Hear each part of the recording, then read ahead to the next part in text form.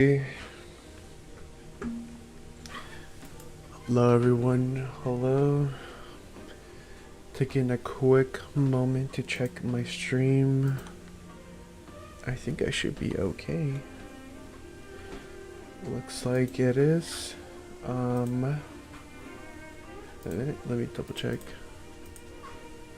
Home right now. I'm on my homepage playing Honkai Star Rail. Home right now. I'm on my homepage playing Honkai Star Rail. Alright, it's working. It is working. It's just me watching myself play. Alright, I'm gonna YouTube Studio. Interesting. Where's my live page? Oh, it says it right there. I know. Interesting. Huh. Can I access the page that I was in before? Access the page that I was... Let me go back.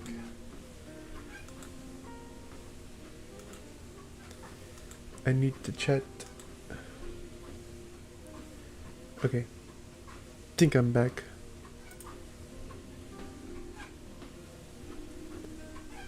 If not, I may be cooked.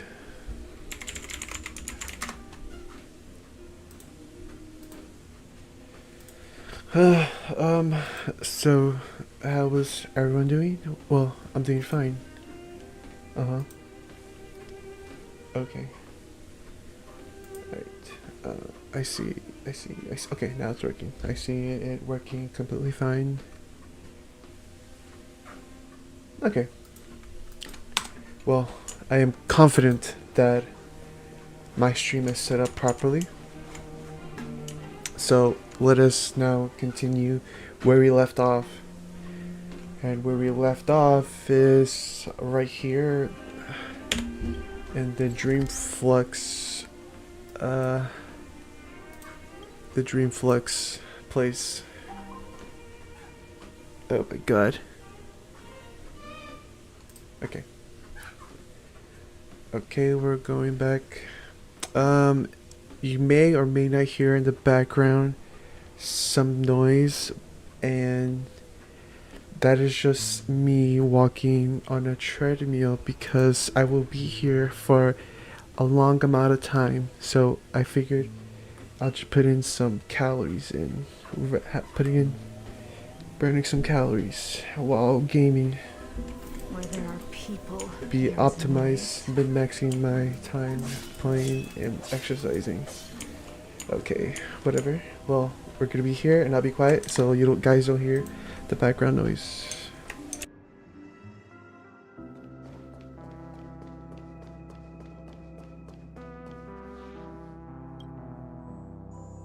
I promised to give the siblings some privacy, so let's talk about our business first.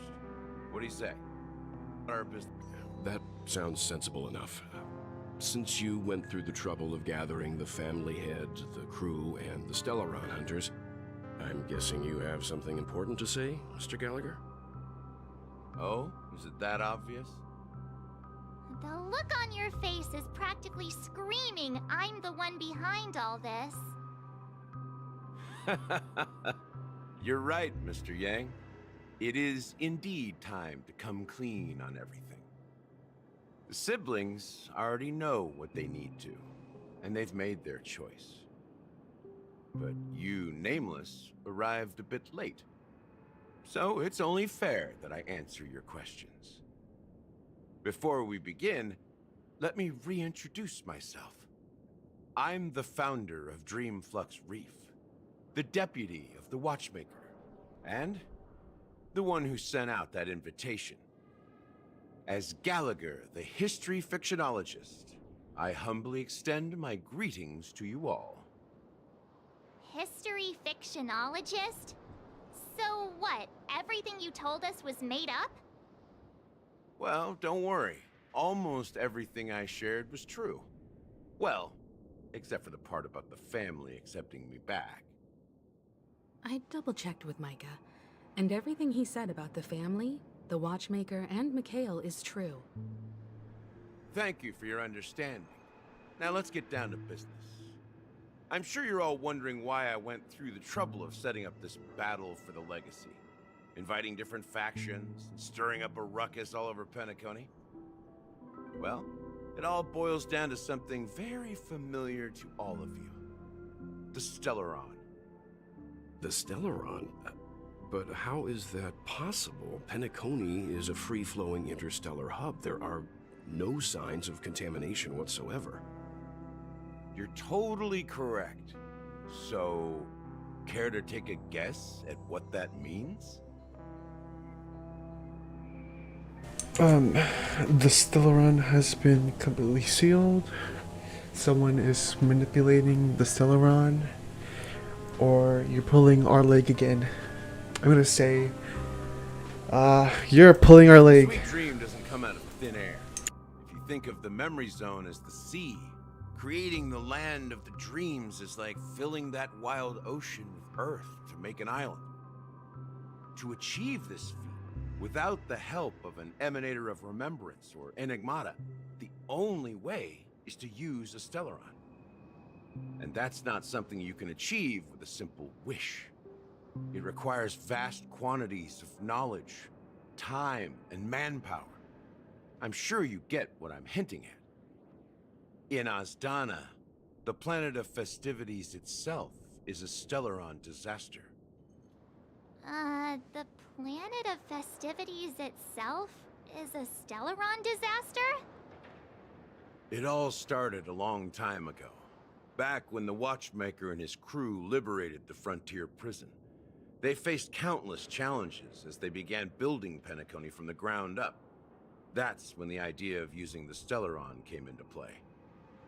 The Stellaron first entered the Azdana system during the war. The Nameless warned everyone against the folly of attempting to tamper with such a power, and most heeded their words.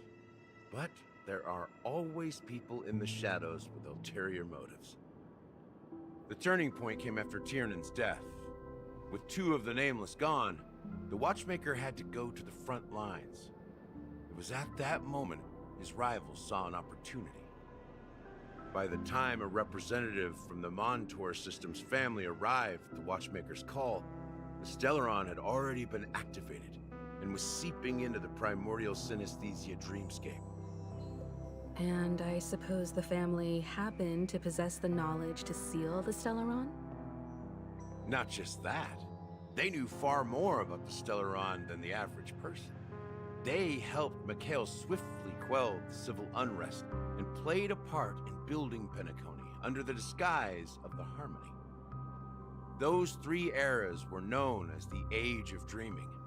The Watchmaker, who had been left in the dark, sent out invitations across the universe, spreading the hype around the land of the dreams. Then, how did they turn against each other?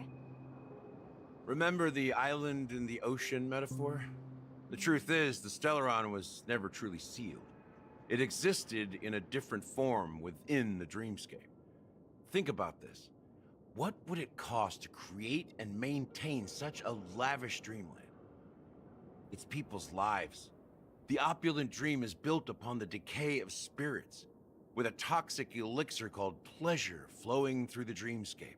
It tempts people to indulge in the dreamscape, and gradually their minds succumb, becoming nourishment for the sweet dream. Confusion, laziness, and cowardice, weaknesses that plague humanity, were magnified and nourished by the family. Penacony became a new kind of prison, even more impenetrable than the previous one. Sadly, we realized this far too late.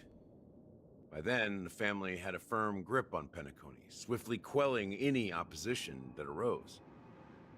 At my wit's end, I had to use the power of the Enigmata, and sought refuge in this chaotic realm. Over the years, I created a meme within this dream for our use. Dormancy. That's its real name. We exploited a loophole. You see, regular people can't fall asleep again while they are inside the dreamscape. So this is the true meaning of the impossible. You sent out invitations in the Watchmaker's name to find forces capable of resolving the Stellaron disaster and draw them into Penacony to uncover the truth. It's not just that.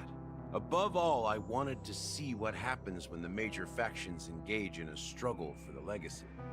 Since this is the Watchmaker's first announcement in decades, the traitor within the family is bound to reveal themselves. So, the legacy is just a facade. If you want to consider the Stellaron as the legacy, I'm totally fine with that. If that's the case, where is the Stellaron now? That's a question for Mr. Wings. The Stellaron is still under the family's control, and as the head of the Oak family, I'm sure he holds all the answers.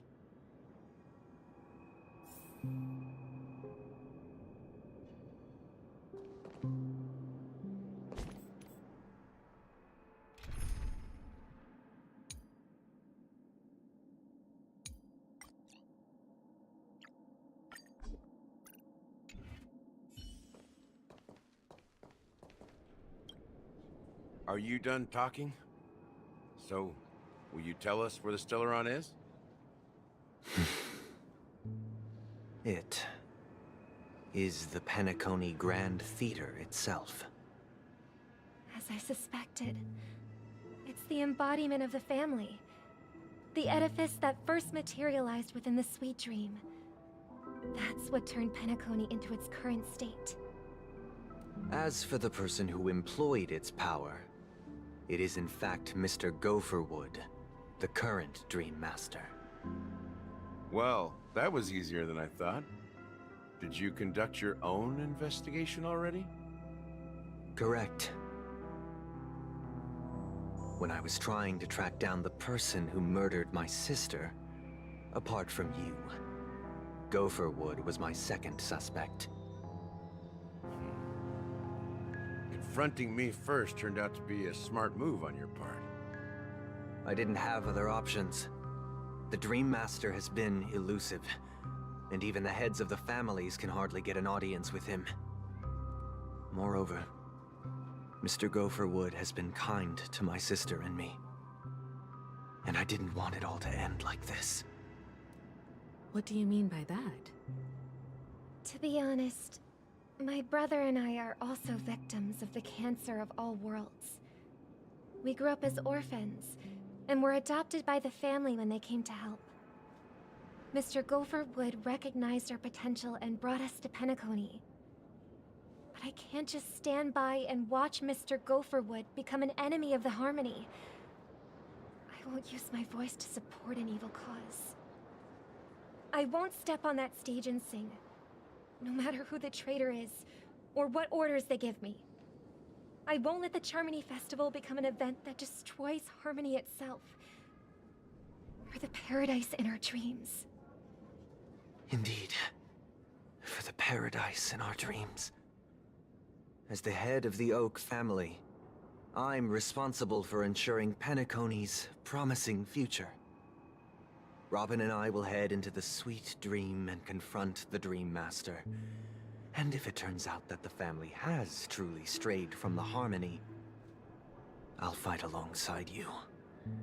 We'll put the Charmony Festival on hold and make sure Mr. Gopherwood pays for his blood debt. The enemies you are about to face aren't like this old dog here, who can barely even bark. Since our interests are aligned, why don't we team up? Maybe, just maybe, we'll have a shot at success. He got that We've dog in always him. been following in the footsteps of our nameless predecessors, and there's no reason to stop now. Yeah, we Nameless won't back down from a challenge. Isn't that right, Miss Trailblazer? Ain't nothing to fear no more. We'd win. Heroes never back down. Peace was never an option. Going up against the Dream Master. Nah, I surrender. Come on. That joke's at such a serious moment. Rest assured, that's sitting so on the funny. sidelines isn't in our nature. Mr. Sunday, Miss Robin, I'm willing to accompany you on behalf of the Astral Express. Having a third party present should help with negotiations, and could make all the difference if things get ugly. Thank you, Mr. Yang. Thank you all very much. The Charmony Festival is about to start, and time is against us. We must hasten. Everyone, let's gather over here. We still need to make some preparations. Where is Firefly? Okay. What are your preparations? Tell us, Mr. Yang. I may have been quick to step up to the plate, but confronting the Dream Master could be a very dangerous affair. Huh? Even you're saying that, Mr. Yang? How powerful is that Dream Master? He's the leader of the families of Penacony, and he has the entire power of the Harmony behind him. Not to mention the Stellaron in his possession. We must proceed with great caution.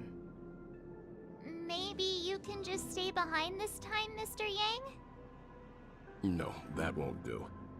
Even if we count Robin as an ally, something felt off about Mr. Sunday just now. Although, I can't quite put my finger on it. I have to make sure he won't turn against us when things start to get dicey. You're still carrying the keepsake the IPC envoy gave you, right? May I borrow it for a moment?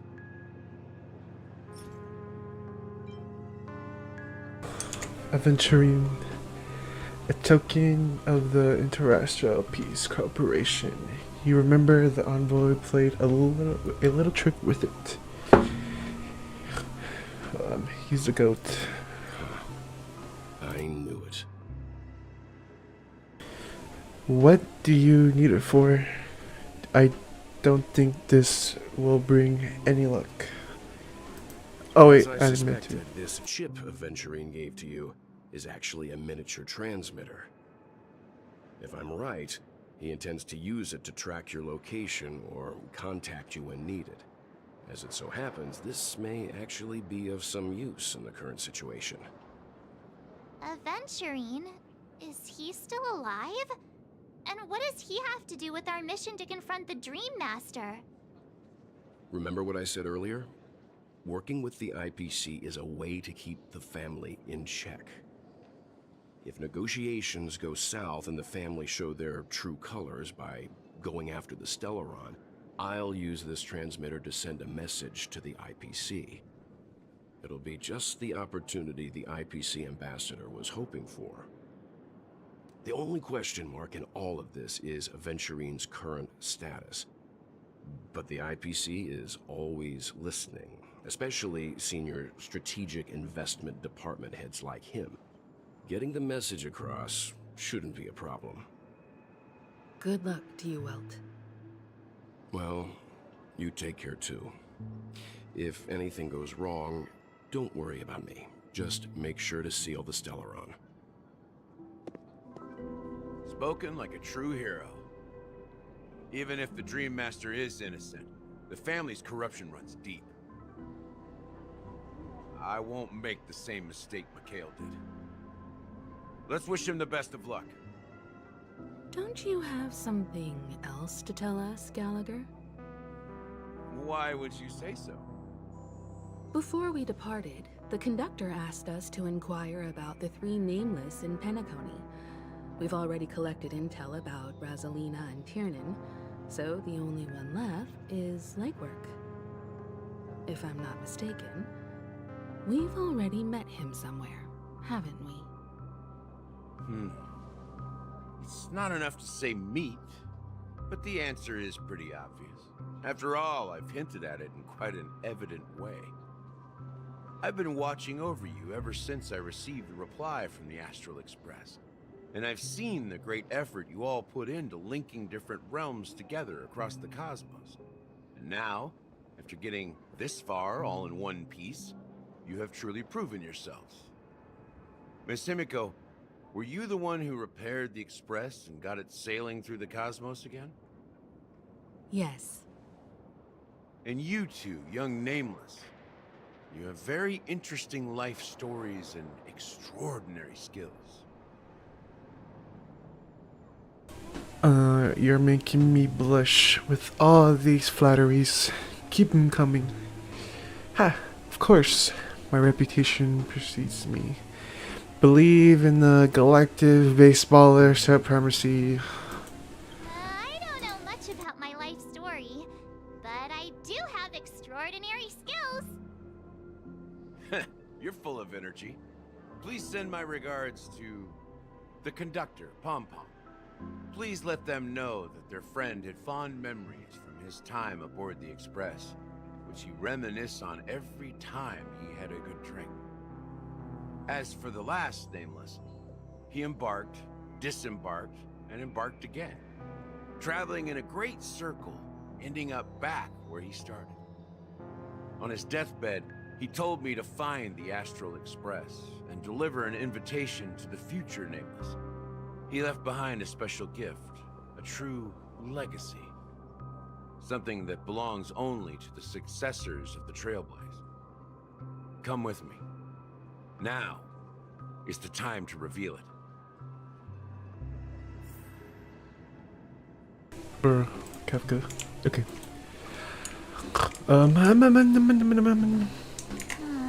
Back here again. Sometimes I feel like you're still alive, old friend. Like you've still got so much to say and do.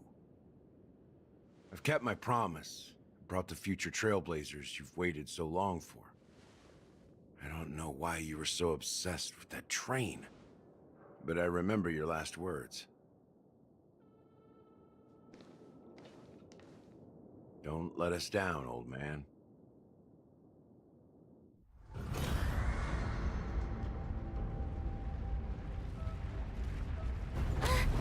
What's happening?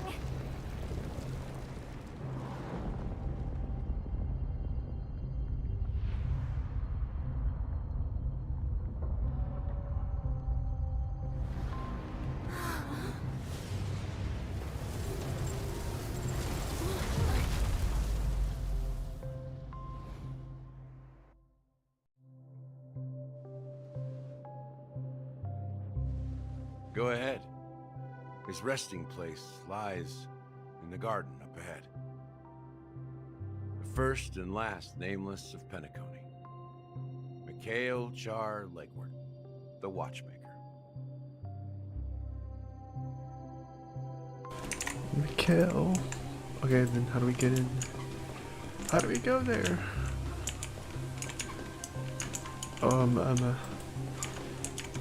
Oh, okay, I see. I see. Actually, let me pop this.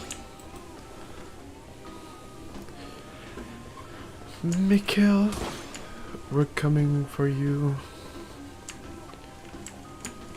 Let me pop that too. Why does it look like it's sitting down? You're sitting down as well. Let me pop you. Flex one.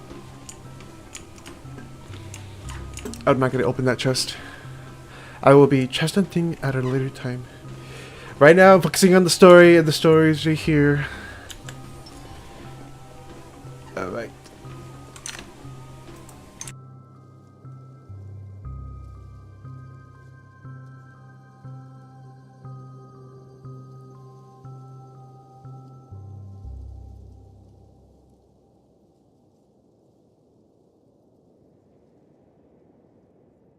Sure enough, the Watchmaker is the third nameless.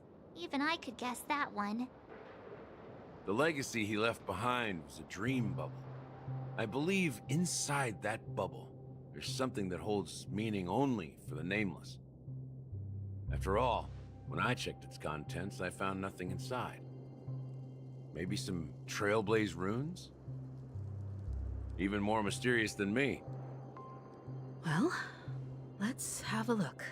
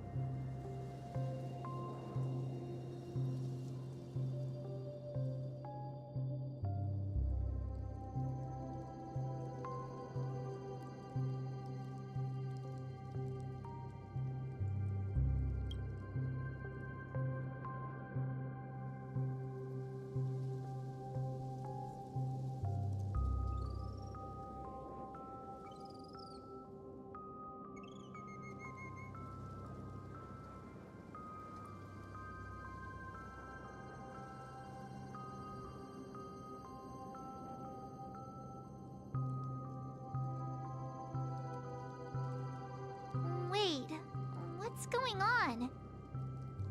Seriously? There's nothing inside this dream bubble? How could a dream bubble be empty? Just as I suspected. That old man always had this strange belief in the nameless and the trailblaze. And I never understood where he got that confidence from. Especially since he never managed to get in touch with the Express while he was alive. I could never figure out what was going on in that old man's head. But this empty dream bubble is so typical of him.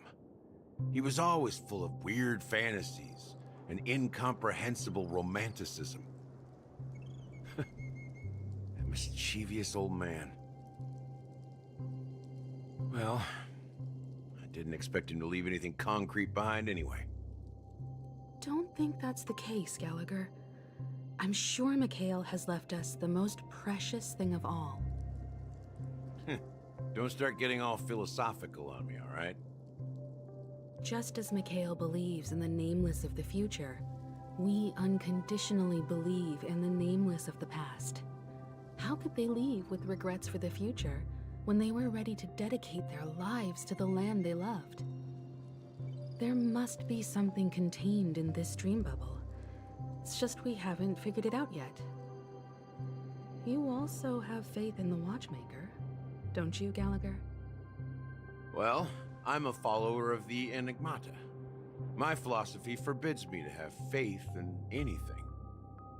That's why I understand what faith means in the path of Trailblaze. And I also want to know what he left behind. I'll leave it to you guys then. Can I borrow your pet? I need to make a trip back to Golden Hour and check something at the Dreamscape sales store. It's for Mikhail, and for the future of Penacony.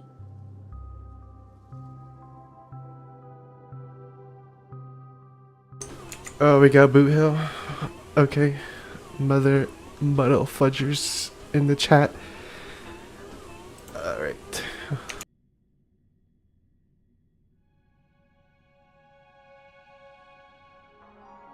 Welcome to the Reverie Hotel. How may I help you? Greetings. We're the Nameless from the Astral Express, and we'd like to check in. The Astral Express? But I thought... Yes, my companion's already checked in. My name is Dan Hung, and I believe my personal information is recorded in your system. I see, but your companion said you wouldn't be coming due to a change of plans. Now the plans have changed again. And you are... Me? I'm Pom Pom, a new Nameless who's also with the Astral Express. He's my fellow trailblazer. We responded to the family's invitation before he boarded the Express, so he wasn't registered in your system. Is it possible to accommodate him as well? Oh, I see. Another one of the Nameless had a similar situation. Seems like a lot of people are joining the Trailblaze these days. Since there's a precedent, it shouldn't be a problem. Just give me a second to contact your companions. I'm sorry, dear guests, but it seems I'm unable to reach the other members of the Astral Express. What do you mean by unable to reach them? My apologies. This is the first time I've encountered a situation like this. However, the system indicates that those guests are still in the Dreamscape. How about this? Give me their room number, and we'll go check on them ourselves. I'm afraid that's not possible. I need to verify both of your identities before I can share any guest information. How about you just wake up someone? Let's say, Welt? I'm sorry, but there are strict rules regarding forced awakening. It cannot be done without the proper clearance. So nothing works, huh? What's your solution then? Are you saying we sleep here? At the reception? Please be patient. We need to contact your companions in order to confirm your identities. And now it seems you need to confirm our identities before you can contact our companions. It seems so. Oh, fudge. Look, nothing personal, but if you can't handle this, go find someone else who can, okay? Please calm down, dear guests. I do recall that Mr. Sunday, the Oak family head, personally handled this issue earlier. Oh, please wait a moment while I contact him. I don't think she's trying to give us a hard time. She really just doesn't know what to do. I have a bad feeling about this. You tried to contact them on the Express earlier, but they didn't respond. Something doesn't seem right. I need to leave for a moment. You can stay here with the receptionist. Sure thing. Just don't keep me waiting forever. Lone Home seems pretty worried about his companions. I should give him some space. Stressing out about it won't help anything.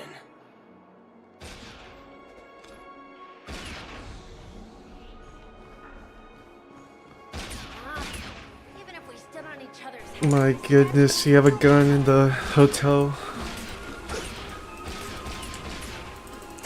This is so crazy. Oh my god. the Charmony Festival is about to start. I'm so excited. Hey! You guys here for the Charmony Festival too? Well, I didn't come all the way here specially for the festival. Honestly, I don't really even know what it's about. But I heard it's a lot of fun. Well, back in my homeworld, Anaria, we have festivals like that all the time. My dad threw me a birthday party one time that was just as extravagant as the Charmony Festival. Oh, come on. The Charmony Festival is a once-in-an-Amber Era event. How can a birthday party compare? Well, you never know, right? Maybe on her world, birthdays only happen once in Amber Era. Anyway, let's forget about that. Have you heard about the, unsettling things happening in the dreamscape? Unsettling things? What could possibly go wrong? It better not ruin the Charmony Festival. I've been looking forward to it. Relax. With a big event like this, there's bound to be lots of gossip and rumors. Don't worry. If anything does happen, the family will be on top of it. Oh, that's a relief. I didn't come all this way to see the festival go down the drain. Well, looks like I won't get any fudging clues out of these two. They're clueless. Fudging. Okay. He really is like pom-pom core. Yes, white. He has the outfit, a pom-pom. Greetings. I'm Cody of the Bloodhound family, head of security for the hotel. How may I assist you? Hello. So, there's something I wanted to ask about. I've been hearing some unsettling rumors about certain incidents that might affect the Charmony Festival. Do you think there's anything to be worried about? I've traveled all the way from the Hayaii Federation, and I don't want my trip to be ruined. What do you mean? Wait, you haven't heard? I'm not sure where you heard those rumors, but they're completely baseless. I can assure you, as a representative of the Bloodhound family, that everything is going smoothly for the Charmony Festival. At present, all of the families are focused on making sure the festival starts on time. Even the Dream Master himself has arrived. So don't worry, your trip won't be in vain. That's a relief to hear. she doesn't appear to be acting. So, it seems that even the hotel staff are out of the loop. Back already? Hasn't she returned yet? Nope. I'm starting to wonder. Sending her to contact Sunday was a good idea. Neither the staff nor the guests seem to know anything about what's happening in the dreamscape, and wherever we go, all we see is people enjoying themselves. Definitely not a good sign. I agree. Another unusual thing is that the Oak family is supposed to be in charge of organizing the council and managing everything inside and outside the dreamscape. However, I walked around the hotel, but didn't meet a single member of the Oak family on such an important day. Well, I'll be forked. If I remember correctly, the head of the Oak family is that Sunday guy, right? We shouldn't linger here too long. Let's go back to the Express for now. Not so fast. Have you ever robbed VIPC, bro? If you run away now, everyone Bro. will be chasing after you. Are you suggesting we sit here and do nothing? I wouldn't say do nothing, but let's stay put for now. Even if the family has ulterior motives, they couldn't have anticipated us showing up here. We're the surprise factor for them. They don't want to attract unwanted attention from certain outsiders, so they won't do anything reckless. See, the IPC lackeys are keeping a close eye on this hotel.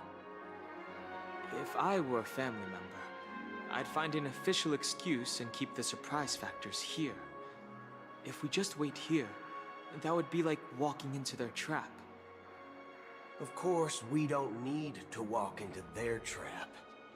I gave a backup plan to the memo keeper. If it turns out we won't be allowed to enter the dreamscape, she'll order a drink for me in the VIP lounge at the hotel. In reality, A secret signal. that's right. Oh, a concrete object can indeed help the memo keeper establish a connection with you. But Boot Hill, if you have more backup plans in the future, I hope you'll let me know in advance. I'm sorry, but it's one of my quirks. I have too many unreliable friends. And if I reveal that I have backup plans, things can go awry. And that would leave all backup plans completely useless. How do we get into the VIP lounge? This is where my street smarts come into play. You can actually book a stay on credit.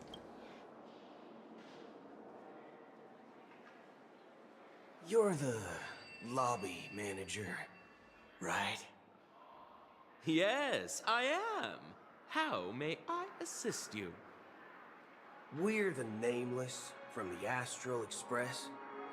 We wanted to check in, but there's something wrong with your system. The lady at the front desk said she would contact the manager, but now she's nowhere to be found. Now, we've been waiting here forever, without any food or water. What the fork, man? Is this how the family treats its guests? Is this your idea of street smarts? Starting an altercation? It's called standing up for your rights. I apologize for the inconvenience. Please wait while we try to contact Mr. Sunday. I'll arrange 2 premium seats in the VIP lounge so you can rest there while you wait. See? Just like that. Just don't call yourself Nameless next time. Wow, this bar's something else. Certainly worthy of the planet of festivities.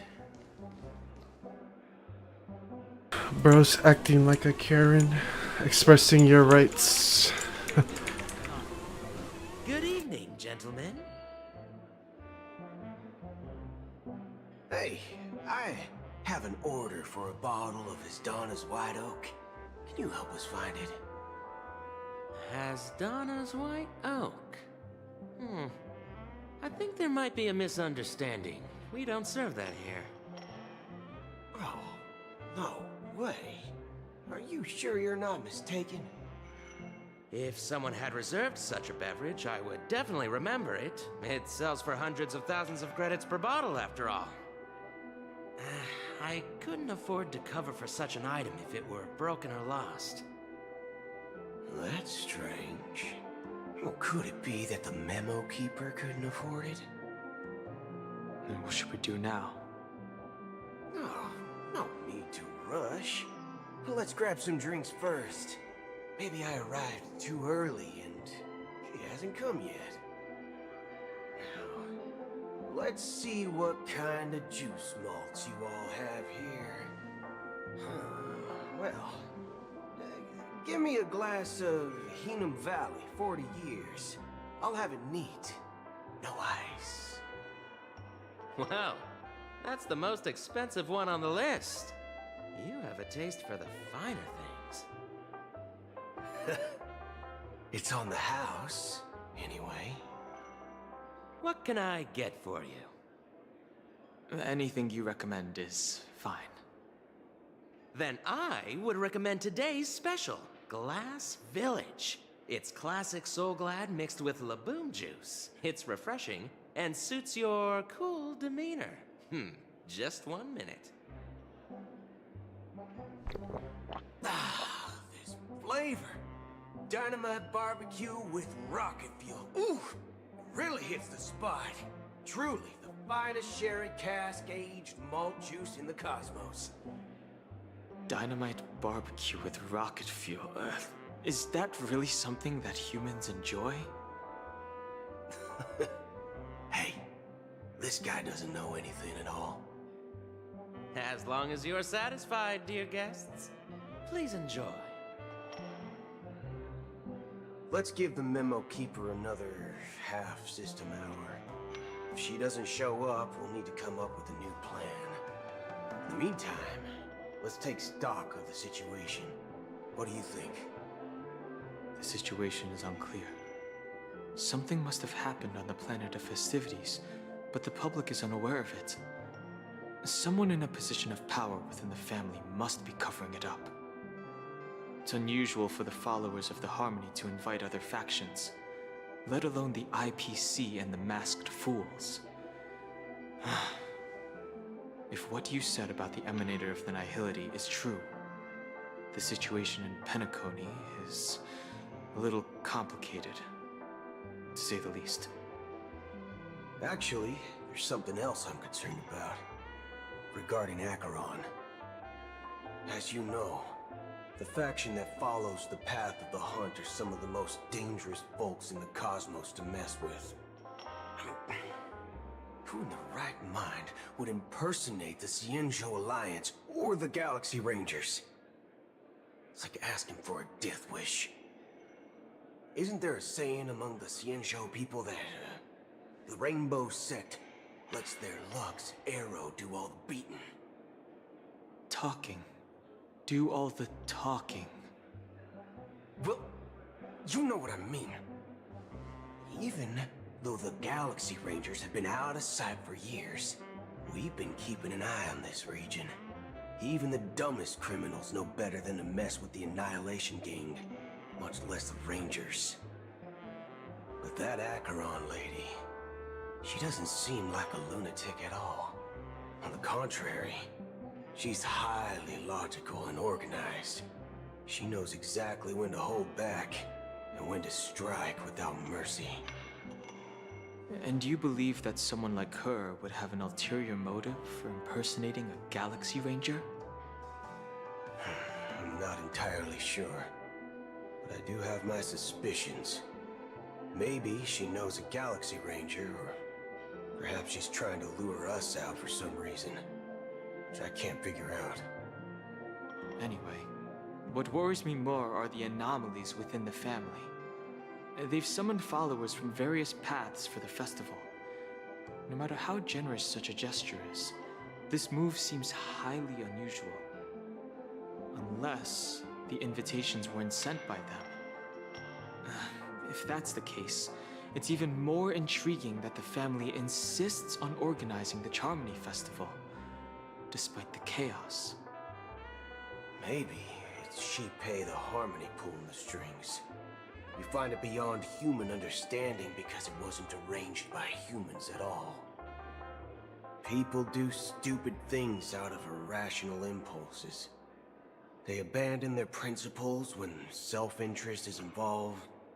They believe in things they know they shouldn't, and fudge, they even break their own rules. But Eons don't. They stick to their determined path and never turn back, even if they reach a dead end. You think Shipei's will is behind all this?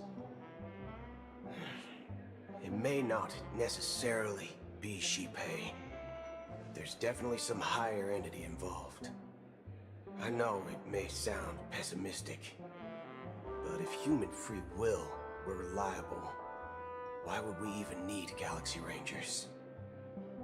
It's much simpler when you boil it down to the eons and paths. Like how Lon always follows the path of the hunt, or how the Express stays true to the Trailblaze despite Akavili's disappearance. But in my opinion, Akavili's fall holds significance for the Nameless. Oh, so you're saying the Nameless now have to take responsibility for their own choices because their absolutely right leader is gone? Exactly. I believe the purpose of the journey isn't just about following a path that's always considered absolutely right. It's more about doing your best to choose the right path for yourself among countless possibilities, even with limited insight and judgment. I don't know what you've been through, but I agree that people must take responsibility for their choices, because no one else can do it for them. That's why the Galaxy Rangers need to uncover the imposter and figure out her true intentions.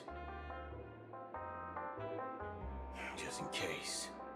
I have a backup plan if the Memo Keeper doesn't show up. This is my final backup plan. I promise. Alright, let's hear it. You sure have a lot of cards up your sleeve. Well, going back to my old career would make things a lot easier. By the way, when you were walking around the hotel, did you happen to see any important-looking guests? What's your plan? It's simple. We just grab some hostages and use them as bargaining chips with the family. Or maybe we can even take their identities. No need for that.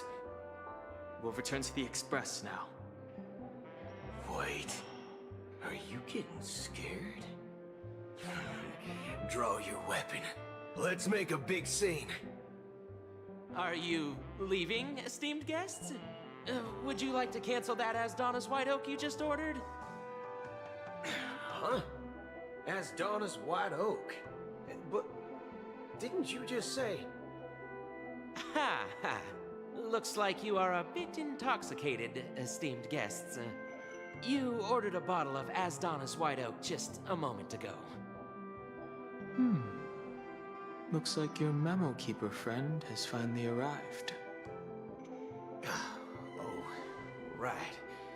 Sorry, my memory's not the best.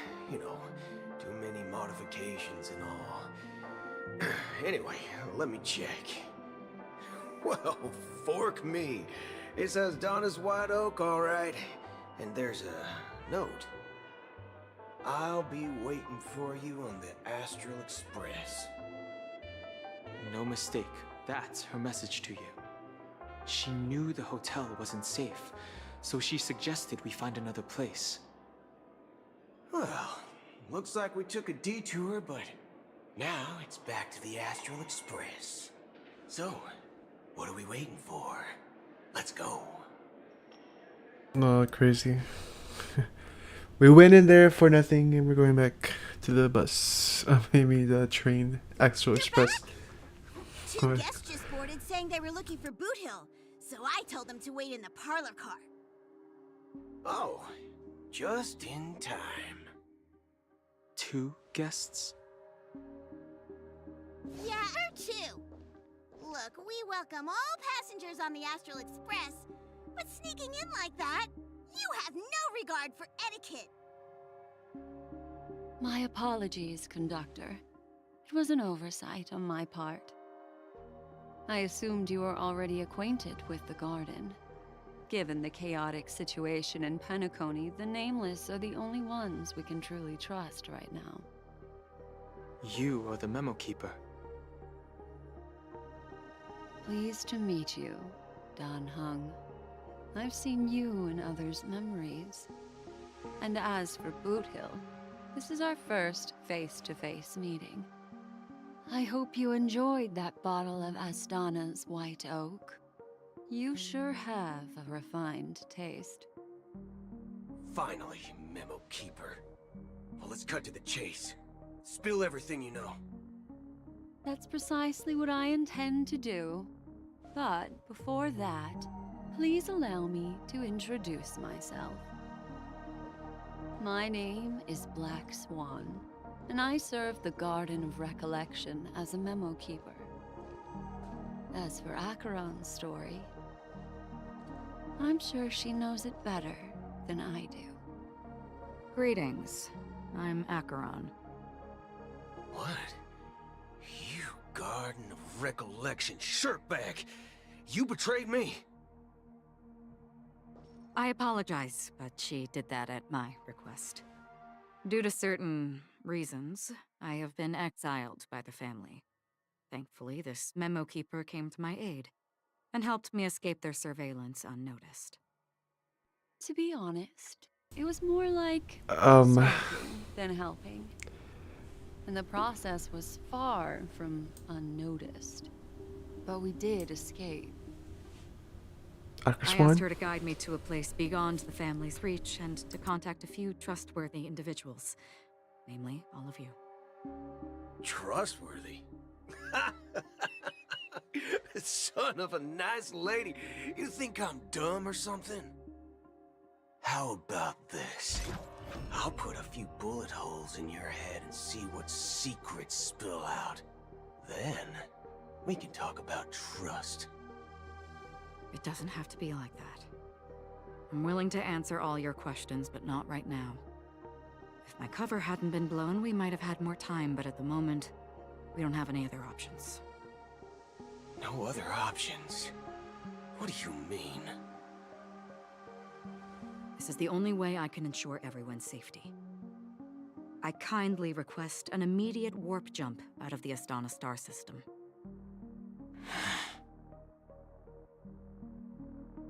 This passenger is requesting...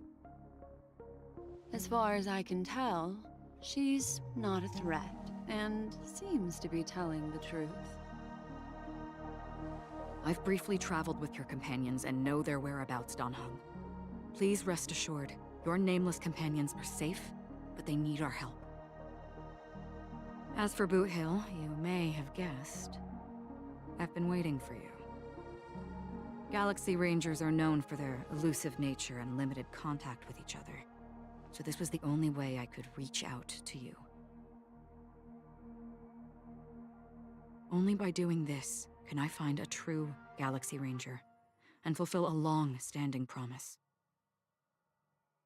To return his relics to their rightful owner. Someone once told me that every rainfall is like a gift from the heavens, a sign of their mercy upon the world. Raindrops are said to be the tears of the gods, shed in response to the sorrows of the world. Their constant pouring is a reminder that the gods haven't abandoned us yet. So, How long has this reign been going on for? I used to believe, just like you, that it would eventually stop. Years and decades passed. And in the end, such hope faded away before the rain did. Looks like the god you mentioned doesn't exist after all.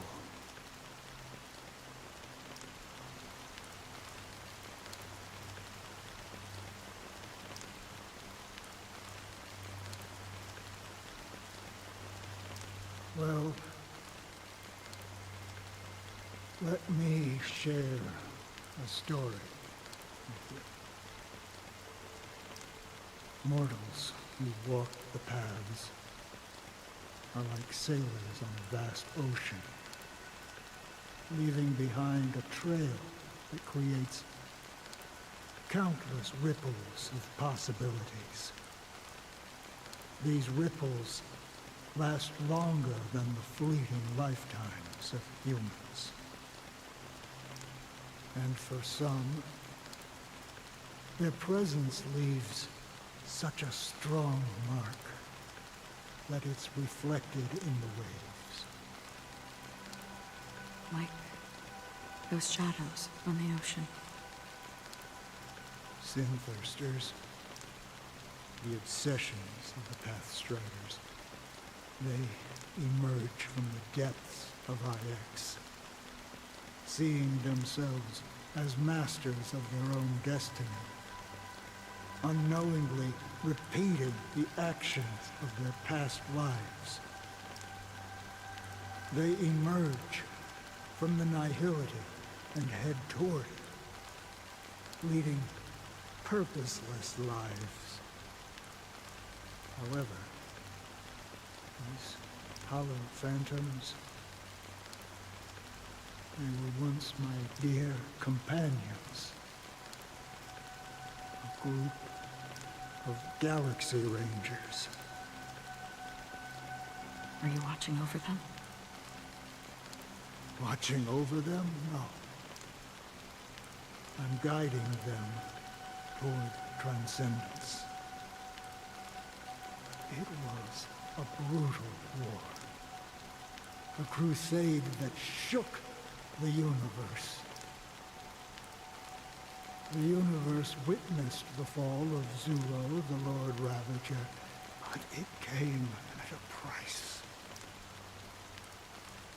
A price so hefty that only those who were there still remember.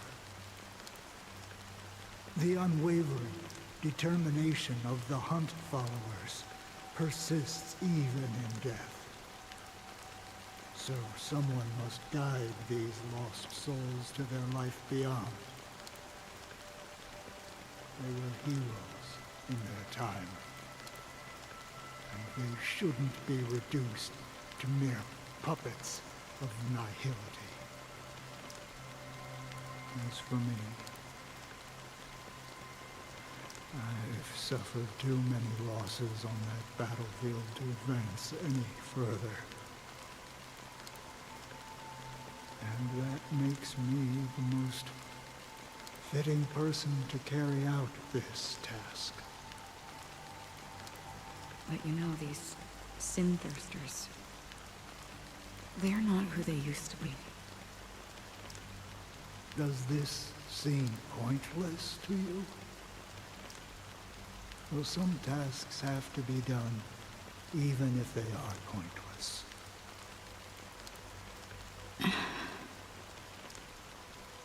I can help you. For what? For the meaning of the nihility. That's what I've been seeking. I see. After all, this realm is off limits to ordinary souls, right? Thank you, stranger. I wish that you find what you seek. Before we part ways, I have one more question. It is true that their actions and even their entire lives may seem pointless from our perspective. But if, and it's just an if this is what the departed ones expected, should we try to change it?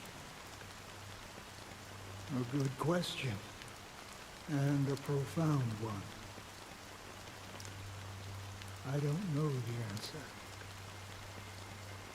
What I do know is that one day I too will pass away. And when I bid farewell to this world,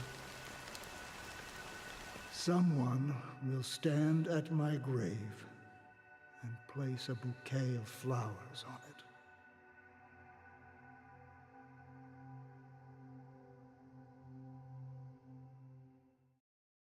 Oh my god, Peak. Actually, this might be Sparkle, so I'm not sure.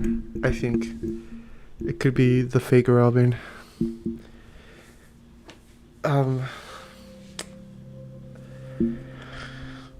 What about the relics? Akron was about to give the relics, but she didn't do it. And now we're switching to Robin or Sparkle. Could be Sparkle. I feel like the way she's giving out those gifts to everyone, I feel like she's planning a terrorist attack. But I know that's not going to happen. When I appeared as a child, my speech, mindset, and soul reflected immaturity and innocence. As I grew into adulthood, I left behind my childlike side.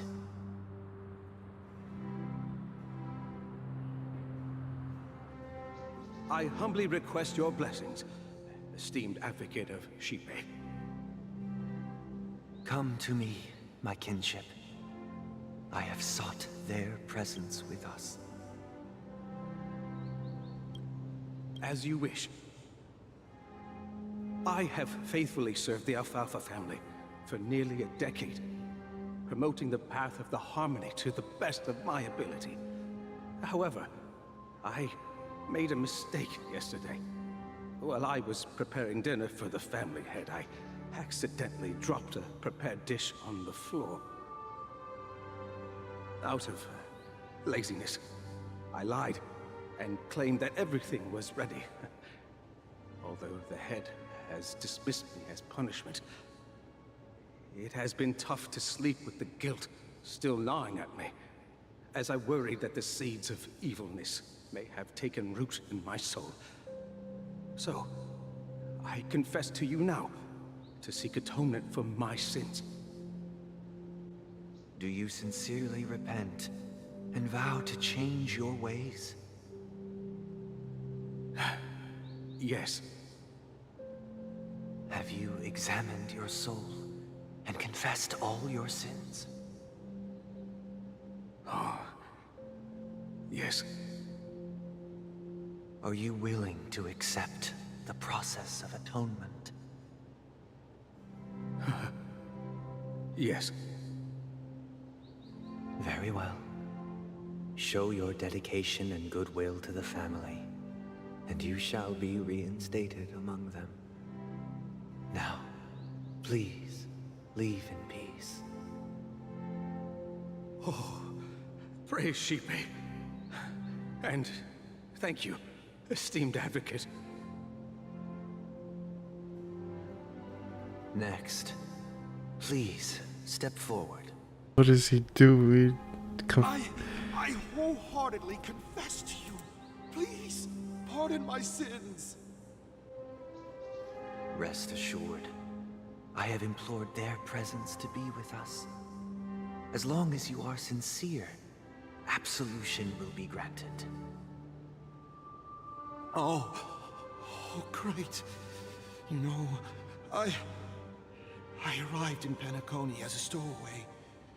I sold everything to get a ticket. My house, my land, and my 2 children. I see. Please, go on. My children were starving. And I hoped they'd have a chance at survival if they became slaves here. If I can strike it rich here, I'll lift them out of that situation and give them the life they deserve. But the Bloodhound family got wind of it. They're on my tail, hunting me down. I thought I could bring my kids here. It was all my fault. All my fault. The family is ready to forgive all sinners. I'll ask the Bloodhound family to cease their pursuit. You don't need to live in fear anymore. Oh, thank you. Thank you. I'll work my hardest to redeem my children and make them part of the family. Praise the harmony! Next, please step forward. Hey! Long time no see, Mr. Sunday. The most esteemed individual in Penacony, and the next leader of the Oak family, right? I have sought their presence with us. Let us proceed. Sure. Let's just get this over with. I have sinned. Please forgive me. I wasted half a pizza at breakfast, and a bottle of Soul Glad. That's it. Nothing more. Can we wrap this up? I've got a robo-ball game to catch, you know? Do you seek to atone for your sins through good deeds? My sins? Starting to sound like a saint, huh? Well, let me tell you something. Neither the family nor you have the right to judge me. You think nobody knows what your precious family has done? About the watchmaker? Huh? Don't kid yourself, Featherbrain. Those dream chasers might be fooled by your act, but don't fool yourself. Bro, get this guy out of here. Before you start spouting off your holy verses, answer me this. Where does the power of the Oak family come from? And your power? What makes you think you can sit there all high and mighty, looking down on everyone else? Well, I've spent enough time in confession today to enter the Harmony's paradise, right? Then I'll take my leave. Good luck with your election, and, don't make me regret my investments in you.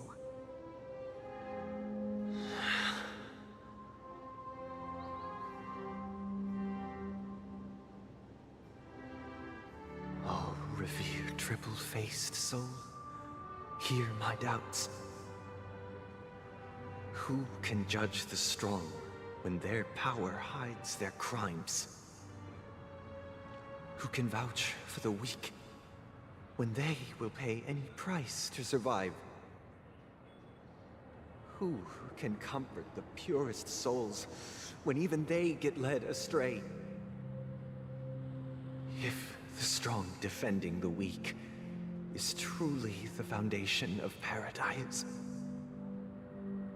then who is responsible for the suffering and anguish in this wretched world?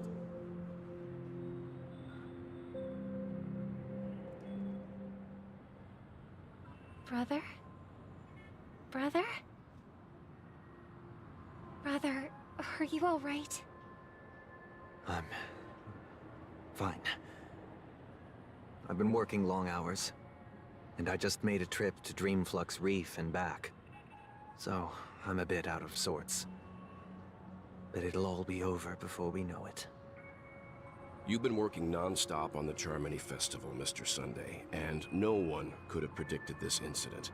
Even if the Stellaron does pose a grave threat, I still feel sorry for all the trouble we've caused you. No need to worry about troubling anyone. The Charmony Festival was meant to spread joy and harmony across the cosmos. But now that we know the truth, I'm afraid we'll have to cancel it. It has always been our wish to make everyone happy, so... we'll do our best to explain everything to the Dream Master. I'm sure he'll understand. Even if the negotiation does not go smoothly, I'll refuse to go on stage. Without the Chord Master, the Harmonious Choir would not arrive, and the Charmony Festival would be just a grand performance, and nothing more.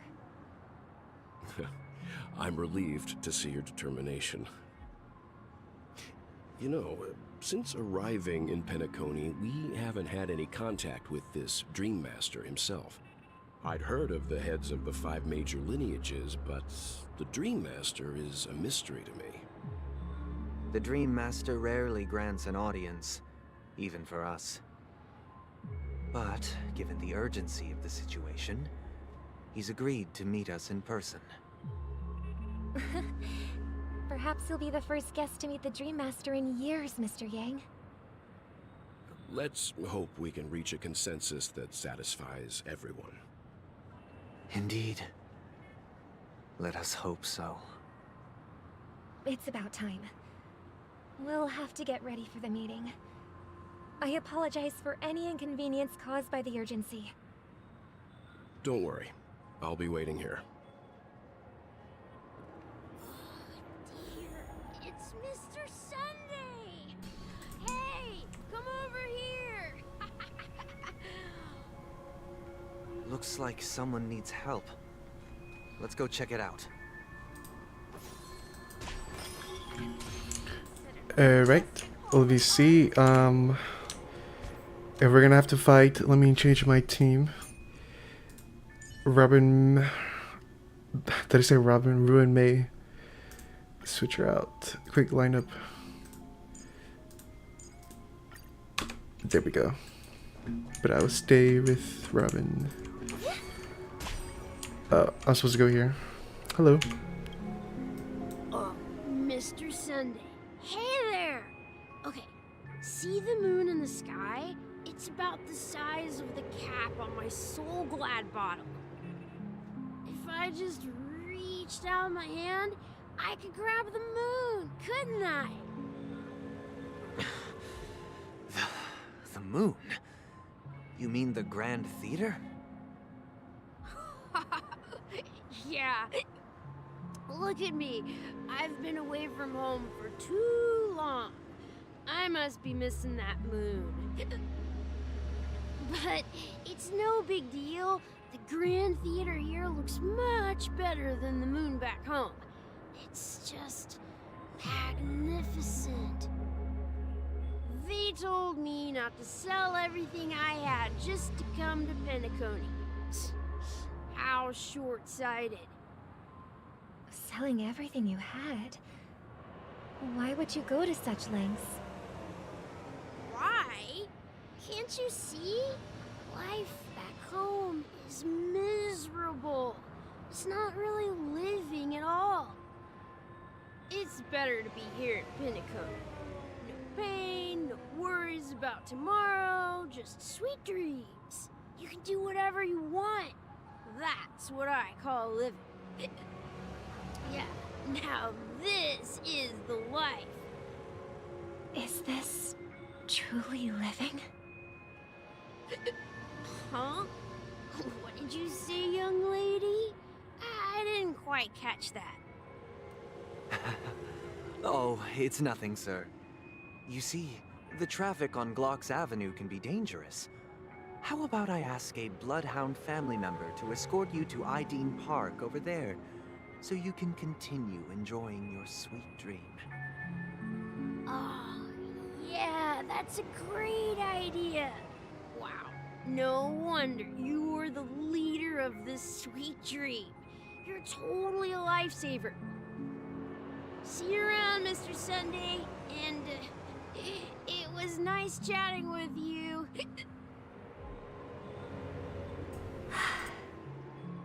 What's up, sister? This is the land of the dreams. But why do they live like this? The man we ran into, he doesn't seem happy at all. Even though sweet dreams are nice, they're just illusions. But for him, they're the only way to survive, even if it means giving up on reality. That's not really living at all. I suppose you have a point. But, in my opinion, that's how most people live their lives. Why do you say that? You think that man is not actually living, but that's not quite accurate. Even without Penacony, people create their own illusions called self-value. People believe they have a predetermined value to fulfill. Gaining value means gaining power, and those deemed worthless are seen as the weak.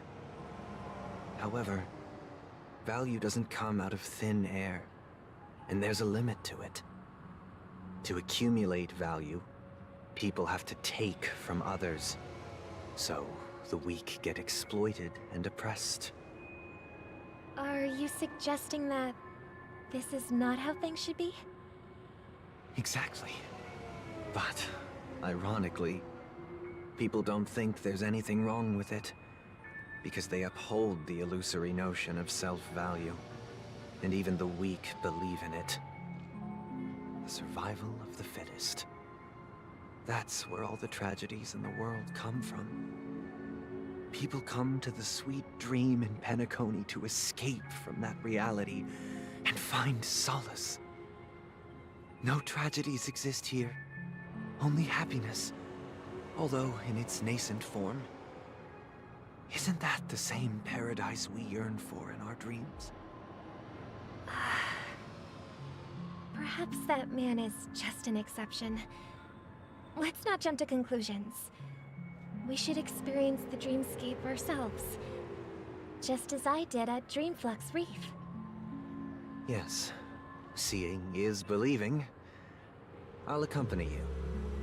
The Dream Master hasn't shown up yet, so we have some time for a stroll.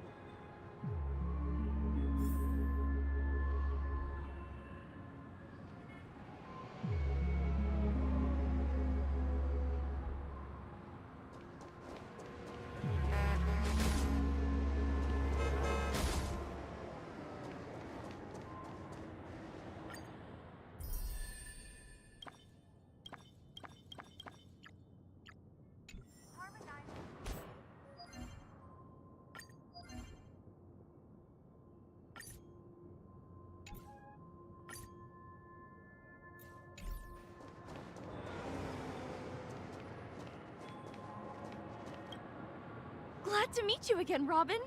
How are the preparations for the Charmony Festival coming along? We're all so excited about it. It's going smoothly. Thanks for making the trip to join the festival. You're too kind, Robin. It's a pleasure to have guests from all over the universe celebrating day and night. I can't stand being lonely or bored, so this jubilant dreamscape is perfect for me. But if this went on forever, would it get boring too? Nah, not at all. Who would get tired of having so much fun? Every day, you get to wear fancy clothes, explore all sorts of dream bubbles, indulge in delicious food without gaining weight, and you never get old or sick. As long as you can afford a room, this place is the ultimate paradise. But you know that only a few things can be brought back from the dreamscape to reality, right? That's exactly why I don't plan on bringing anything back. Just enjoying the dream itself is good enough for me. I mean, I'm not one of those long-living species. I only have around 60 or 70 years in this lifetime, and there's so much to worry about. Being happy here is pure bliss. Only in this sweet dream can I truly feel like I'm in control of my life and fate. Who would want to go back to reality after experiencing this bliss? I see. I genuinely wish you all the happiness in the world. And I wish you a fantastic performance, Robin! I'm off to the Blue Hour for the ball. See you later.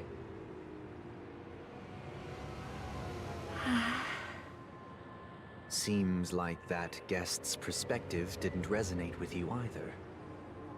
She had a valid point, and I could sense her genuine happiness. It's just that... What you're trying to say is, she thinks she's in control of her life.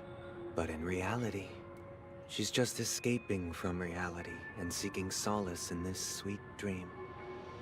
Once she steps out of this sanctuary, everything will be lost. Well, she did make mention of being able to afford a room, didn't she? However, the paradise in our dreams, it doesn't have to end. No. And the paradise we yearn for shouldn't be just a fleeting dream either.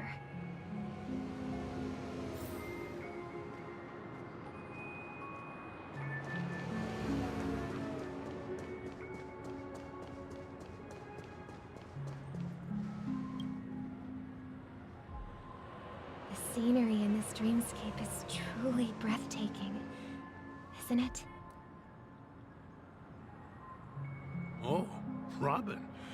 Can't believe I'm meeting you in person here. What an honor. You're right. Even though time stands still in this dreamscape, it always feels fresh. I find something new every time. A philosophical mind. I hope I'm not intruding. Oh, not at all. No. With little time left, I yearn for meaningful conversations, especially with someone as esteemed as you. Do you mind if we chat? It's my pleasure.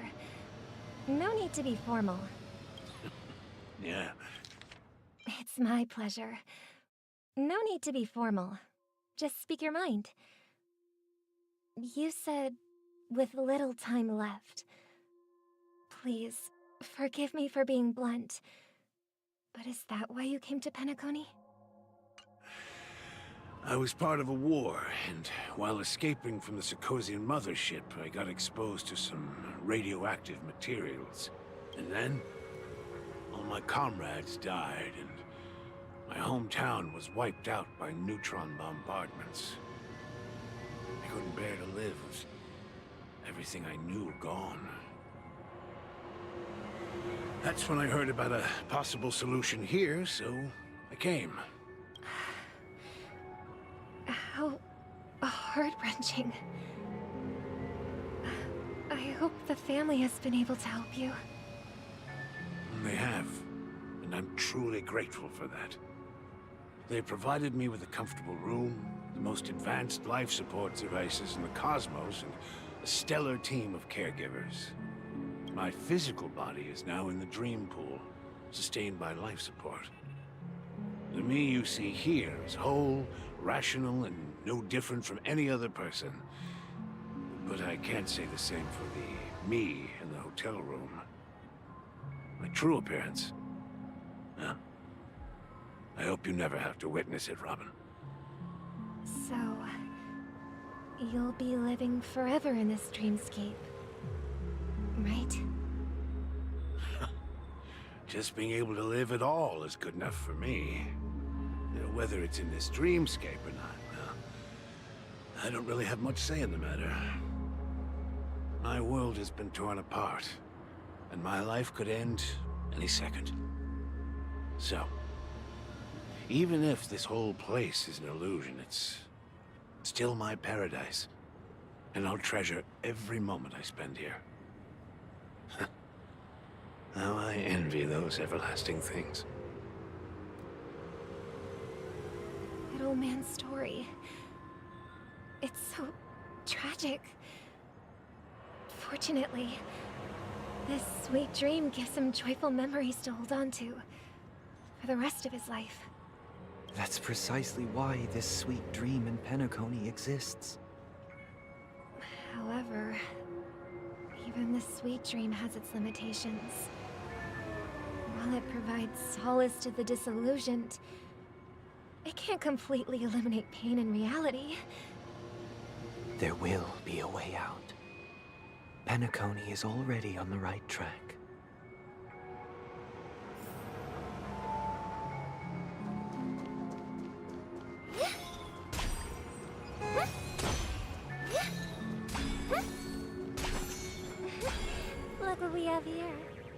lovely young lady.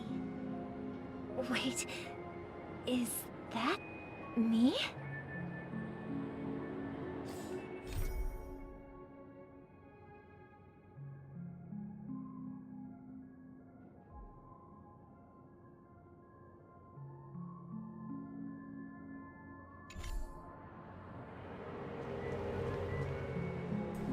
We found the imposter among us. Well done. Well done, it's me.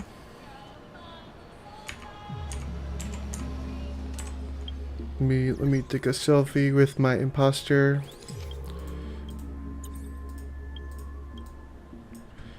It's me and the imposter, Robin and Sparkle. The imposter among us. Okay, we're ready. Brother, what a surprise to see you again. Show yourself. Your trick won't work on us. I've heard that a skilled mass fool received an invitation too. That must be you, right? Did you enjoy yourself? Barely. The people here are way too gullible. A little bait is all it takes for them to bite. And they run away at the slightest hint of danger. In other words, they're naive and cowardly. Now that you've had your fill, it'd be wise to leave before it's too late. The music of the harmony doesn't tolerate discord. What? Now that you have the real Robin, I'm useless? Oh, how disheartening. I've done so much for the family. You should be thanking me, because if it weren't for me cleaning up this mess, Penacony would still be in shambles. Don't you think? That was a personal request from the head of the Iris family, and it has nothing to do with us. Step aside and stop causing trouble for the Charmony Festival. The Charmony Festival? You think you can scare me? You think I've no idea what you're planning? I don't care what you're thinking, Chicken Wing Boy. But I'm pretty sure our lovely Robin won't be appearing on stage. After all, you're well aware of what a sorry state this dreamscape is in under the banner of harmony. Penacony, the land of the dreams. Is this truly the paradise you desire? Stop it. What's the rush, Chicken Wing Boy? Did I get to you? Our paradise is none of your concern, masked fool. Leave now, or the family won't tolerate you anymore. All right. I'll go. But Robin, I suggest you seriously consider this. Do you really believe those living in dreams can escape pain and find true happiness? Well, I've done my part, and now I'm simply waiting for the fireworks to begin. Here, the last 2 gifts for both of you. And don't lose them. If by some unfortunate chance the Charmony Festival starts against all odds, remember to use them during the show. And it'll be thrilling. Bang! I heard a raven cawing in the distance. It seems the Dream Master will arrive soon.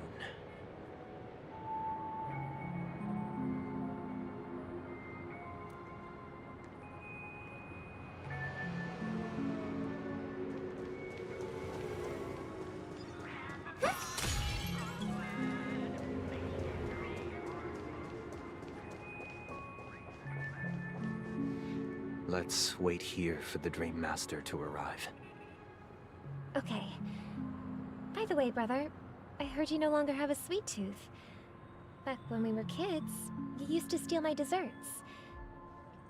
Seems like a lot has changed during my absence. What exactly happened? He used to phantom tax. Someone has to stay awake even in this sweet dream. But that someone doesn't have to be you, or anyone in particular. You're carrying too much on your shoulders, brother. The paradise in our dreams. It shouldn't be like this. Penacony is nothing more than a dream. It can't erase the worries and pain of reality, or bring true happiness. It only offers an escape from reality. Nothing more. Remember the old man we met earlier? Without this dream, he might have completely lost himself. That might be true, but even without Penacony, he could have chosen another path. As far as I know, the Intelligentsia Guild has been promoting their rehabilitation techniques for a long time now. That path may have been more ordinary and challenging, but now he is receiving hospice care in a comatose state, and his fate is sealed. Is Penacony granting these people a future? Or is it taking it away from them? Well, don't forget this. Not everyone really has a future. The future for humanity is like the sky for birds. People mistakenly believe that flight is inherent to birds because they've never witnessed those birds crashing to their death. Do you remember how we took in that little Charmony dove when we were young? Yeah. We took care of it. Provided food and water, groomed its feathers. And later, when I decided to leave Penacony, I opened the cage and set it free. Well, I didn't mention what happened to it in my letters because I didn't want to upset you. Shortly after you left, it crashed to its death right in front of your window. I had surmised as much. I knew you wouldn't have avoided mentioning the bird for no reason. Despite that unfortunate outcome, I still believe it was the right decision. Birds aren't meant to spend their lives in cages. They belong in the sky, even if they can't fly. But here's the thing. If there are birds in this world that can never fly, can we really assert that they belong in the sky? Are you implying that the same goes for humans too? Let's take the Astral Express as an example. The Nameless made tremendous efforts to bridge worlds, gaining fame across the universe. However, only a few extraordinary individuals can endure such a perilous journey. That's because the pursuit of the Trailblaze exceeds the capabilities of ordinary humans. Otherwise, why would this path be filled with broken rails, an abandoned express, and even a fallen Eon? That's just sophistry. If that were true, then only the powerful would have the right to determine the future. Unfortunately, that's exactly what happens. Another name for the future is self-value. While this world has its fair share of heroes who inspire people and garner admiration for their heroic deeds, the majority of ordinary people will never become heroes in their lifetime. Some are born weak and vulnerable. Some find themselves trapped in unfortunate circumstances. Some fall victim to malice and cowardice. When it comes to survival, everyone is equal. And the weak can only watch as their value gets constantly diminished by external forces. That's why we should care for the weak and support them as if their suffering were our own. That's what the Odes of Harmony have always taught us.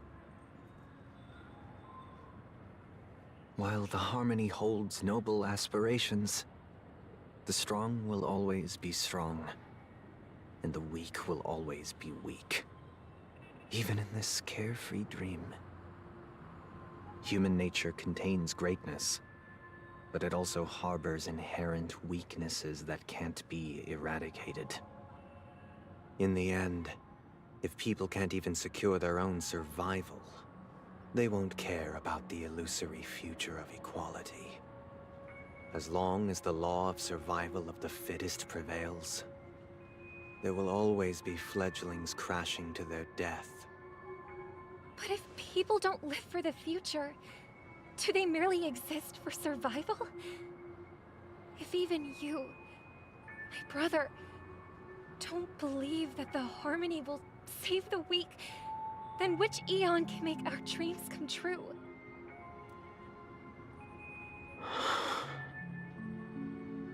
People often forget that when the first bird took flight, the entire world envisioned a future where no more fledglings would ever crash to their death. Are you reading, sister? What are you reading? Mr. Gopherwood gave me a picture book. It's about the story of the harmonic strings. If I could become a chord master, I'd like to summon Dominicus, the harmonious choir. I want to sing with everyone and spread our wishes so that all can feel happiness and joy.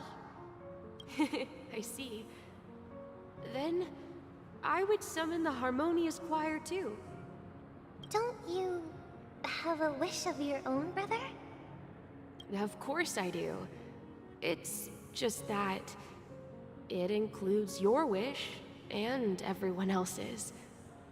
I long for a true paradise where everyone can find peace.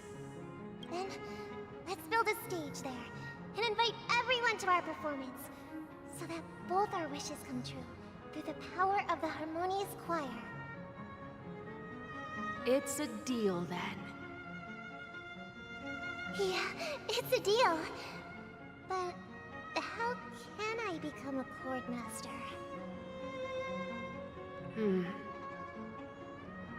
Maybe you will have to become a star first.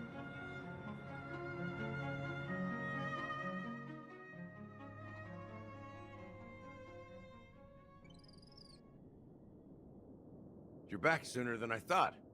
Any results? Yes.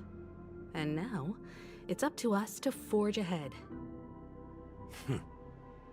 Since he's already carried out his last wish, my final mission is complete.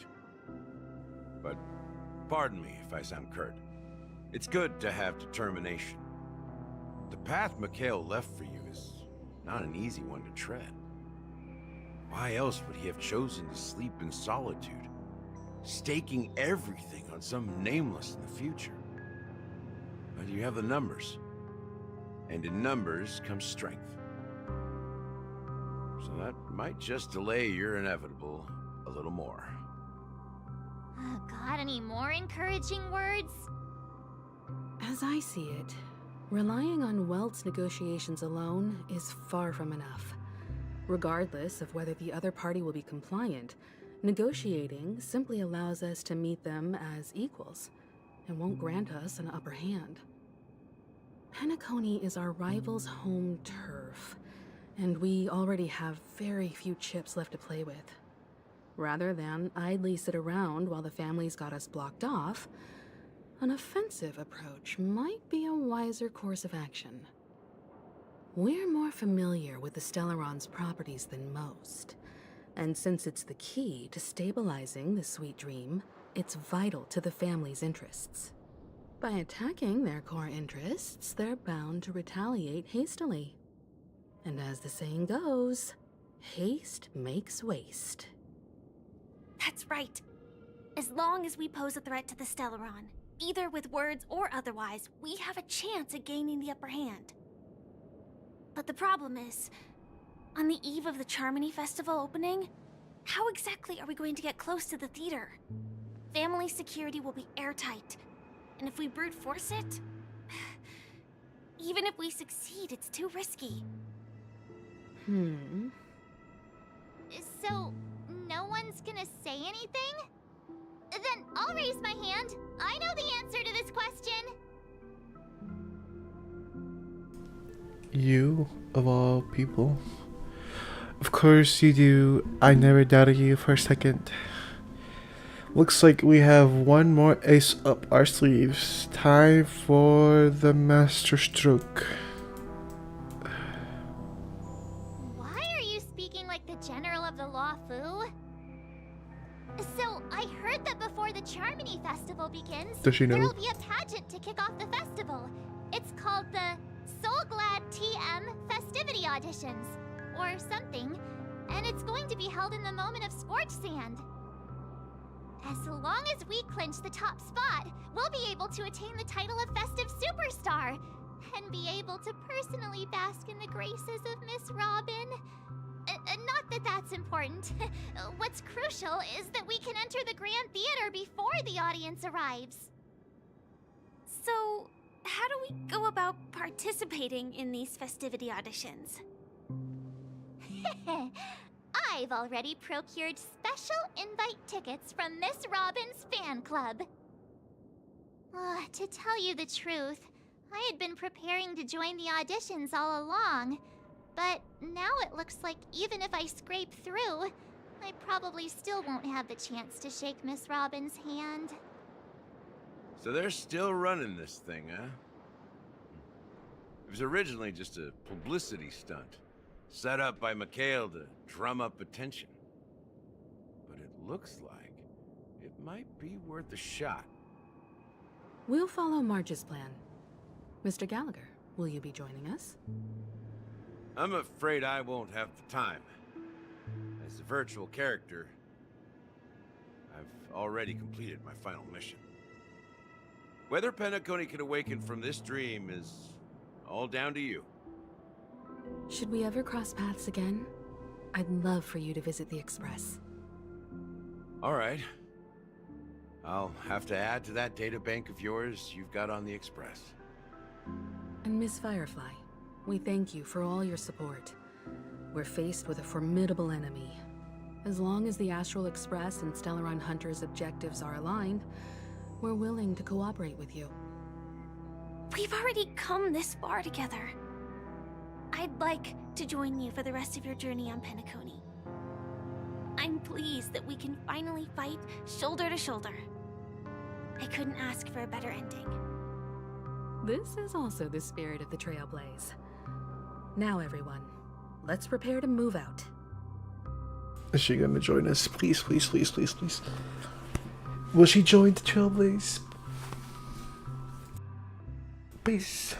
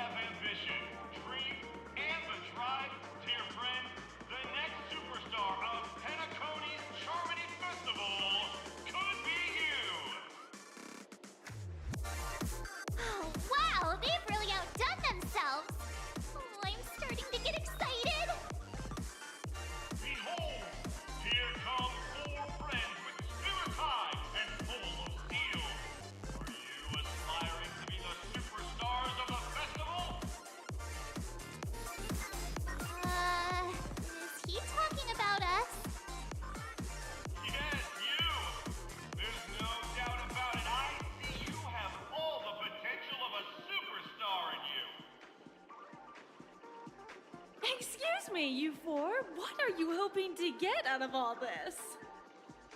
As the last group of contestants, how confident are you in overcoming all of the challenges? Would you be open to a brief exclusive interview with us? It'll be quick. Your journey is long and fraught with peril, yet under a sky blanketed by banners, you vie for the crown. The sword and rose! Protect the beauty! The beauty, the beauty! Magnificent and majestic! A knight's head is hard as steel. Brotherland's focus is stubborn as a heel. We don't all have to be winners, but if we don't have fun, we'd all be sinners. People are pouring in. Kinda feels like all sorts of baddies are showing up. Let's get in there quickly and enter the competition. Ladies and gentlemen, please make way. Make way.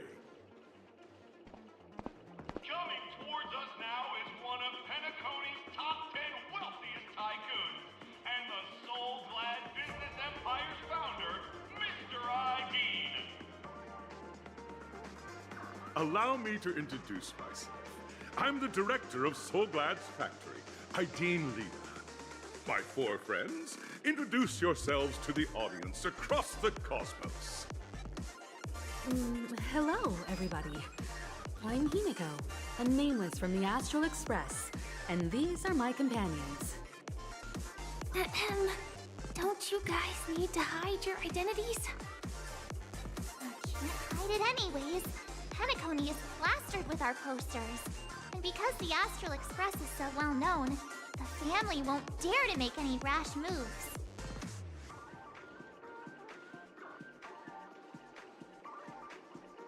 Hello everyone, I am Bruh, and she's March 7th. Hello everyone, I'm the Galactic Baseballer, and she's Say Cheese. Hello everyone, hello everyone.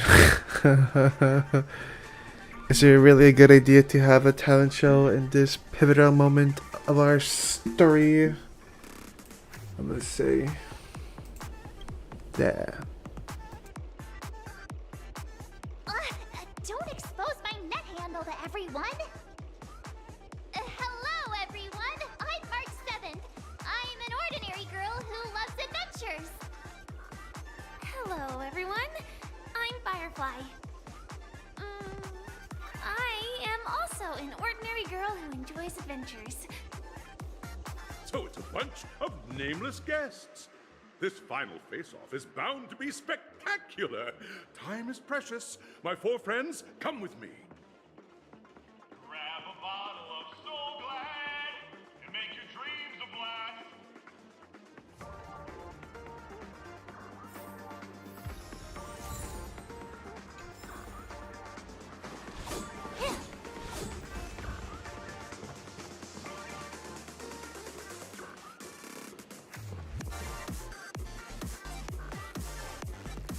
This be kind of sick though.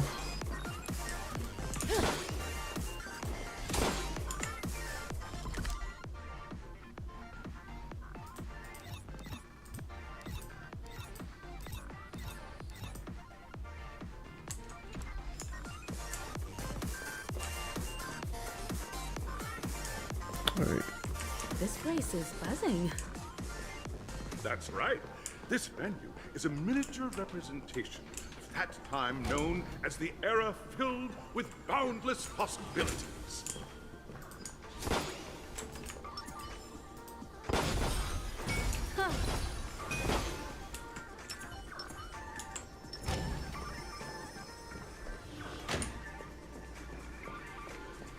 Grab a bottle of Soul Glad and make your dreams a blast. Nameless, your arrival reminds me of the grand occasion when Penacony was first established. I was still a young, bright-eyed lad back then, lured here by the watchmaker's ads, full of zeal and ready to make my first fortune in life. Once, during a particularly grueling day, I passed out and was resuscitated by a drink from Mr. Sousa. That sweet taste has since been etched in my mind, and that was what drove me to create the Soul Glad that we all know and love today. The dream-chasing era was truly a wondrous time. Oh, I miss those days, and the watchmaker. Scorched Sand Hall is my homage to that time of boundless possibilities. I wholeheartedly hope you make it to the finish and emerge as the next superstars of Penacony. Now then, is there anything you'd like to say before the competition officially begins?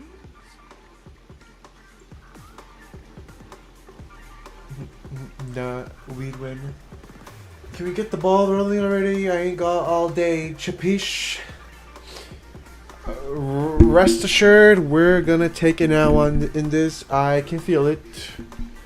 And I will say that, we'll win. We'd win this. For sure. That's the trail trailblazing spirit. How about you, Miss March? Hello, everyone! Next up, get ready for the Mega March 7th Adventure, where I'm going to break the speedrun world record! Trailblazing into the uncharted and challenging the limits. That's Miss March 7th for you. How about Miss Firefly? I hope that by the end of this journey, everyone will have achieved the outcome that they hoped for. Ah, a wonderful wish! Miss Himiko, what are you expecting from your team? Safety first, everyone. Simple words, but full of warmth. Waiting for you are 3 stages, each connected to that era. The first 2 stages offer 2 distinct paths to choose from, with unique challenges on each route. And in the last stage, you will face off against a champion who has defended the title to this very day. A beloved contender whose noble virtues are unrivaled. Those are the rules. Simple. Everyone clear? Now, I hereby announce that the 33rd Scorch Sand Festival of the 20th season, sponsored by Soul Glad Enterprises, has started.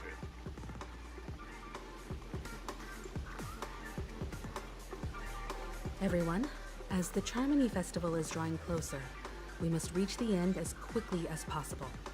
Factoring in efficiency and safety, splitting up into 2 groups is the best choice. March and I haven't known Miss Firefly for too long and aren't overly familiar with her. It'd probably be better if the 2 of you paired up. Fine by me. Let's do it. All right. I don't have a problem with that.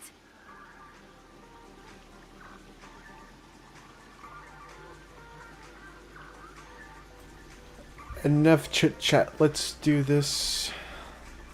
Oh, what the heck? Something error? Okay, so what now? I can get a pair up.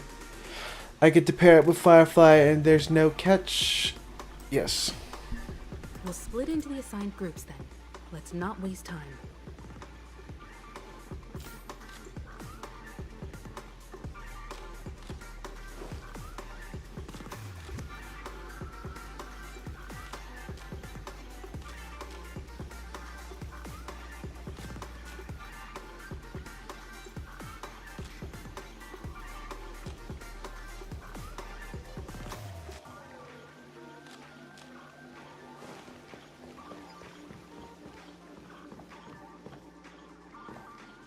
Welcome to the first stage of Soul Glad Enterprises' 33rd Scorch Sand Festival of the 20th season, Dream Play Fantasia.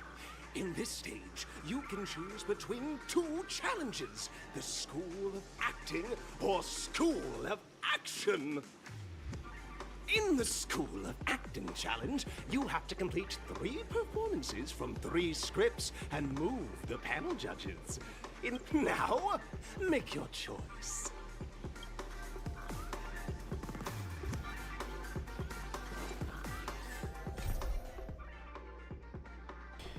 You've successfully made it to the So Glad Festival auditions in the Scorch Sand Hall. Those who dream of becoming huge stars gather here and compete in a ferocious competition in hopes of becoming the one and only festive superstar. As the sponsor of the festivity auditions, the entire venue is covered in So Glad memorabilia, beverage advertisements, and billboards litter every square inch of the streets, and buildings and statues in the shape of So Glad bottles surround you as far as the eye can see. Unfortunately, this is not the time to be having fun and playing games. Still your nerves, use all your strength, and think of a way to speed around this So Glad amusement park.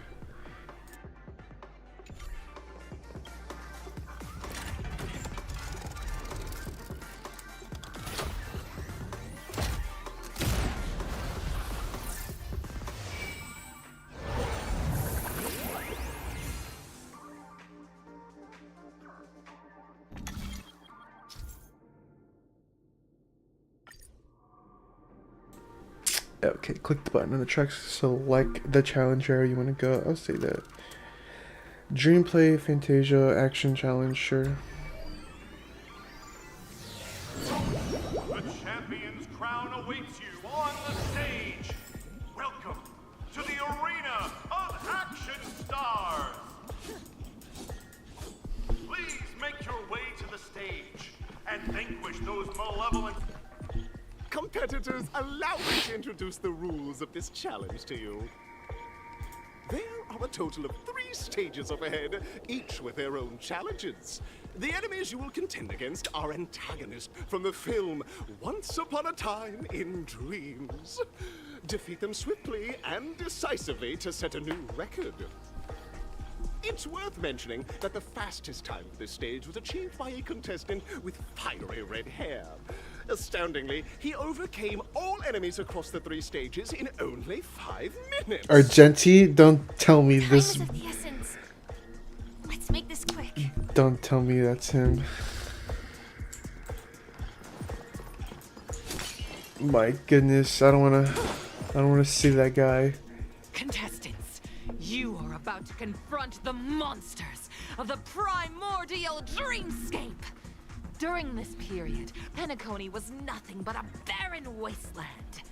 The dreamscape was fraught with strife and disorder, with memory zone memes running rampant. As dream chasers who've come to Penacony, defeating them is your first step towards success. All the Soul Glad is ours! Don't even think about plundering the Soul Glad from us!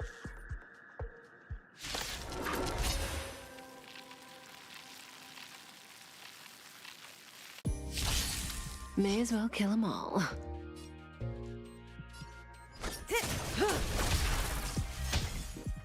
Enjoying yourself? Didn't hurt. Every petal... All will be swept away by the wind. Existence is unity. Free will, or was it fate in still waters of oblivion? Destiny is apparent. Relax. I weep for the departed. It too shall fall.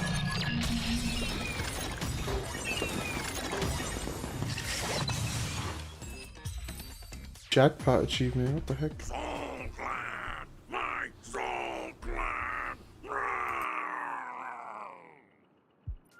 Pretty simple. I just hope these tests don't take too long.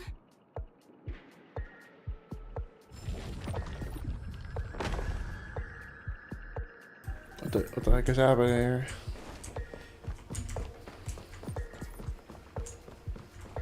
Firefly. Congratulations on becoming the first group of dream chasers!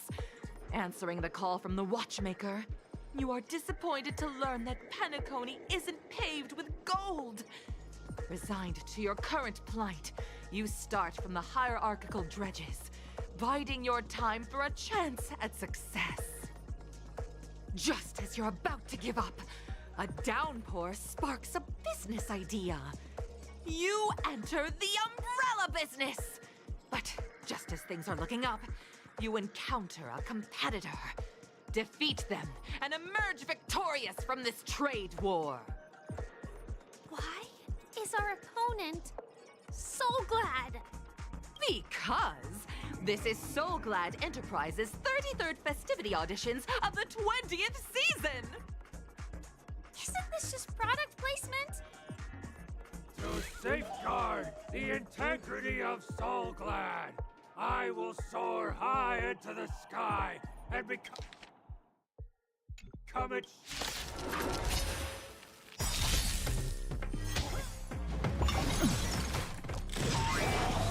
Good times. Time to say bye. Boom. These buddies are yapping. I'm gonna defeat him. Just in time. Die, please. I'm gonna die. Please kill the enemies. I weep for the departed. I don't care. Please die. Never never live Be again. swept away by the wind. In game, by the way. I'm saying this all in game. Stand still. Shouldn't do my. I didn't do my harmony skill, my E skill for Ruin May. That's okay. I have Acheron. I have Black Swan. I have Dot to carry me. Say bye to breathe. We did it, chat. We did it. Kisses me with pain, and I provide with soul glad in return.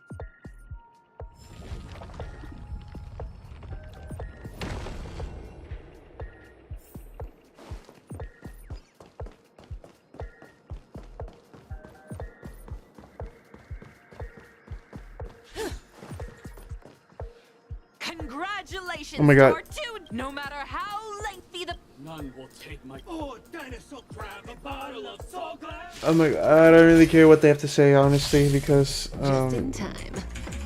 unless it's Firefly, that's who's speaking, I do not care what the others say. free will or what's These so glad employees I weep for the departed. gonna execute everyone. It too shall fall.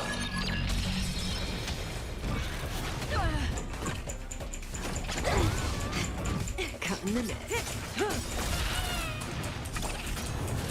Good times. Time to say bye. Boom. Nicely done by me.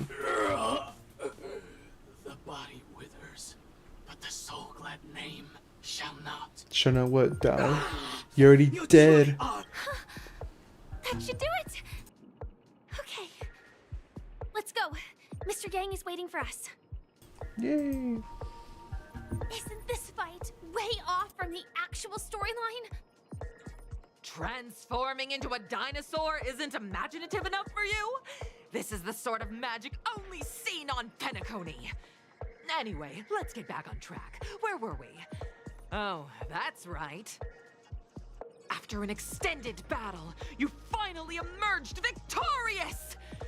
But the companion who journeyed to Penacony with you chose to leave, having lost all hope. In the years that followed, you encountered each other once more on the prosperous streets of Penacony, but dared not call out to one another. Perhaps akin to the lingering regret of every dream chaser. Ah, well done! You brought to life the thrilling action scenes from Once Upon a Time in Dreams with your fighting skills. Looks like we won! Let's hurry up and get to the next stage.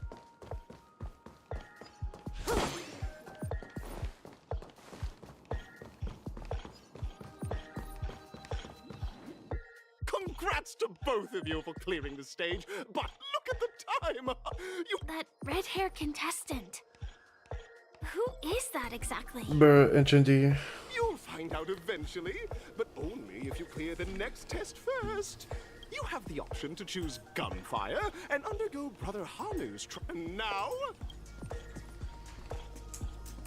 Alright.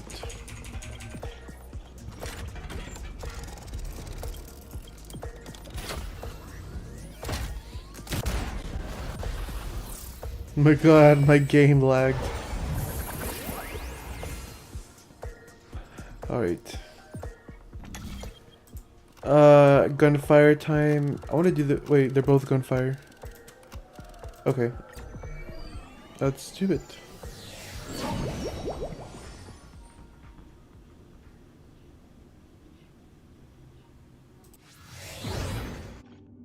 Dear friends, welcome to the enchanting universe created by the Watchmaker. Oh, it is said that these cartoon characters were inspired by the Watchmaker's own experiences. Enter into the world of Hanu via the TV by the entrance and partake in an enchanting... If it's a gunfire trial, we should be able to settle this with a fight, right? I hope this won't waste too much of our time.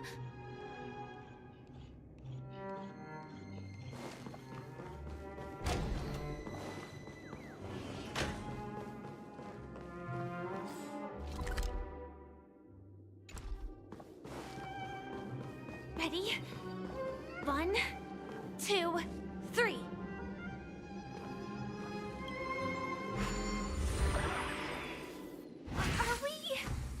Are we both? Very good. Are we both in control of this Hanu character? Very good. Looks like you've got the hang of it. Looks in this Hanu's Adventure episode, Boss Stone has gathered his battleships for an assault on Dreamville. Old Buzzfly, Cousin Wolf, and Bombhead are all raring to go. The brave Hanu must thwart their advance and protect his home. Alas, Hanu presently is ill-equipped to fend off the malevolent mischief makers, which is why he is preparing to seek out the Puzzle Gentleman's aid. Go forth and speak to him.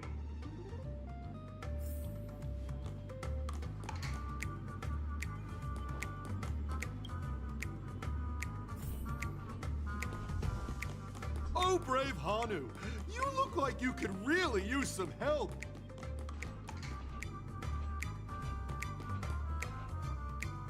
Long time no see, Hanu.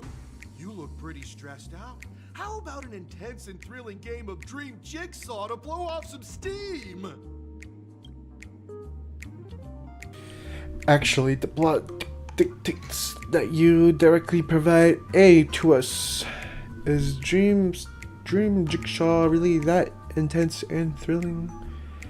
Gosh, this is the first time I've ever seen you crouch down. Let out a really cool sounding hum. Yeah, look what he said. Oh my god. Sure.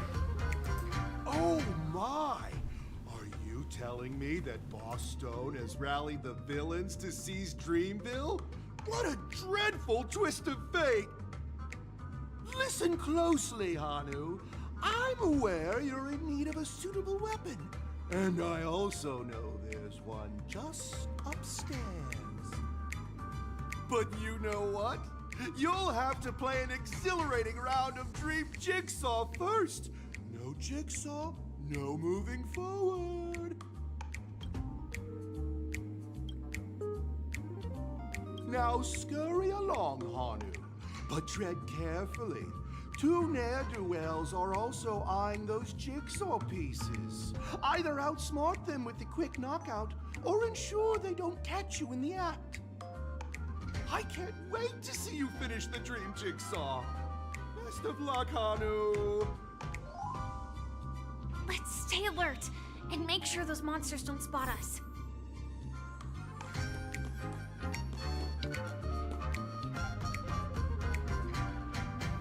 Okay. Let's go to this teleport. Look up there. Yes, what do you have to say? Okay, I didn't get to hear you. I'm sorry, Firefly. I should have never let a... I should have not, overtake the conversation. I'm probably caught. Never mind, I'm good. I can take this actually. Teleport.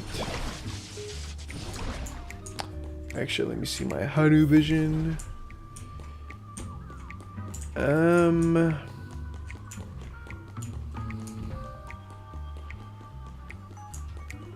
me go back.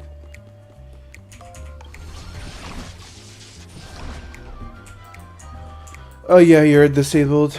Let us collect that. Jigsaw pieces. Let's hurry back. Yes, hurry back. Thank you, Firefly. Sorry for interrupting you the last time.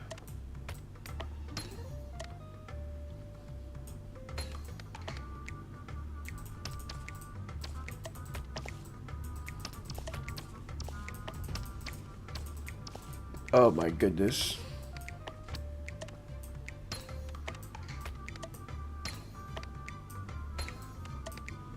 Oh my! The exquisite sensation of Hurry now, Hanu! Touch Such haphazard instructions really okay?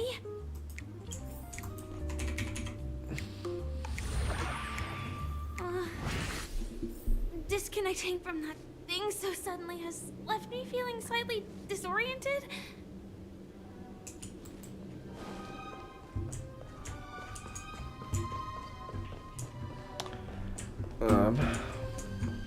I'll get all this stuff later.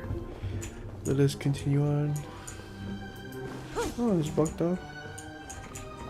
Investigate. Yeah, it's locked. Is that Hanu? I'll do it in real life.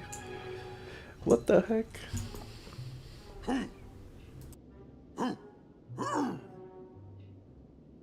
What are you yapping about? Is staying in character this much really necessary? Aha, I know I know the answer for this one. Panic Honey is in danger. Can you get out of the way, bloody? I know that this may sound like an exaggeration, but Penacony is actually in danger right now. We have to prevent it at all costs. Sooner rather than later.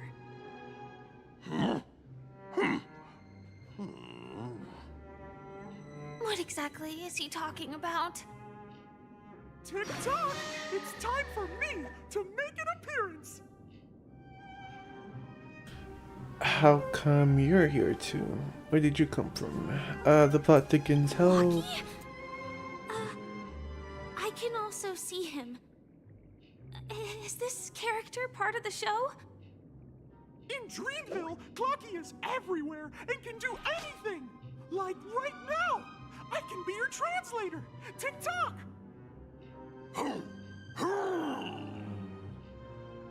Hanu says, battle! We must do battle! The enemy is at our doorstep, and we have no path of retreat for the future of Dreamville! Touch that suspicious-looking TV right now! So they just jumped inside that TV. Sheesh. Logic in this plot and dialogue is really being pushed to its limits.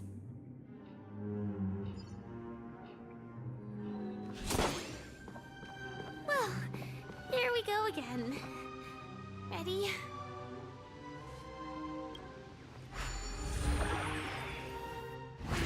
I'm gradually getting used to this. Huh. Who knows? I might even be able to perform some high-level moves with Hanu.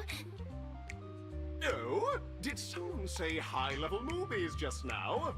That's right, pal. The upcoming script is just exploding with all sorts of high-level shenanigans. Last we saw, Hanu was preparing for battle. Suddenly, he hears what brave Hanu won't go down without a fight. He instantly sprints for the storage room, ready... But... we still don't have any weapons in hand. Guess what? Hanu's favorite bazooka just so happens to be in that storage room. So get a move on. What a coincidentally convenient plot twist. It'd be even more awesome if the organizers allowed me to wear armor.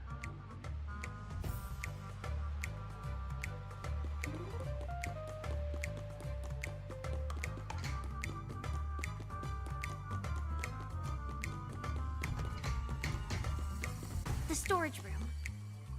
It's behind the shelves, right?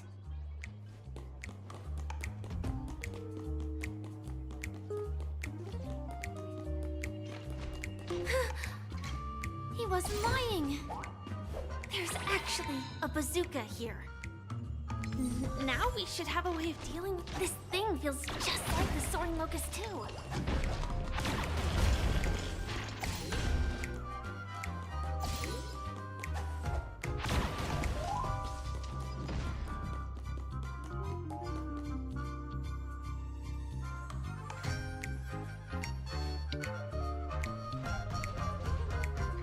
Careful. It looks like we've got more company. Get ready to fire!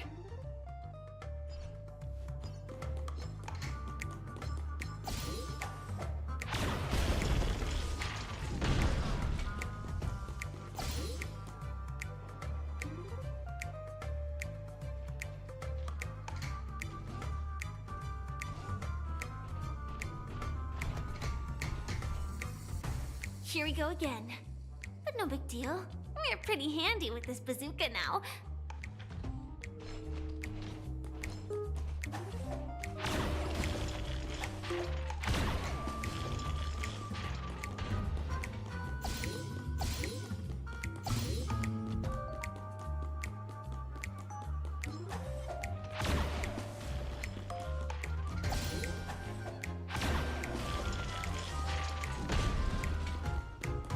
That should be all of them, right? Oh my! On this on the street! Everyone! The stage is complete! Quickly! Head through the TV to the next stage!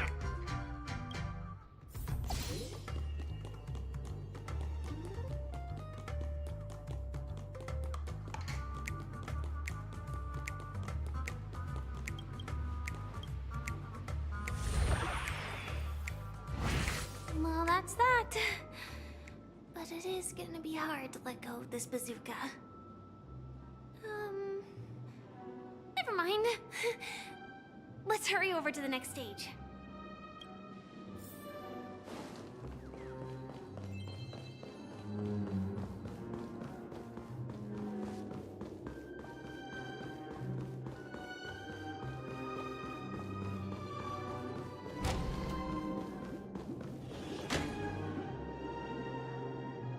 Finally. Congratulations to both of you! Oh, you've overcome all obstacles and proven yourselves! But, unfortunately, there is only one who can. In the final stage, you will face the defending champion. If you fail, you will lose. Welcome to the 33rd Scorch Sand Festival's third stage.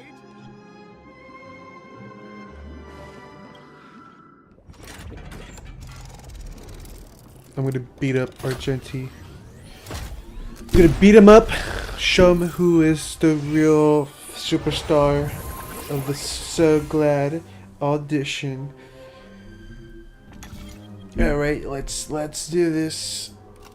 Superstar Showdown Arena 1.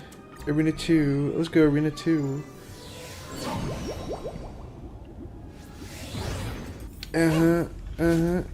That's better be him. Hold on. Oh my god, it's this guy. Who would have guessed? No way. I think I just saw someone extraordinary. Argenti post of the day. Blood Dixies.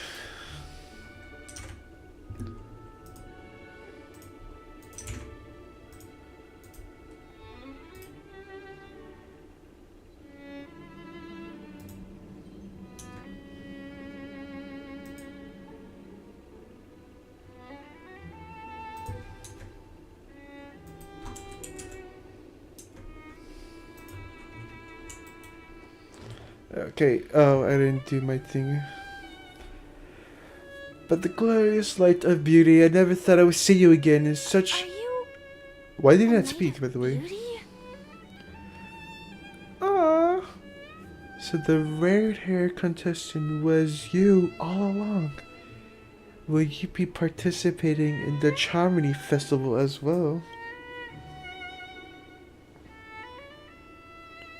Upon hearing the pending, I commend the one and only to bring me to Penacony. Fortunately, with mini rabbit McPlaylet, Drake, how dearless, Gurka. Oh my god. Why aren't you talking?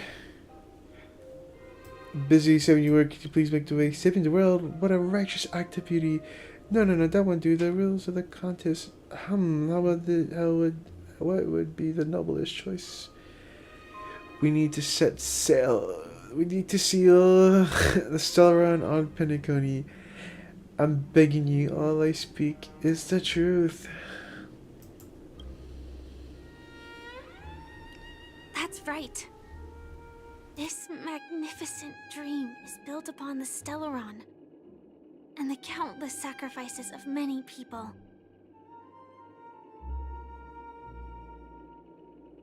But present day, Penacony bears no mark of the Stellaron's taint, and the family has always been renowned for spreading harmony. How can I be sure your words hold truth? tell the truth about the Watchmaker and so on. You don't trust your dear friend? If I'm not wrong, the Knights of Beauty also received an invitation from the Watchmaker, right? That's right, but how does it have to do with that? We've already met the Watchmaker.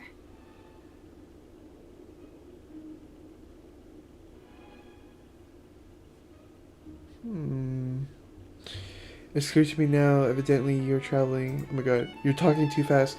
Go forth, my dear friend, beautiful miss. The audition's crown is yours to claim. I shall remain here, gazing from afar as you busk in the limelight, joining the audience and offering you the most heartfelt cheers and applause. Thank you, Knight of Beauty. We don't have much time left. May we meet again.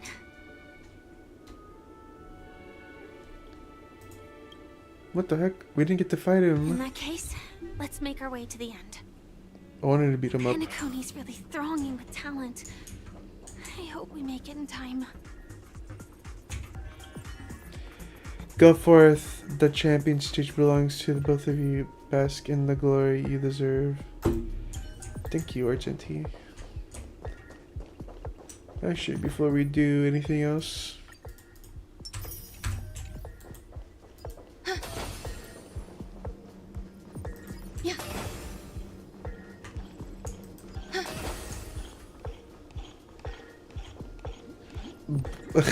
he was the mute. Oh my god.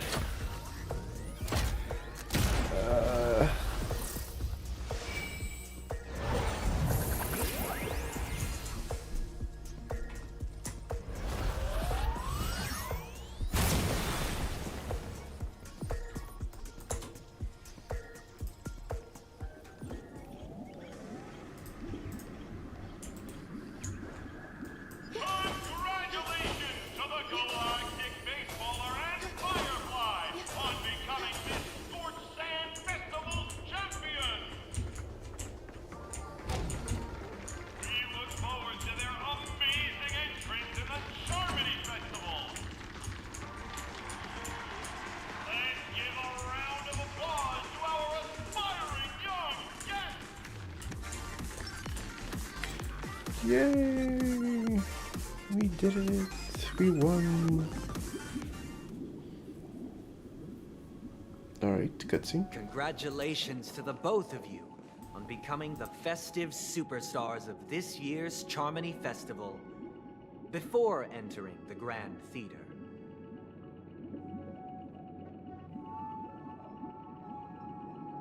I, on behalf of the organizers, extend my sincere congratulations to you, wishing you joy under their radiance.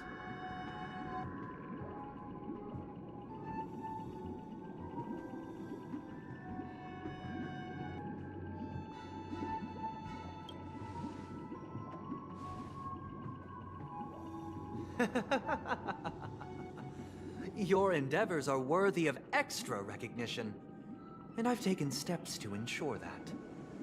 However, this reward is not a material one, but rather the opportunity for an open and honest communication between us. As previously promised, my sister, Mr. Yang, and I have met with the Dream Master. We delved into the truth about Penacony and its Stellaron, and have come to a consensus. Both I and the Oak family cannot acquiesce to your request. Just as expected. We acknowledge the perspective of you, Nameless. Penacony does require change, but not as you propose. The planet of festivities cannot and will not revert to a place characterized by chaos, disorder, or anarchy. Through your journey of overcoming obstacles, you must have glimpsed the essence of that era. The vulnerable ruthlessly eliminated, equality non-existent, common folk living precarious lives eking out a dreary existence. Ultimately, only heroes like yourselves manage to achieve success. But I would dare ask, if you did not possess the special status of having a Stellaron, and you were but an anonymous and frail member among the masses, which Penacony would you prefer? A dystopia for the survival of the fittest, or a sweet dream paradise for all?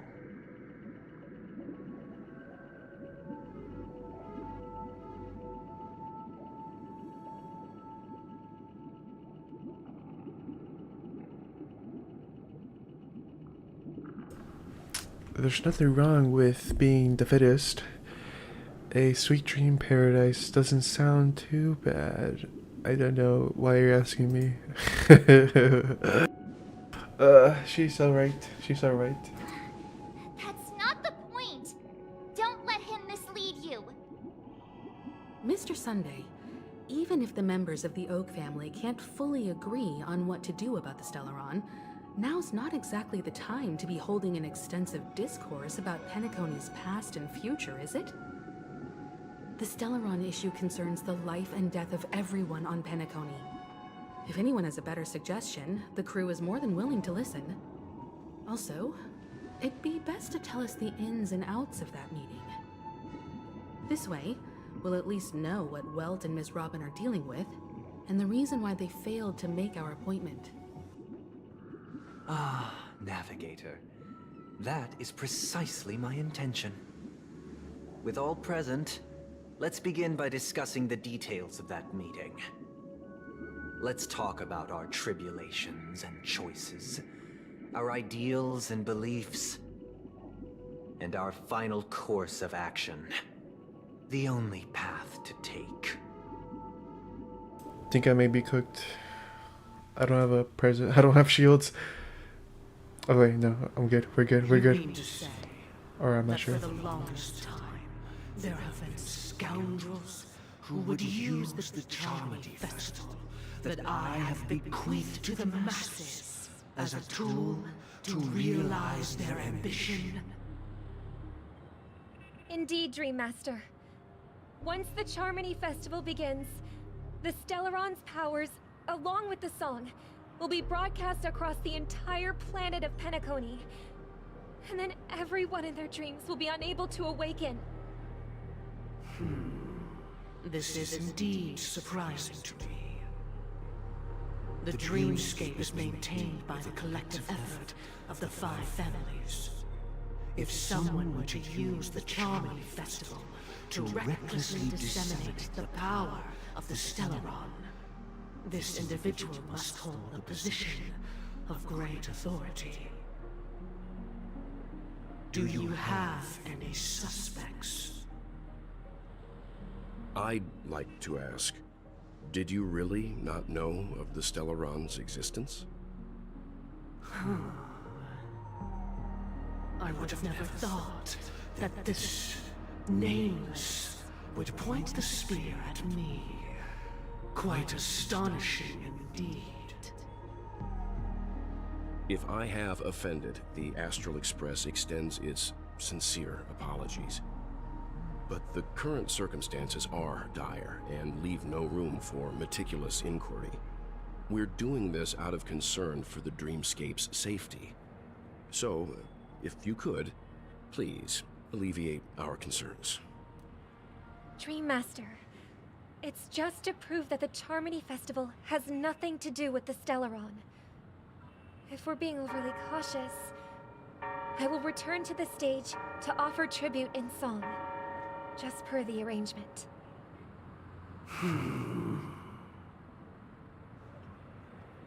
Sunday, Robin, I've watched you two grow up and know your dispositions like the back of my hand. Both of you, right now, can surely be lauded as their most devout advocates. I already know your resolve. The magnitude of this matter is enormous and cannot be taken lightly. Since Mr. Yang has asked with such earnestness, I will personally respond in kind. If there is a need, the entire Oak family will be mobilized to heed your call. Someday, might I ask you to beseech them to cast their light unto me, and question me in their stead, so that no lies may be concealed? I will do as you command. Robin, could I entrust you to be present as a witness, to document the truth, and to proclaim my innocence, so that all slander may be utterly dispelled? I will do as you command. May thy will be carried out on earth, just as it is in the heavens. Oh, triple-faced soul, please sear his tongue and palms with a hot iron, so that he will not be able to fabricate lies and make false vows. Let us begin. There is nothing else to prepare. Understood. Question. Have you devoted your life to your god, never worshipping other gods? Naturally. Do you love your god as you do yourself, always heeding their admonishments? Naturally. Have you strayed from the path expected by your god, betraying their name? Never. Have you ever been inordinate with your asks of your god, coveting more than the foundation of the creation itself? Never. Then, a final question. Do you swear to fulfill all vows, past, present, and future? With the Eon as my witness, if I do not deliver on my words, or if I renege on my vows, may I be cursed in accordance with divine law. They have seen your faith, and have endorsed your faith. With this, it can be evidenced... Just a moment.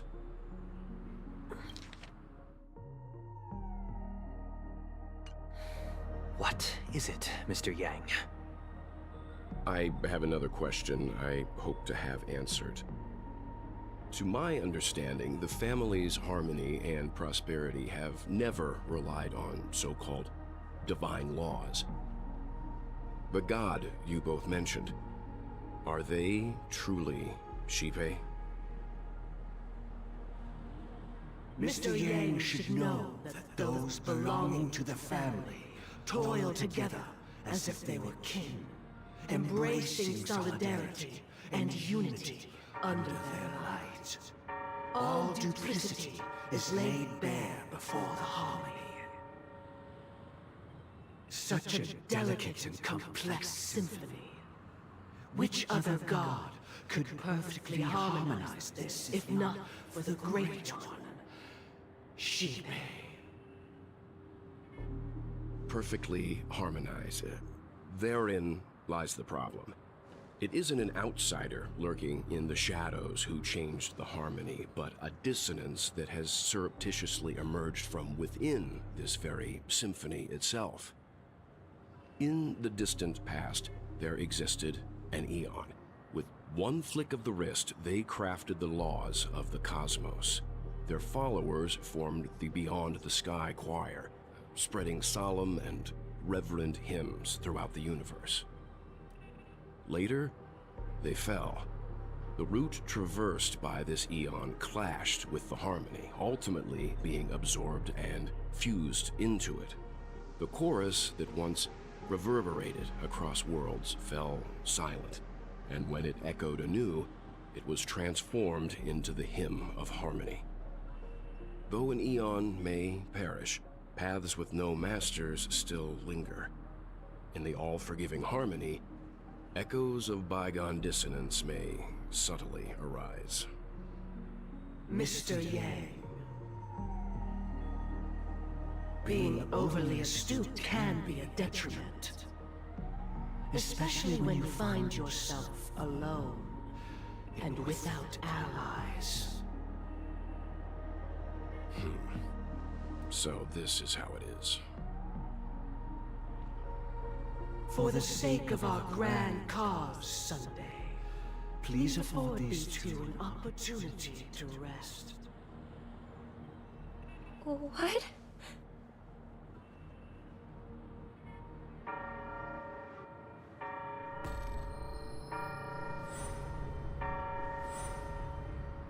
Sorry, Robin. It's just you. I did not wish for you to know this. It's a pity that things have turned out this way. So, this is the true reason I can't sing? The shadow that envelops Penacony is actually... We were never children of the harmony. Our ideal paradise could not have been crafted by Xipe. True bliss can only be guaranteed by the one who transcends the many. Within the foundation of law, humanity establishes civilization, and through harmony, we obtain order.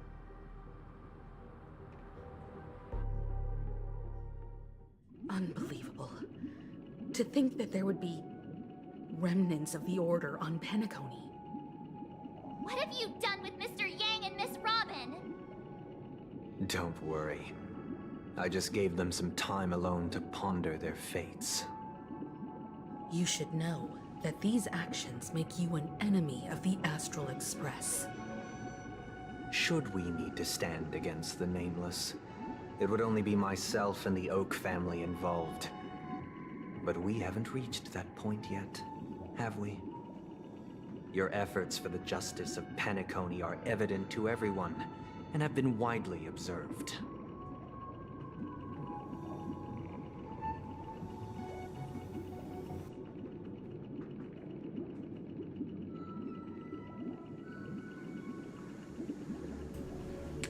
You want to talk terms with us? Stop beating around the bush and get to the point. Give Mr. Yang back to us now. Okay. Smart kid. You're just as sharp as the other one.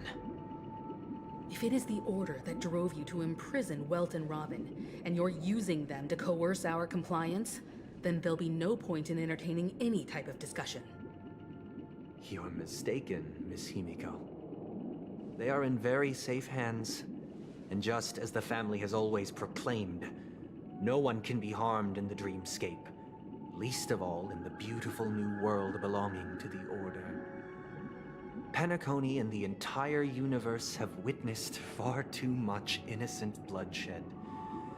The strong wield their blades against the weak, and the victors push the vanquished to the brink of life. Natural selection. The world abides by this principle, establishing the well-being of humanity atop the corpses of the downtrodden. Only we, or rather, I, possess the power to put an end to this farce. So you've decided to resurrect a dead Eon? No one's ever done such a thing. You're mistaken, Miss Himiko.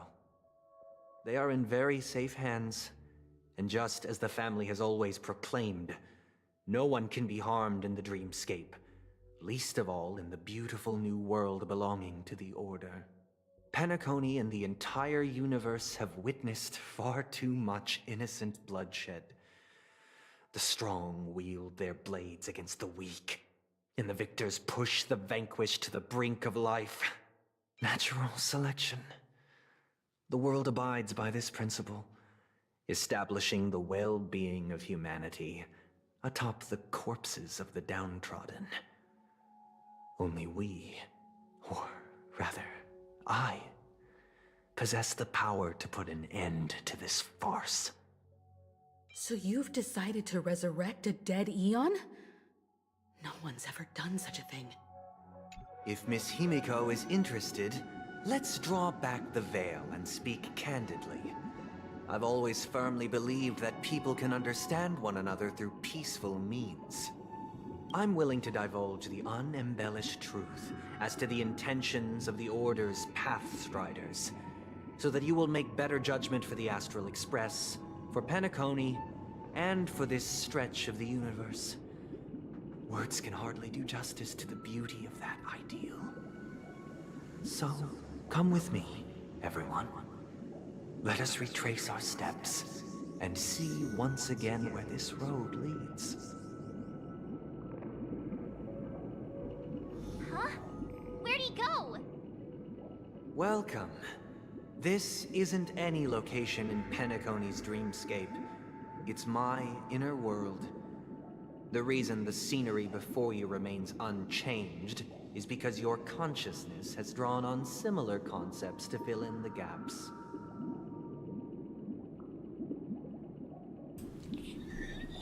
You imprison us? Who in their right mind would expose their inner self like this? That means what? Did you do the same to Welt? It's a tuning process. Stronger in effect and more draining on the mind. The gray-haired guest has experienced it before, so she should understand what it entails.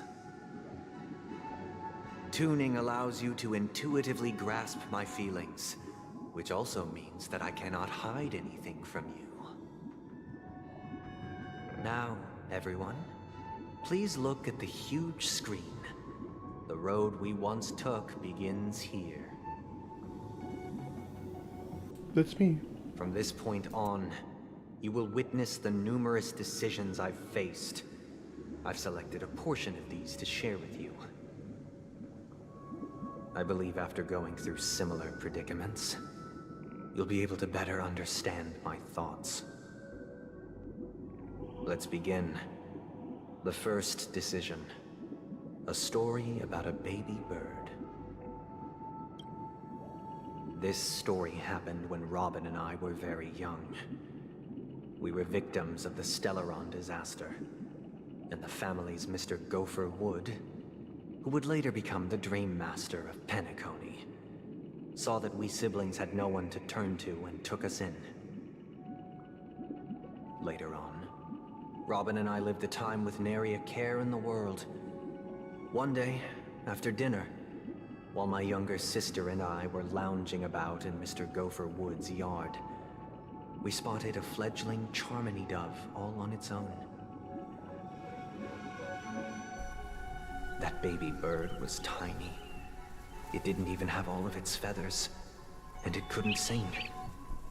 When we found it, it was already on its last breath, having fallen into a shrub, probably abandoned by its parents.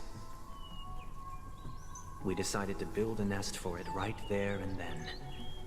However, thinking back, that winter was unusually cold, with fierce winds at night in the yard, not to mention the many poisonous bugs and wild beasts in the vicinity. It was clear that if we left the fledgling in the yard, it stood no chance of surviving until spring. So, I suggested we take it inside, place it on the shelf by the window, and asked the adults to fashion a cage for it. We decided that when it regained its strength enough to spread its wings, we would release it back into the wild. The tragic part, something that we'd never considered, was that this bird's fate had already been determined long before this moment. Its destiny was determined by our momentary whim. Now, I pass the power of choice to you all. Faced with this situation, what choice would you make? Stick to the original plan, and build a nest with soft net where the Charmony dove fell. Or build a cage for it, and feed it, giving it the utmost care from within the warmth of a home. I eagerly await your answer.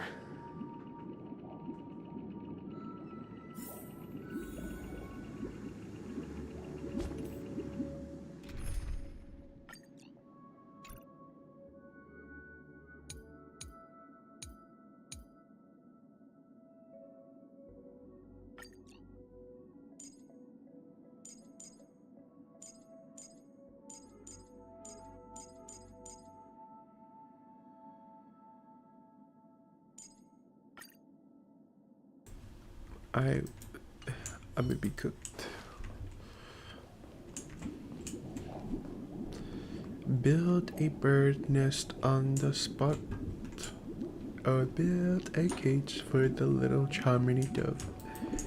Well, I'd say put it in the cage. But you know what? I'm gonna say build the nest. Stick to the original plan and build a nest with a soft net where the Charmony dove built and make a decision. Interesting. Since you've made up your mind, allow me to reveal what fate this choice will bring to the fledgling. From what I've observed, there are at least 3 predators in that yard that prey on small birds. The Vossicle scorpion, Asdana wolverine, and the Huntington winged snake. Even if they shy away from humans, these animals are still near apex predators in a fenced location like a yard. In such a location, only one fate awaits that little Charmony dove. A painful death. As for the choice you made, I am deeply sorry. Now, let us advance to the second decision. This time, it's the story of a dream chaser. This story happened when I was appointed as Bronze Melodia, a position exclusive to the Oak family, charged with listening to the problems and vexations of Dreamscape residents, and providing them with the relevant guidance. It was during that period that I had the opportunity to hear voices from all corners of the Dreamscape. Joy, sorrow, arrogance, regret. The complex tapestry of human nature that formed the world. And I was fortunate to catch a glimpse of it. He was a dream chaser, and an illegal stowaway. Just like the rest of them, he came to Penacony in search of a better life, except that, to most people, the price he paid, I suppose you could say it was everything. He told me I sold everything I could at home. The house, the land, even his 2 children. He said he could not afford to raise them, and that at least they could eat if they lived as slaves. He had a plan in place. He would buy back his children once he had made his fortune, and enjoy Penacony's beautiful dream with them. Alas, his plan to smuggle himself was somewhat clumsy, and he was sniffed out by those pig-headed hounds. After hearing the Dream Chaser's story, I immediately appealed to the Bloodhound family to cease their pursuit. That way, at least he could live peacefully. But I was still too naive to the ways of the world. I did not anticipate that what I thought was a kind gesture would later lead to dire consequences. I'll tell you the outcome soon. For now, I'd like you all to make a choice. Will you do as I did, and try to convince the Bloodhound family to stop their pursuit? so that the Dream Chaser may live peacefully? Or will you remain silent, leaving him to languish while the hounds are hot on his heels? Until I look forward to everyone's decisions.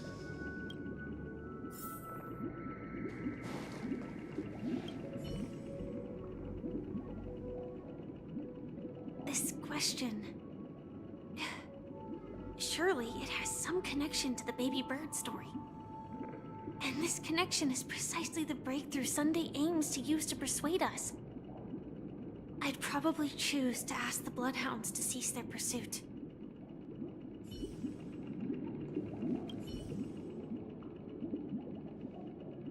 A dream chaser story. If I acted out of kindness, I would probably ask the Bloodhounds to stop their pursuit and lend him a hand. But what cruel repercussion would this choice result in?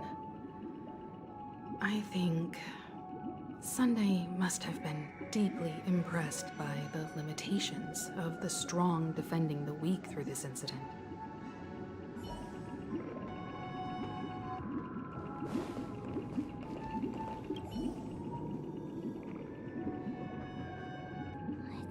Illegal stowaways are really quite common on Penacony. But that guy in the story, I don't think he deserves any sympathy at all. He sold his kids to chase a dream. Even if he intended to go back for them, it's still insanely irresponsible. With that thought, there's only one choice. Let the Bloodhounds send him back home. This person deserves to be punished.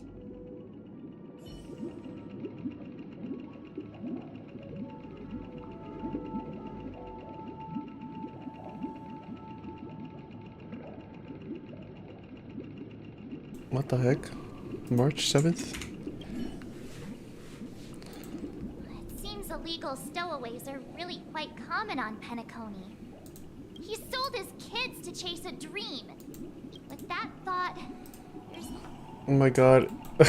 March 7th is against illegals. Oh wait, remain silent. Sorry. I'll choose to cease their pursuit.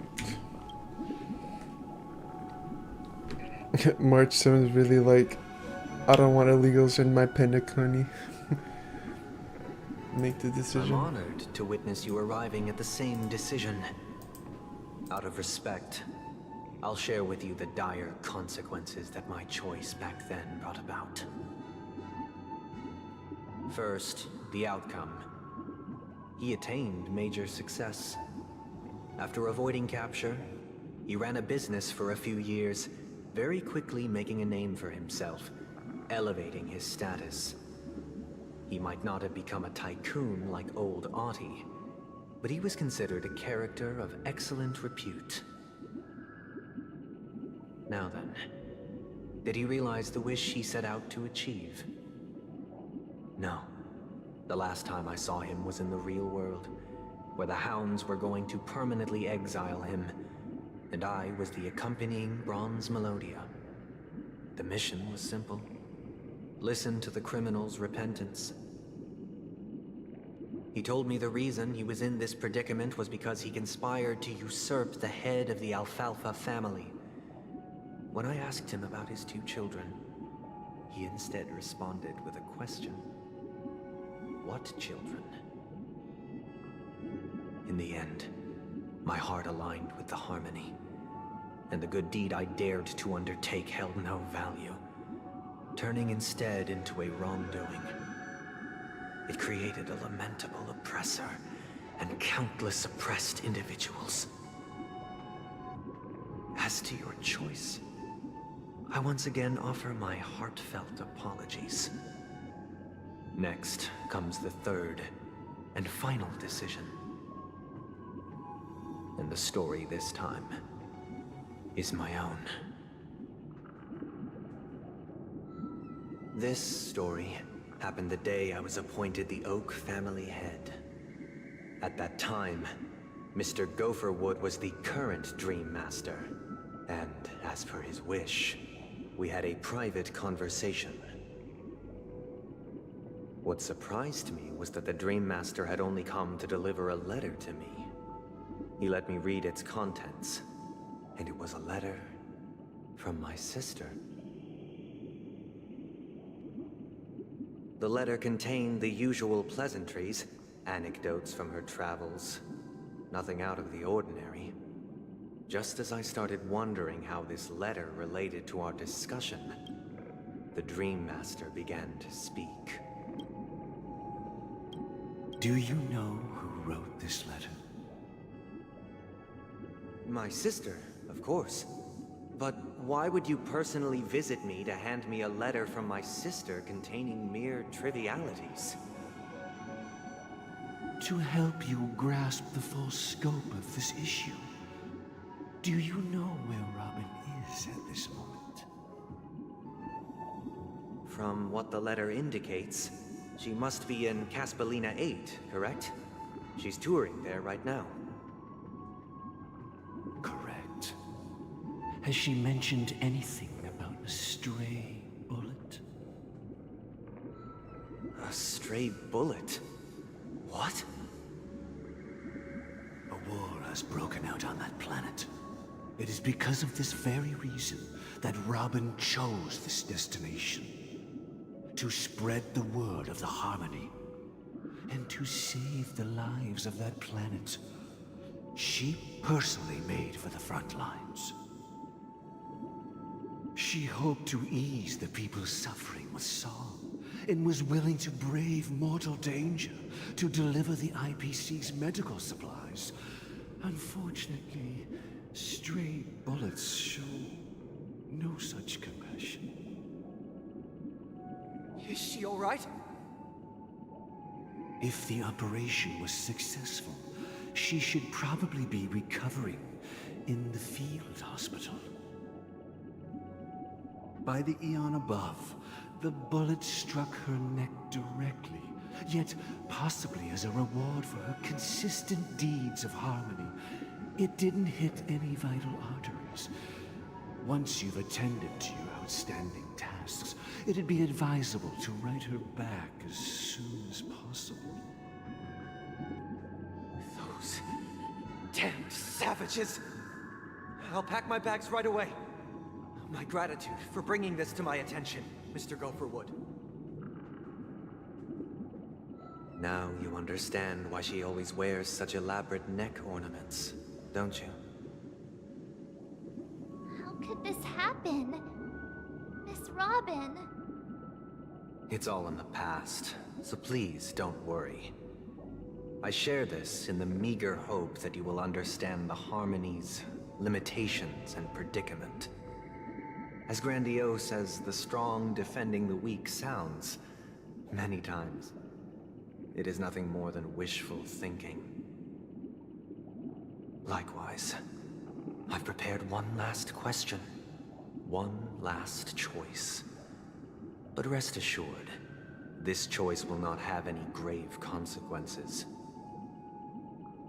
Because this is merely a figment of imagination, a nightmare that has haunted me through countless nights.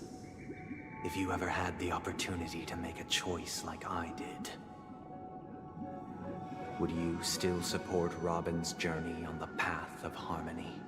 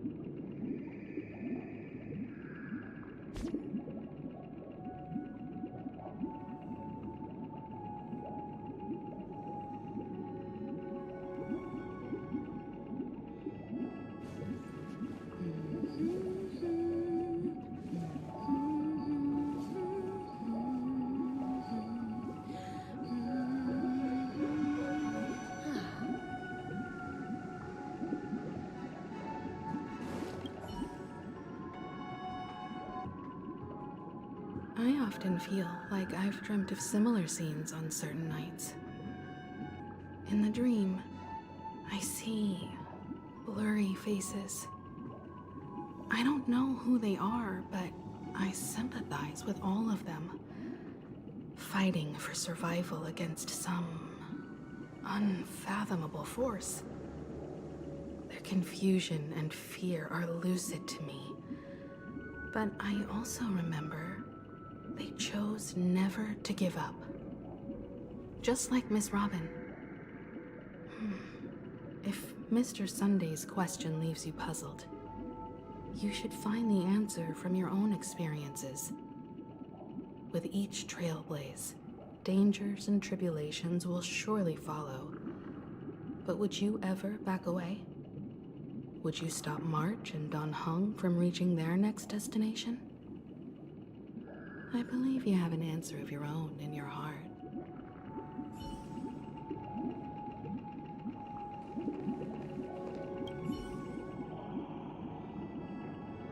Miss Robin's courage is admirable.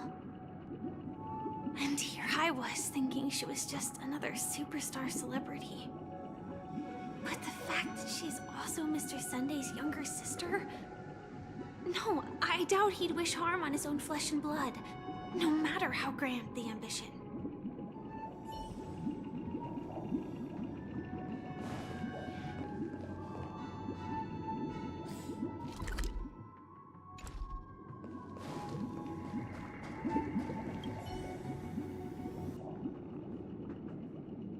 Can't believe that happened to Miss Robin.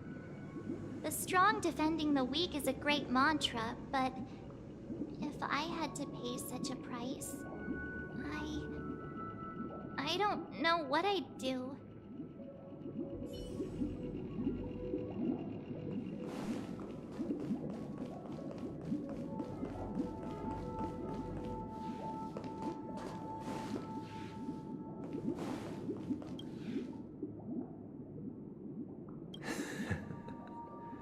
I see. I am now aware of everyone's stances. Raising these questions merely serves to illustrate one point.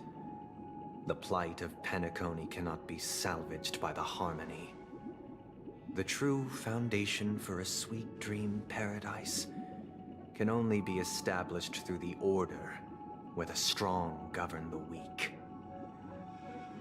I know the suffering of being tormented, the turmoil of losing your way, how sorrow and even despair set in when matters don't work out. All of this causes me unending pain, because this is not what happiness is at all. We must teach the weak how to live a happy life. And this life isn't some noble propriety that the upper crust preaches, but in definitive terms, a way of survival that belongs to everyone. So what is your definition of living a happy life? Good question. Human consciousness is fundamentally an illusion, a cage known as self-worth. People lured in by this illusion make mistakes, yet still ask that external influences bear the burden. When one mistake after the next permeates the masses, they become impossible to trace. Thus, the amassing of these individual cages culminate to form a prison, a place dictated only by the rule of survival of the fittest. Nature is always accompanied by predation and sacrifice. Its antithesis is known as order. That is what I want to do. Unite people's happiness under the banner of order.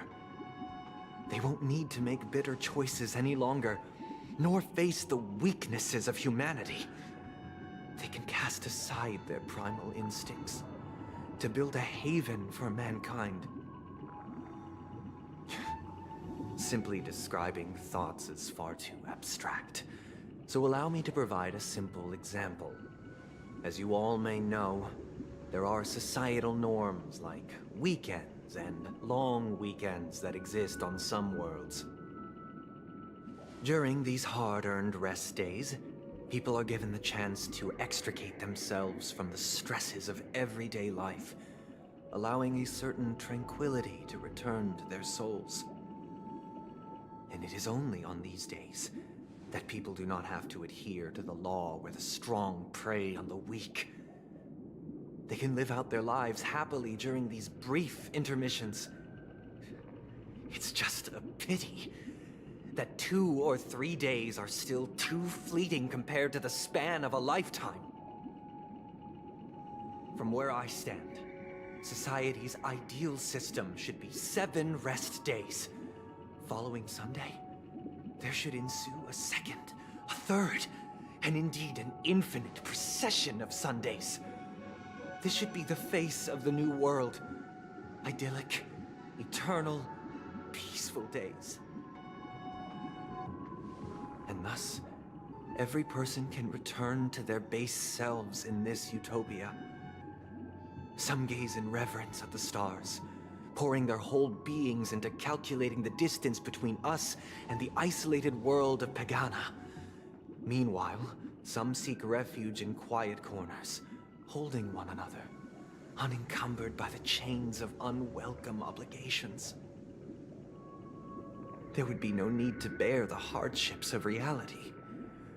Only in this way can humanity face the inevitable end with the purest of spirit, living a life of dignity. This is what it is to live in bliss. Miss Firefly, you who are stricken with entropy loss syndrome, you of all would surely understand this.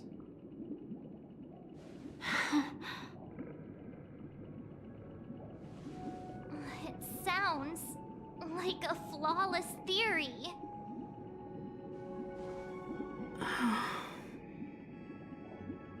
But what is the price to attain all this?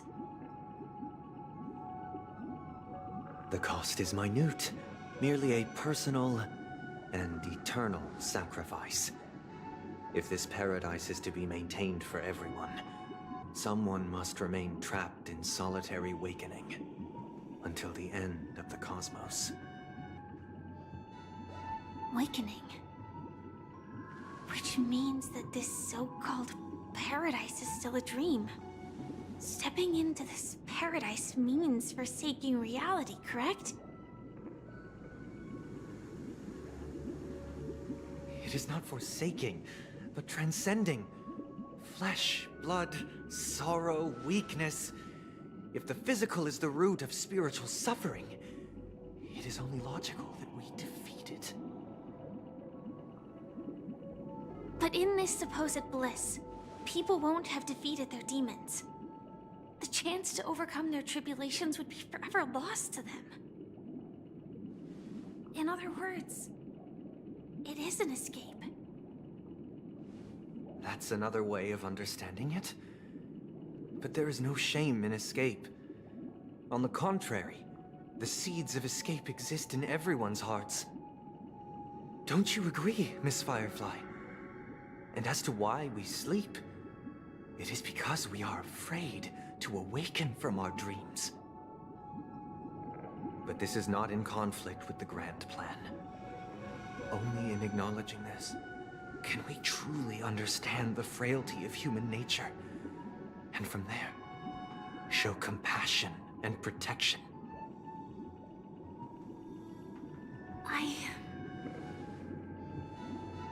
I admit that you are a born leader.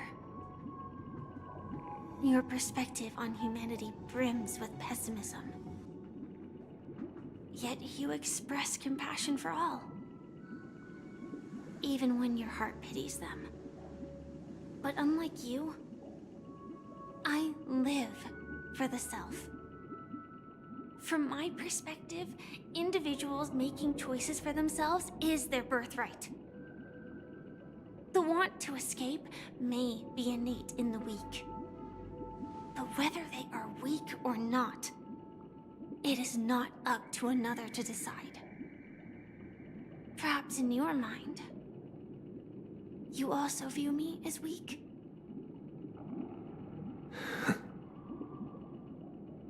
Because I don't think so. Since Miss Firefly has said her piece, the Astral Express will also naturally give you our answer. We'll leave it to you. Just as Mr. McHale instructed before. Tell him our choice.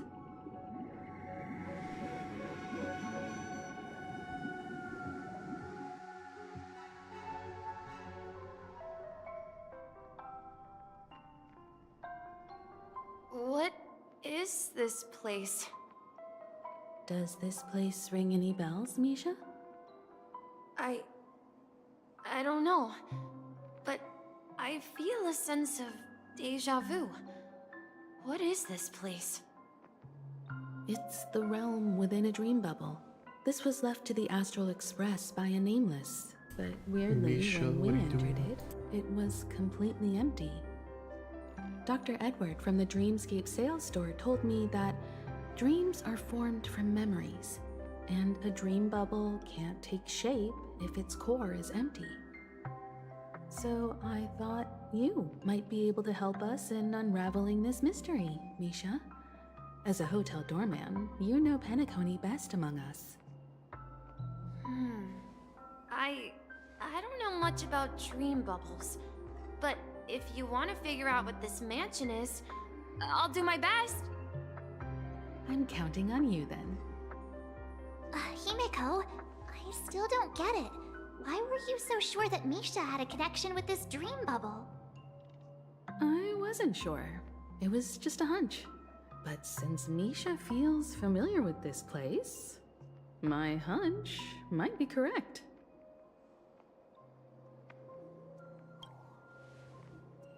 Exactly. This is where you and Firefly encountered death, which we now know as dormancy. Considering its connection to Dreamflux Reef, it's not surprising it appeared here. The question now is, who brought you here? Based on the clues we have so far, it's unlikely to be that masked fool.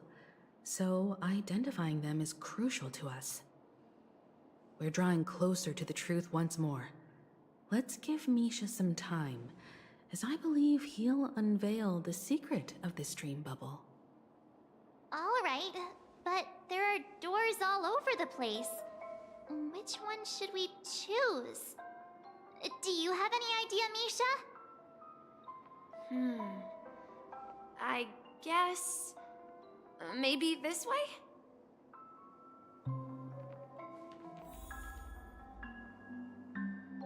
Does that hurt?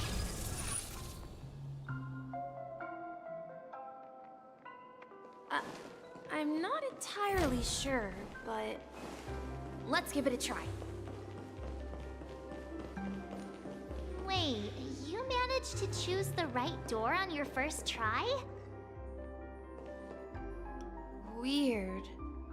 This place is quite different from the hotel. But I feel like I've been here before, and even lived here for a while. If I remember correctly, there should be a fireplace down that hallway. Clocky and I used to sit by the fire, listening to the crackling of firewood. And the room on the other side was the toy room. I loved spreading out all the toys from the box on the floor and making up stories for each of them. Hold on. This doesn't make sense. Didn't I grow up in Dreamflux Reef?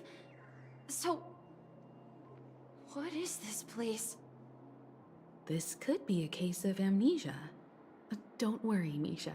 It's common for everyone to forget certain aspects of the past. Those memories haven't vanished. They're just lying in the depths of your mind. We can surely get them back.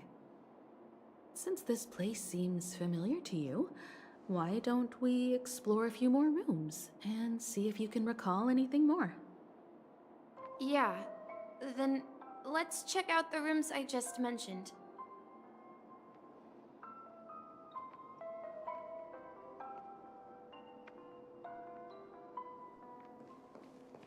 Tick-tock. Tick-tock.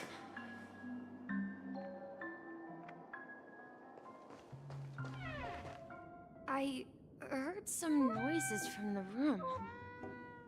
Origami Bird? That's a friend of mine. You and Origami Bird are friends? Yeah. It's a member of the Compass crew, just like Clocky and Miss Mirror. And there's more than just one Origami Bird. They are a big family with lots of brothers and sisters who look the same. They follow Miss Mirror's orders and handle all sorts of jobs on the ship. They're the best sailors. Sailors? Can origami birds be sailors? Could you tell us more about the compass, Misha? The Compass is a ship bound for the New World. Clocky and his partners travel through layers of fog to the depths of the sea. Whenever there is danger, Clocky will use a compass and guide the ship in the right direction.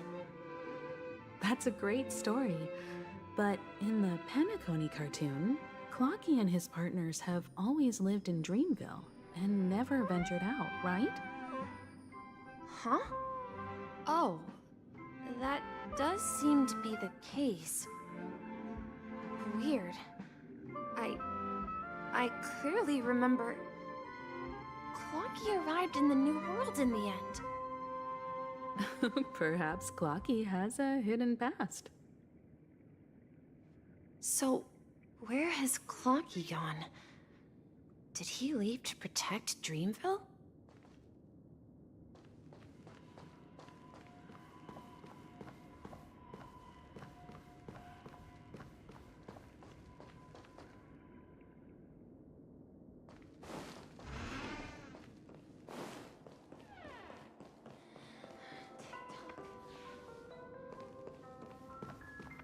Mikhail, that's the name. Now we all know him as the Watchmaker. So, who is he talking to? Do you know anything about it, Misha? I'm sorry, I don't know much about the Watchmaker. But, Mikhail... Anything special about that name? Mikhail is Grandpa's name. Grandpa? Do you mean you're the Watchmaker's grandson? But we haven't heard anything about the Watchmaker having descendants. And the name Mikhail is not rare. Perhaps it's merely a coincidence. Could you tell us more about your grandpa, Mikhail? Yeah, sure. He was a seafarer who fearlessly ventured into mysterious seas and storms. He was always on the sea and had lots of friends who accompanied him on his travels. He didn't want me to call him Grandpa because that would make him sound old. He believed he was still young. The name Mikhail was given to him by his parents, Mihaly and Elise, both renowned seafarers. Every time he came back, he'd share his logbook with me and tell me about his adventures at sea. I want to become a great adventurer, just like him. It appears that the Seafarer has nothing to do with the Watchmaker. So, perhaps it's just a coincidence? So, where is your grandpa now? He went off on a new journey, and it's been quite a while since I last saw him. I think I hear the sound of water. You once mentioned there's a magnificent fountain up ahead.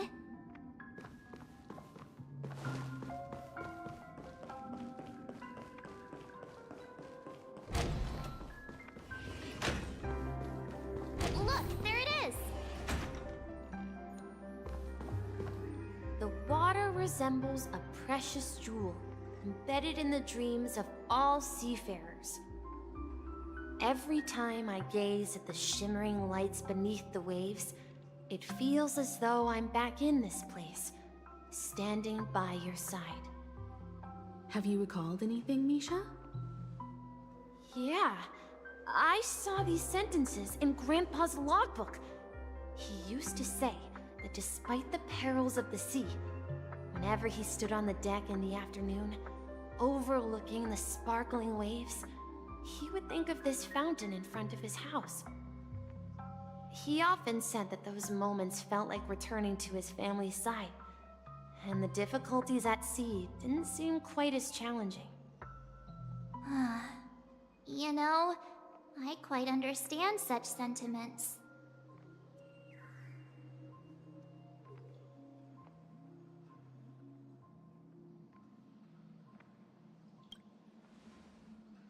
I'm not an elder. I was just being a bit sentimental. Perhaps every adventurer far from home carries a fountain within their soul. Even though the other side of the sea remains shrouded in the unknown, the fountain in front of his house serves as a compass, leading him back to his cherished ones. Yeah, while Grandpa was at home, we would stand by the fountain and place the compass, a toy boat that I made, into the pool. Back then, I would ask him when I could go on adventures like him, and he would always laugh and say I was still too young.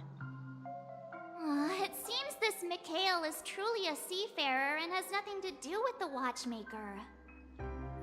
Yeah, based on Misha's recollections, the scenes in the dream bubble appear to be his childhood memories.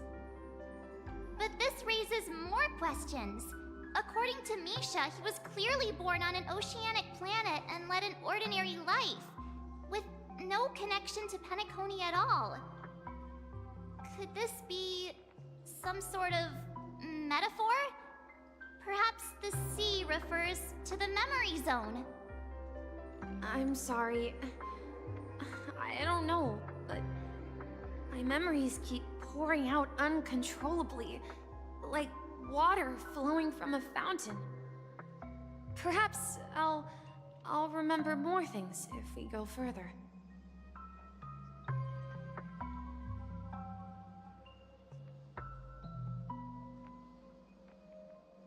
I wish to share your burden.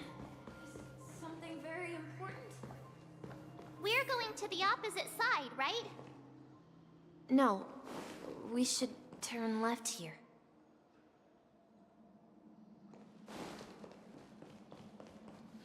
Uh-huh. Something feels different about this place. This is it. Up ahead is Grandpa's study. It was in that room that I saw him the last time. What in the finally come out of the rock that the new across the ocean is our destination?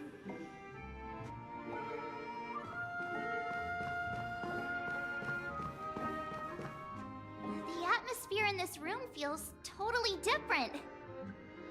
Misha! You finally come! Clocky! You're here! Yeah. This is the room where we first met each other. Are those books on the bookshelf logbooks left behind by that seafarer? Yeah. Whenever he came back, he placed a logbook on the bookshelf in his room. They contain records of his expeditions to every corner of the world. He described our world as a fountain. At some point, the sea started to gradually swallow up the land where people lived. To ensure that everyone had land to settle on, he had to continue exploring the sea and search for the source of the rising seawater. On that day, he called me to his study, telling me that he was embarking on another journey. However, I could sense the gravity in his expression. It was the same look I had seen on my father's face before his final voyage. I asked him if I could go with him, but he said that my adventure lay elsewhere. and told me to stay home and patiently await a certain sound at the door. What sound? He told me about a vast ocean in the sky. An ocean of stars. He spoke of a train that transports children with a desire to venture far away, traversing the sea of stars without ever stopping. He said that he knew the crew on the train, and that he had asked them to take me along. He said the journey I had always dreamed of would start there. A train? Could it be? It's the Astral Express. I remember now. Grandpa's friends are a group of nameless who came to this world to resolve a disaster caused by a star. Then, he gave his pocket watch to me. It was his cherished treasure, appearing in every one of his adventure tales. He explained that difficult times were ahead, but assured me that the watch would guide me. He said, as long as I kept moving forward, I'd eventually reach my desired destination. And then, it was as if I heard the distant sound of a train whistle, echoing throughout the room. Exactly, Misha! And then we followed that whistle, didn't we? Yeah. I think I can still find the way we took back then.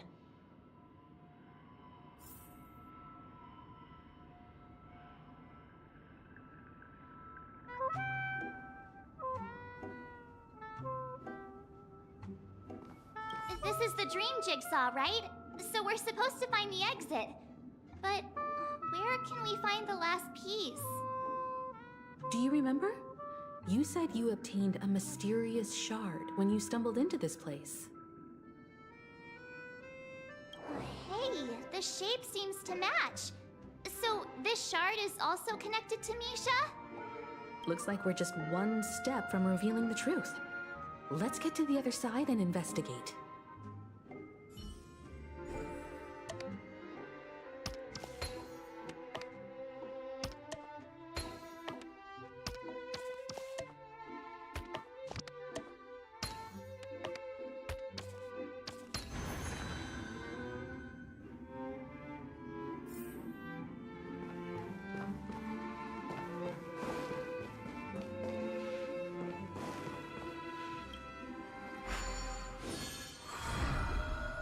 This is it.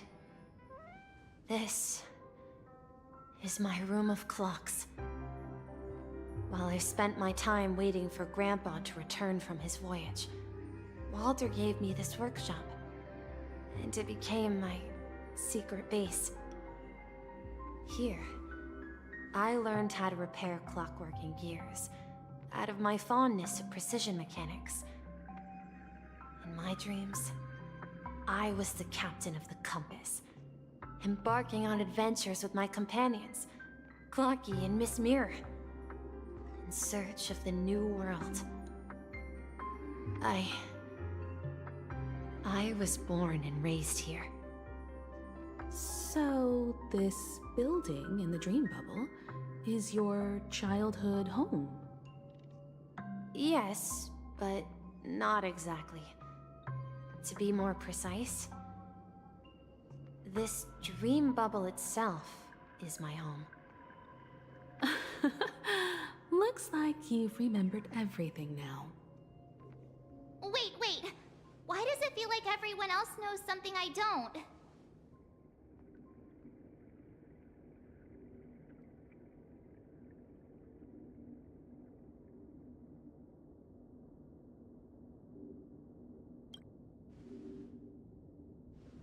Marge, do you remember when she mentioned the Clocky that only she could see?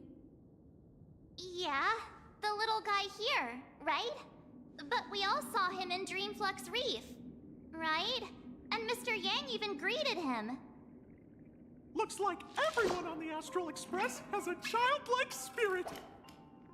The answer lies in the Astral Express.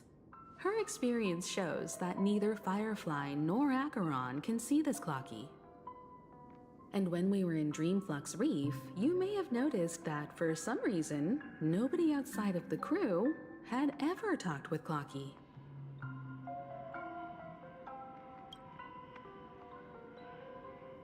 A mimetic life that can only be seen by a select few? It's just like a hidden message, left by someone for the nameless.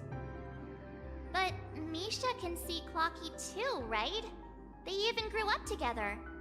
But Misha hasn't started the way of the Trailblaze yet. That's the key to the mystery, March. Now take a moment to recall. Have you ever seen anyone outside of the crew interact with Misha? Wait. No way! That's the answer, March 7th. This dream bubble is the place where I was born. And I'm a dweller in this dream. Just like a memory zone meme. I should have stayed here and waited for you. But when reality and memories merged, I unconsciously pushed open that door and left the bubble with Clocky. So it's not that the Watchmaker's dream bubble is empty, but rather the stuff inside ran away? And the whistle you heard was the sound of the Express arriving at Penacony? That's one way to see it, but I believe there's a longer story behind all this. It's best for Misha himself to explain all the details. How about we start with your name? Now, should we call you Misha, or...? Thank you all for helping me rediscover my true self. Now, please allow me to reintroduce myself. I was born on Lushaka, in the Presmere system, adopted by seafarers Mikhail and Char. They gave me a treasure, a name that carried their hopes. Mikhail Char Legwork, or simply Misha. If you prefer, you can call me by a more familiar name, the Watchmaker. So, you're the Watchmaker himself? Unfortunately, that legendary figure is no more. I'm only a reflection of his life. As for the child who has been with you, he's the innocent protagonist of Misha's childhood dream. A friend of Clocky, a young apprentice, and a future mechanic on the Express.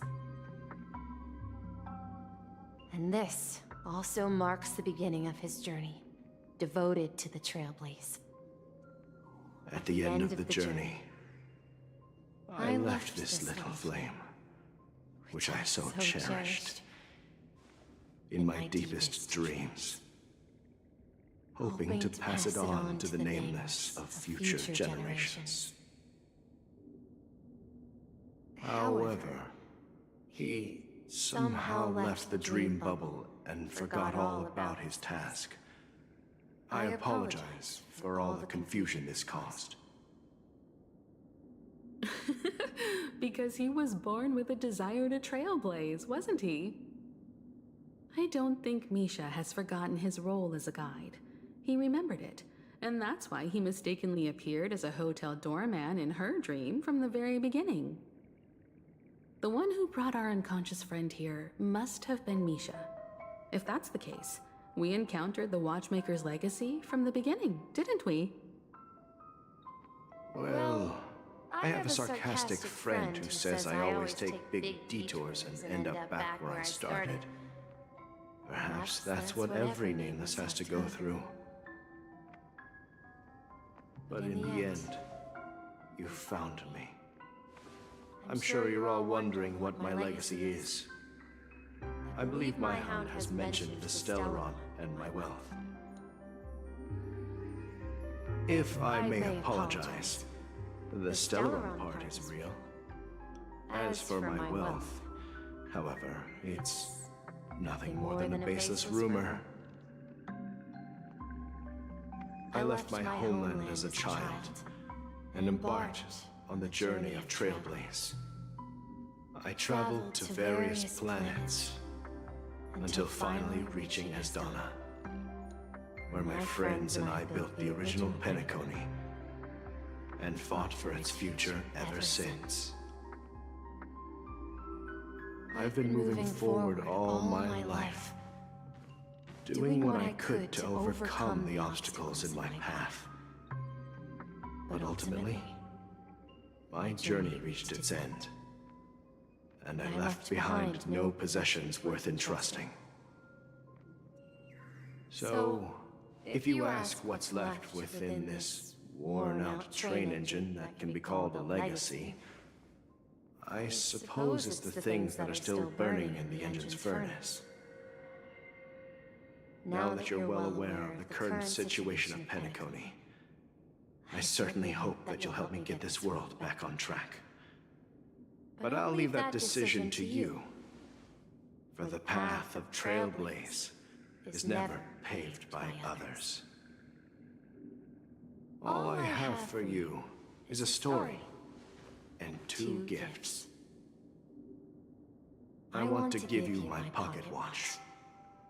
It has accompanied me throughout my long journey, guiding that naive child forward, and has been blessed with the presence of so many great people up to this day. And my hat, too. The one who navigated for me placed it on my head and planted a fanciful thought in my mind. The trailblazing expedition will never end.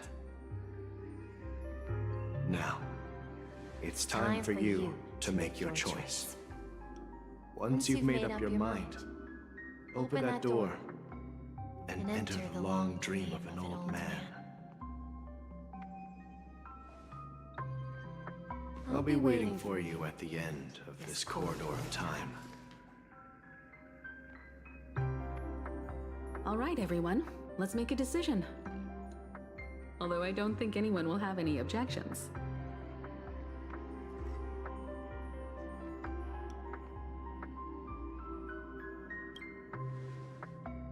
Of course. We've come this far. Surely there's no other option than moving forward. In that case, it's unanimous. Then let's proceed together to the end of this dream and tell Mikhail our decision.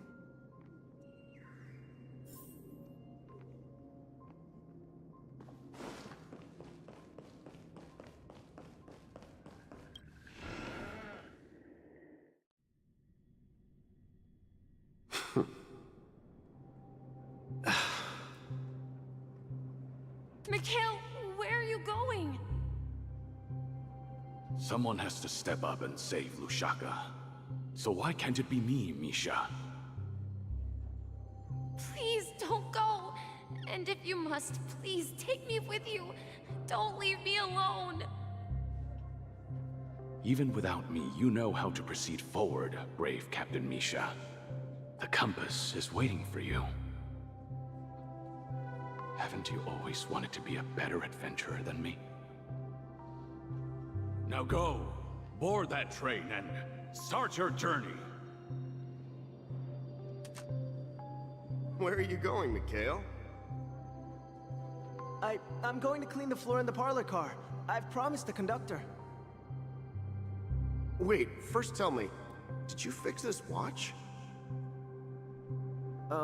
Yeah? I know what it looked like before.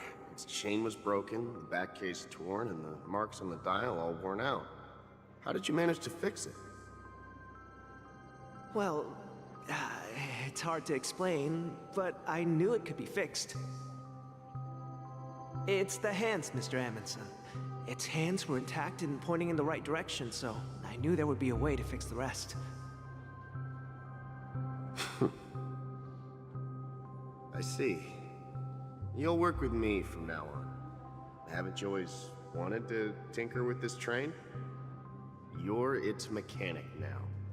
As for the conductor, I'll do the talking. But I only know how to fix watches. Don't worry. You've got what it takes. I'll teach you what you need to know. Where are you going, legwork? It's time to head to our next stop.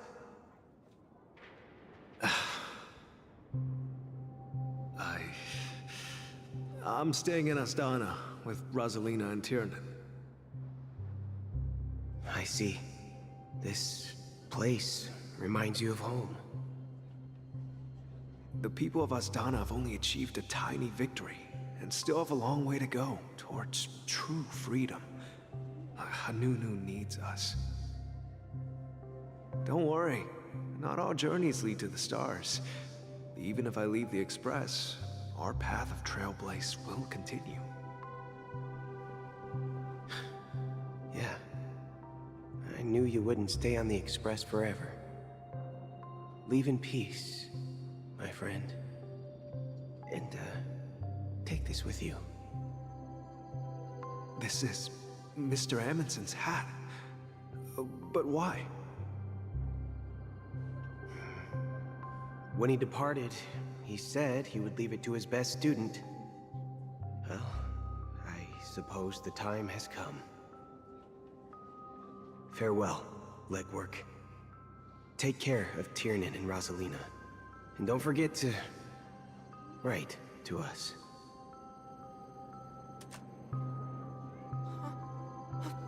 Where are you going, Watchmaker? Don't worry, Micah. Just going on a little trip. Someone has to be at the forefront of the interstellar frontier, and I'm the only former Nameless in Penacony. So why can't it be me? Because you're all we have! Have you forgotten about Tiernan? The cosmos is way more dangerous now. What will happen to Penacony if we lose you too? But what will happen to Penacony if we don't find a way out? Ah, Tiernan.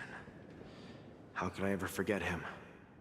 I've spent countless sleepless nights asking myself why I didn't go with him back then. We Nameless won't stop. Don't worry, Micah. It's just a matter of getting back to my old profession. Just wait for me to come back. But if, and it's a big if I don't come back in one piece, then you'll become the next Watchmaker. Where are you going, old man? Oh, you're here. Answer my question. What are you up to? Relax, Gallagher. I just came up with a great idea. Wanna hear it? Oh, come on! Aren't all your ideas just ways to get yourself killed? I may be blunt here, but you're the last remaining hero in Penacony. If you die too, the secret of the Stellaron will go to the grave with you. Yes, I'm afraid there's no way out in Penacony, so I'll have to consider alternatives beyond Asdana. We'll organize a festival using the Watchmaker's legacy as a facade, and send invitations to the entire cosmos to gather people here. So, a desperate struggle against the family? Desperate? Don't we have you here, my friend? This task is challenging, but what hasn't been challenging for us along the way? Well, whatever you do, remember, make sure to send an invitation to the Astral Express. Misha! Where are you going? Oh, it's you, Clocky. Take me to Dreamflux Reef. Last night, I had a long dream about the day we met. I want to write down that dream. Write it down? Why? Oh, so I won't forget it. Do you remember how you got your name, Clocky? Of course! You told me that when you were a kid, you lived in a room full of clocks. Those wall clocks and pocket watches grew up with you and were your best friends. Yes, but what I didn't mention was there's a funny misunderstanding behind it. I was a kid, and there was always a special pocket watch in my memories. It was with my grandpa, guiding him on his sea voyages and leading the way in his every adventure story. I wanted to have a pocket watch like that too. And that's when you appeared in my dreams. Yeah. Every night, we boarded the compass and set sail together. But you know what? It wasn't until the day my grandpa gave it to me that I realized it wasn't a pocket watch at all. It was a compass.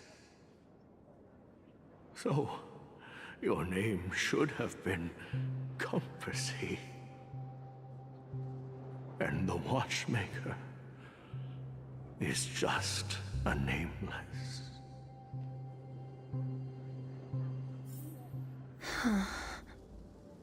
We've arrived at Dreamflux Reef. So, where to next? You know, Clocky, I don't think I'll be going anywhere else.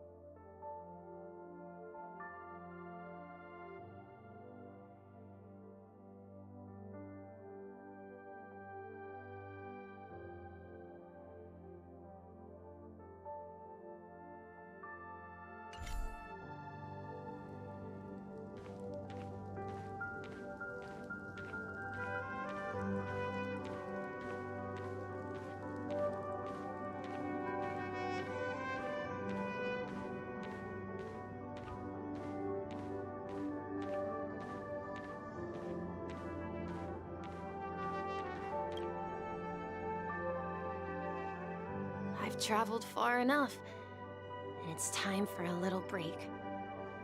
Oh. So, we'll set out again. When you're rested?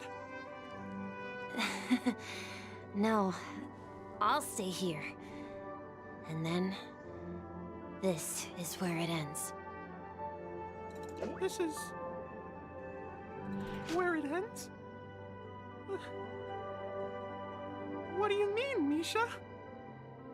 You told me that the trailblazing expedition would never end. Yeah, that's what I said. So now, it's up to you to decide your next destination. My next destination? What's that supposed to be? I've been following you. Misha? You're acting weird today.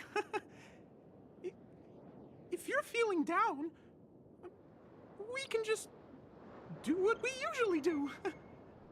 With the clockwork. No, I'm not feeling down.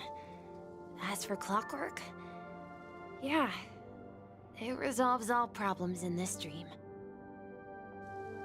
So, do you know what clockwork actually is? I'm not quite sure. Well, everyone gets lost at times. They may hesitate and doubt which way to go. That happens in this dreamscape and beyond. But don't worry. Everyone goes through moments of uncertainty and hesitation. Eventually, they gather the courage to make bold decisions. Whether it's calming, joyful, angry, or sad, all they need is a little nudge to take that step toward where they truly belong. I'm leaving that little nudge with you, and I hope you'll share it with others. Such is the essence of clockwork, the will of the Trailblaze.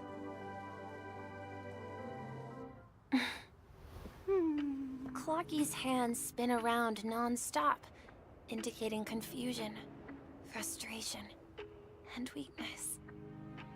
But ultimately, people still need to move forward. Just like your hands, always pointing ahead. This is where my journey ends. From now on, it is your path to walk. Trailblazing means taking paths your predecessors forswore and venturing even further. The Penacony in Mikhail's dreams does not belong to Order.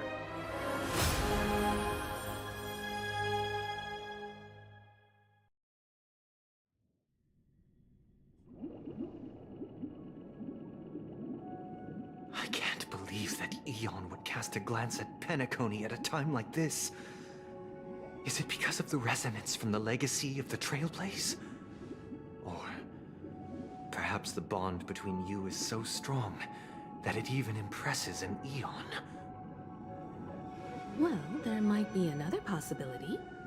Perhaps they want to witness, on behalf of the fallen Eons, who will hold the future of Penacony.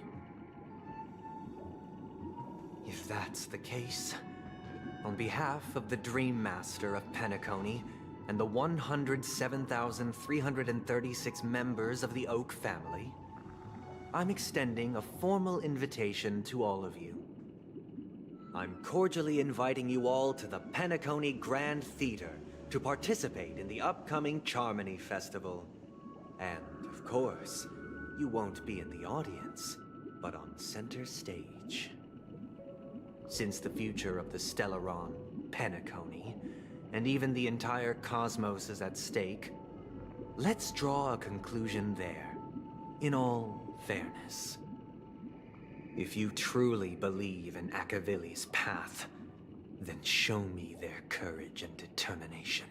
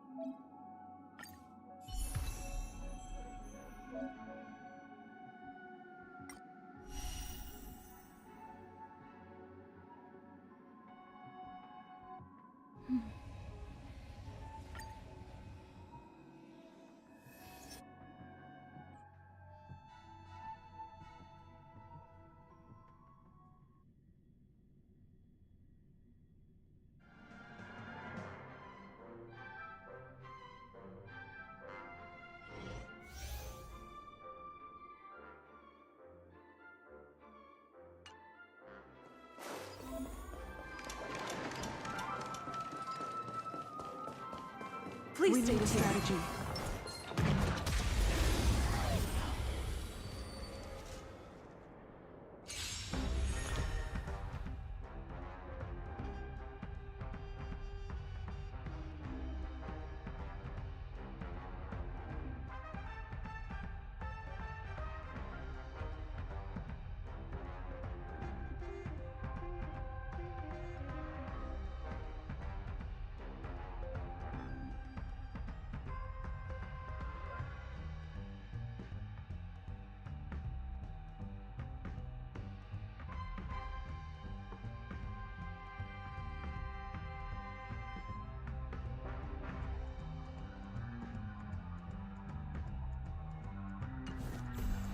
Time to test our rapport.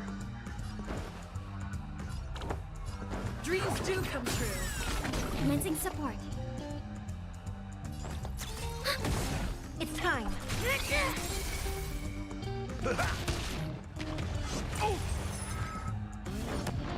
can't hurt me. Take your positions. Enemy targets detected. Ready for another?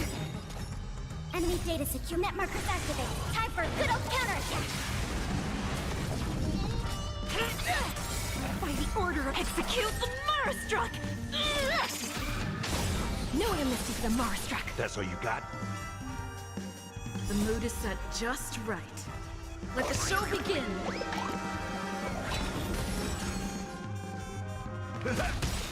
Nice, like my friends. Indulge yourselves! Stay in step.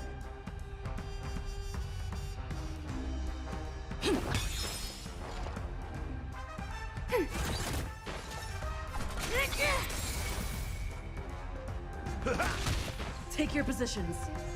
Let's improvise.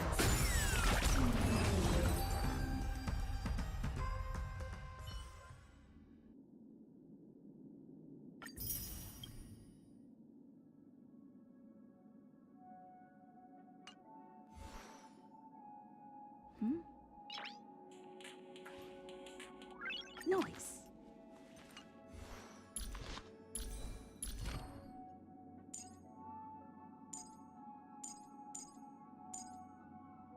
Before our paths diverge, savor the shared journey.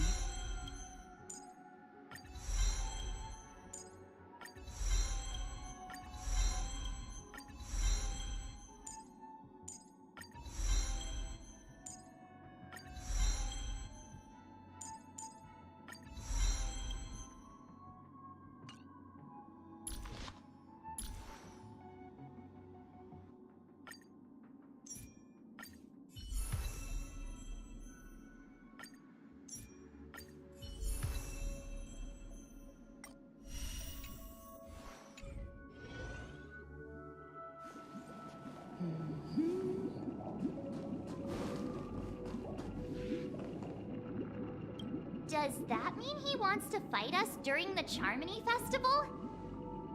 I'm afraid so.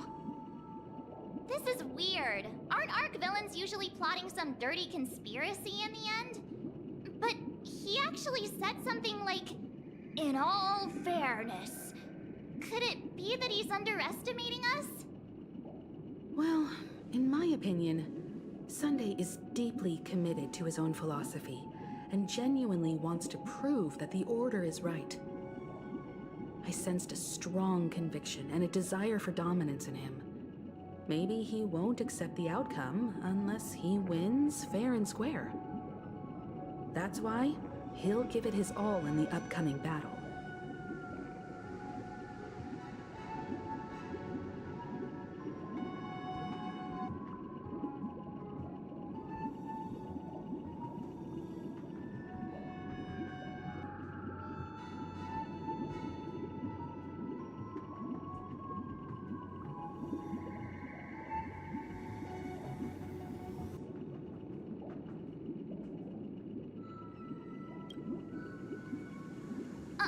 Are you backing out now? We've even dealt with a Lord Ravager of the Destruction, so a follower of the Order won't be a big deal. Anyway, we can't leave the Stellaron unchecked.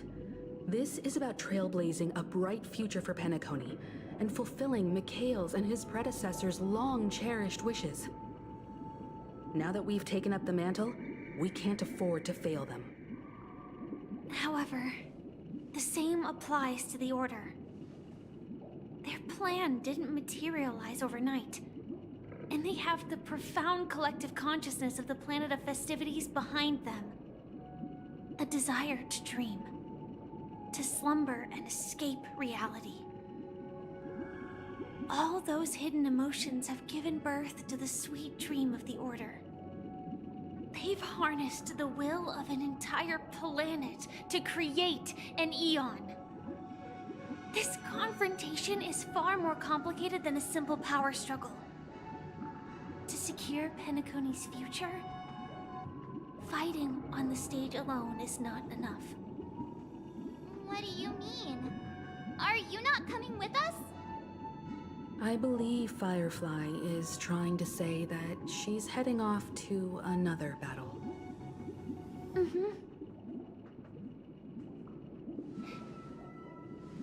Before I left, the Destiny Slave told me that this journey would bring unforgettable rewards. Even though the script he gave me only had a few lines, I couldn't ignore them. Because one of the lines said, "I'll experience death 3 times in the land of the dreams." 3 times? This can't be serious, right? The first time was a painful death when I was stabbed by the Blade of Dormancy, which led to all subsequent events. The script will always come true, but in a way that will only be revealed when that page is turned. So now I've understood the meaning of my second death. And I am prepared to face it. If all goes well, my efforts will provide crucial support for you. Only by achieving victory in this battle can we secure a future for Penacony. And only then, my third and final death won't come true in the most terrible form. The most terrible form? Does that mean... The true death, where everyone in Penacony loses themselves completely in the eternal sweet dream of the Order. We must do everything we can to prevent that. Have you made up your mind, Firefly? Yes. Otherwise, I wouldn't be here. Thank you again for your assistance for the Astral Express. May we meet again, in reality. Yeah. Farewell, everyone. May your trailblazing expedition never end.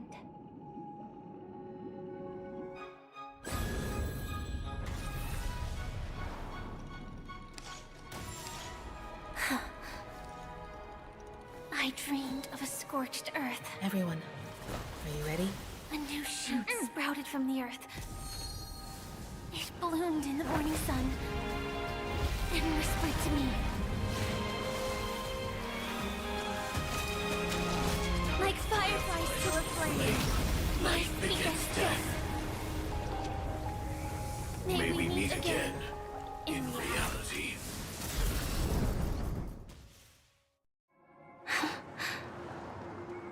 After today, Japella's name will disappear from cosmic history, and the Everflame Mansion will take its place.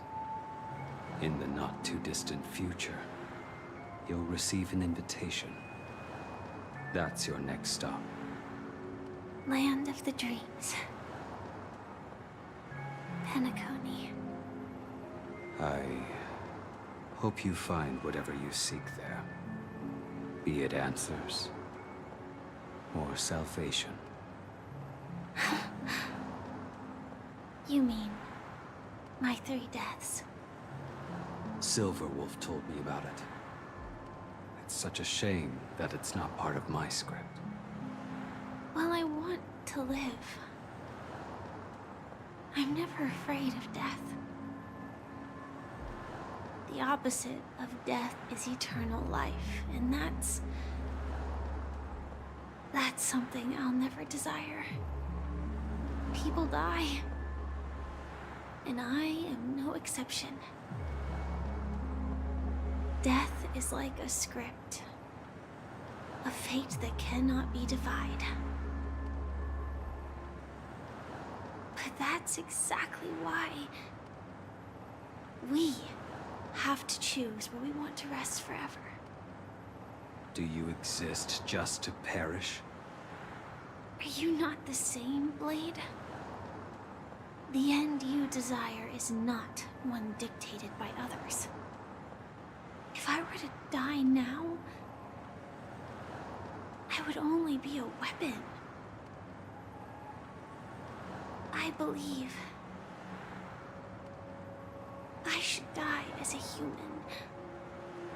Though its definition escapes me, isn't this the answer that ordinary people look for their whole lives? A name that can be carved onto their tombstone. The tombstone that belongs to me once bore the inscription, Glamoth's Iron Cavalry. Then it changed to Stellaron Hunter. But one day, it will bear the name Firefly. And all the brilliance she showed at the end of her life.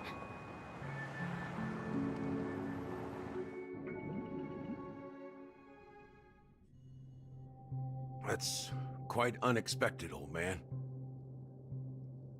Who would have thought your crazy plan would actually work? Do all you nameless fools just act on a whim? I can sense that this false sweet dream is coming to an end. The Nameless may be young, but they had the ability to achieve this goal. Just like you did in your time. It's a shame you won't be able to see it firsthand. Maybe I won't either. Once something fictional is seen through, it ceases to exist. Yeah, not just those Nameless. Even Mr. Wings is just like you. Stubborn, won't listen or give up, no matter what. Well, fate is unpredictable, I guess. If we weren't bound by those cursed paths, maybe we could have had some good talks. But in the end, we managed to do it. And now we can find solace. Remember how those idiots cursed us? They said, "Go to hell, you worthless traitors."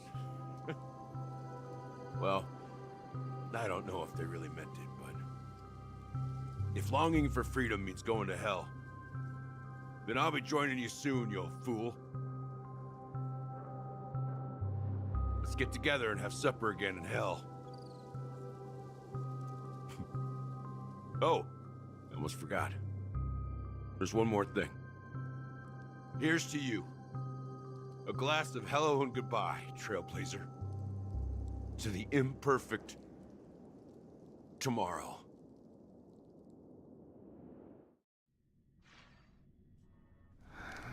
It's warm here, isn't it? You're lucky to have found shelter from the rain.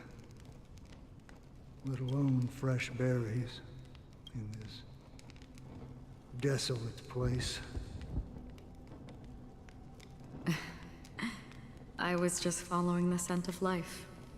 It's particularly strong in a place like this. It's a shame these berries don't have much flavor. Seriously? In case you didn't know, this fruit is pretty juicy. The only downside is that when you chew it, it becomes extremely spicy.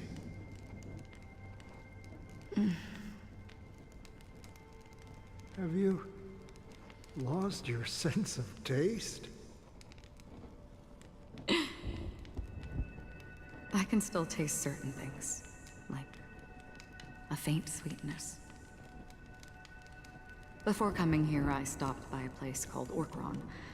It had barren cliffs and nights lit by bonfires. Burgundy snow would fall from the sky, and when it landed on my tongue, it tasted like raspberries. The flavor wasn't exactly sweet, but it left a lasting impression. When I think back on my past, I realize that what's tying everything together isn't the big events, but rather these small yet unforgettable moments. Don't worry about it. Losing oneself is a reality that every self-annihilator must face. At least I haven't completely lost my senses and memories yet. Well, congratulations on adding another footnote to your journey. By the way, are you always alone? No, I had a companion in Orkron. She's a short, nameless girl who aspired to explore IX. She always said she'd walk a path deeper and farther than Akavili's. Quite an ambition for such a small girl. So, what happened? She became stagnant water. Well, my condolences. Condolences. I don't need them. The girl left with a smile. She never regretted her choice and most definitely wanted me to say goodbye with a smile. So, that's what I did. That's proof that you're grieving for her. Or perhaps I'm just afraid. Afraid? I rarely sense that emotion from you. What do you fear? I'm afraid I'll forget the 30 days I spent with her. Just like all the other days in my life. Most of them have already washed away with the rain, disappearing into an unseen realm. I fear that those vivid red memories will fade away too. There isn't much color left. And besides this faint, warm red, there's almost nothing. Hard to imagine.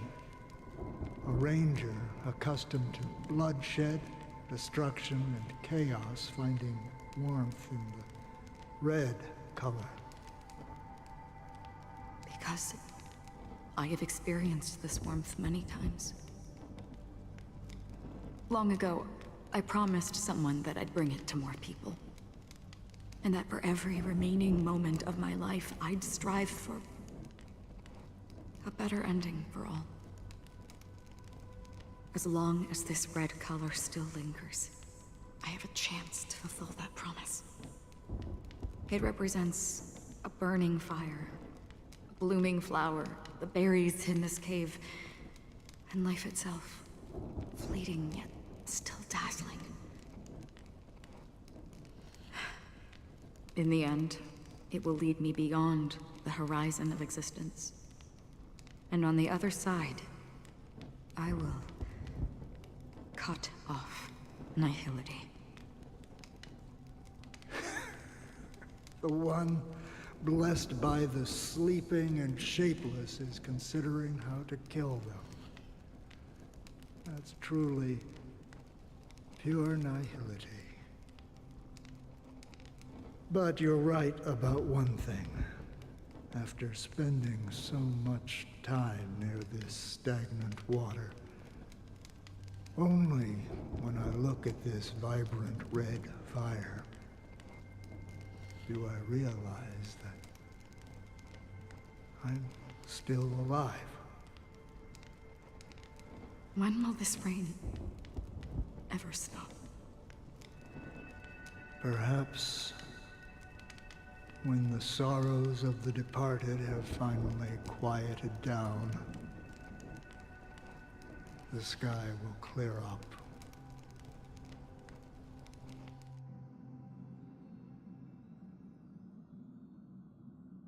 Have you heard of a planet named Biari Scamandros, Don Hung? It's one of the Paradise Kingdoms under the influence of the Harmony. A sought-after wonderland for the inhabitants of the Dardanu Major and Minor systems. Half an Amber Era ago, the family held an unprecedented festival there. And after that, everyone on the planet became part of the family. Do you think the same thing will happen on Penacony? Yes. Or how else can we explain it? The family deliberately used the Watchmaker's invitation to keep all the Pathstriders here, but banished the Emanator of the Nihility. Because of the Nihility, I'm rarely affected by the power of other paths, but somehow I can unconsciously infiltrate them. Maybe that's the risk they're trying to avoid. I would disagree. Biari Scamandros is not part of the credit system or connected to the Silver Rail. It's nothing more than a remote civilization sheltered by the Harmony. But Penacony is different. If the family messes with Penacony, that would be like declaring war on almost half of the factions in the cosmos. They have no reason to do that. No, they don't. If they truly serve the Harmony, that is. What do you mean? The path in Penacony is impure. The Harmony here has impurities. Do you remember the ancient swarm disaster? Tazerond, the propagation, brought endless havoc to the universe, and it eventually evolved into a fierce battle among all eons. 2 paths lost their eons in that war, the propagation and the order. Coincidentally, their downfall is related to a certain eon. Shipe, the Harmony. Legend has it that they participated in the crusade against the Imperator Insectorum, and devoured Anna the Order for unknown reasons. Holy Forgaroni. So you're saying that the 2 leaderless paths are working behind the scenes? But I don't see any descendants of the propagation in Penacony. Could it be that the remnants of Beyond the Sky Choir are hiding within the family, trying to resurrect a fallen eon? If the family messes with Penacony, that would be like declaring war on almost half of the factions in the cosmos. I would disagree. Biari Scamandros is not part of the credit system or connected to the Silver Rail. It's nothing more than a remote civilization sheltered by the Harmony. But Penacony is different. Do you remember the ancient swarm disaster? Tazerond, the propagation, brought endless havoc to the universe, and it eventually evolved into a fierce battle among all eons. 2 paths lost their eons in that war, the propagation and the order. Coincidentally, their downfall is related to a certain eon. Shipe, the Harmony. Legend has it that they participated in the crusade against the Imperator Insectorum, and devoured Anna the Order for unknown reasons. Holy Forgaroni. So you're saying that the 2 leaderless paths are working behind the scenes? But I don't see any descendants of the propagation in Penacony. Could it be that the remnants of Beyond the Sky Choir are hiding within the family, trying to resurrect a fallen eon?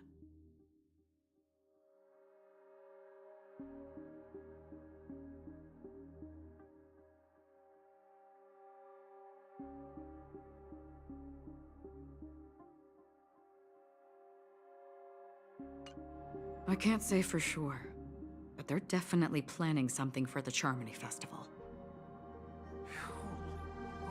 Dude, now, this is getting way too complicated. Is this why you want us to leave Astana right away? Are you giving up? The Charmony Festival will start soon. There's one thing that I need to confirm no matter what. A warp jump is the best way to do so. Time is running out. I have another plan.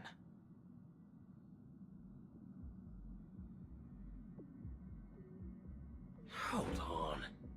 Are you thinking of using the Jade Abacus of Allying Oath? Exactly. The assistance from the lawful Cloud Knights would be enough. Think it over carefully.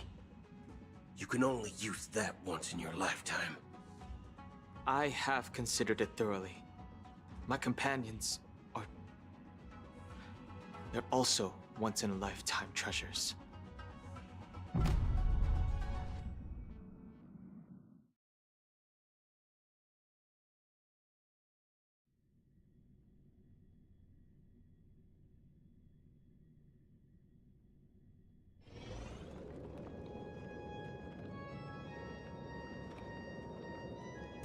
Damn.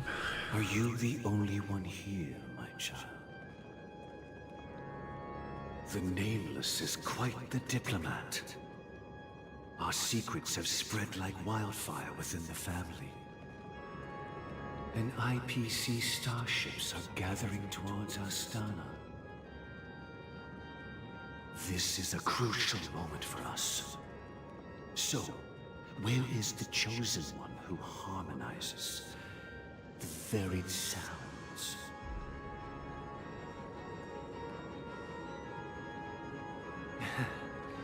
What do you mean, Master? I'm right here in front of you, aren't I? You know, she was supposed to be the star of the Charmony Festival in our plan. But the plan has changed. As her brother, I know she doesn't want to sing for the Order. So I'll take her place. You've always been wise beyond your years. I'm sure you understand the consequences of your choice. If you consider this a betrayal... well, there can't be two suns in the sky. I'll step up and take down the other sun if necessary. Do you believe in karma? If karma exists, then everyone has their own karma. You have yours, and I have mine. And my karma has nothing to do with you, Mr. Gopherwood.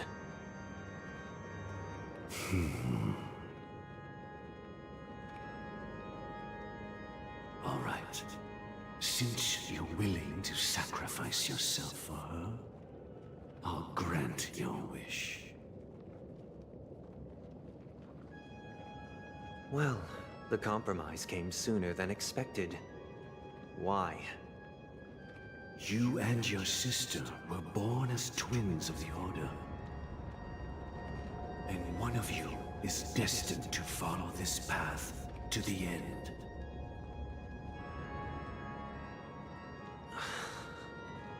Is this part of your plan? Of course. You're still as clever as you were when you were a child. The opening is near. Go, my child. Seize the power of the harmony and reveal your karma. I have one final question, Master. Why did you choose to bring the Order to Penacony? Wouldn't it have been better to choose a desperate world instead of a city filled with hope and dreams? Why? It's for justice, my child.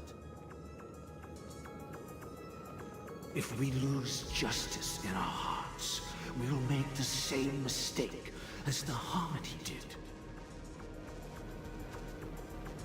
So, it's not you who manipulates the dreamscape with the Stellaron, but... Well, that's where our conversation ends. Go ahead. The 107,336 souls of the Oak family have dreamed of this moment too many times.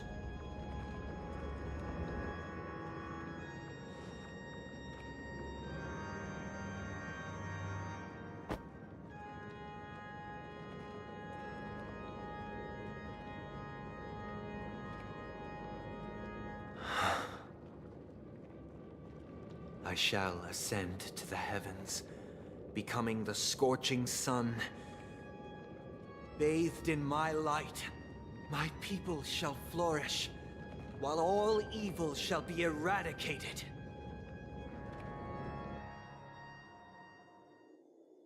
This is the interior of the Penacony Grand Theater. It's quite exhilarating to be flushed into the air by Soulglad. But why is the venue still closed when the Charmony Festival is about to start? And not only that, the entire theater is eerily quiet. No audience, no staff, no one around.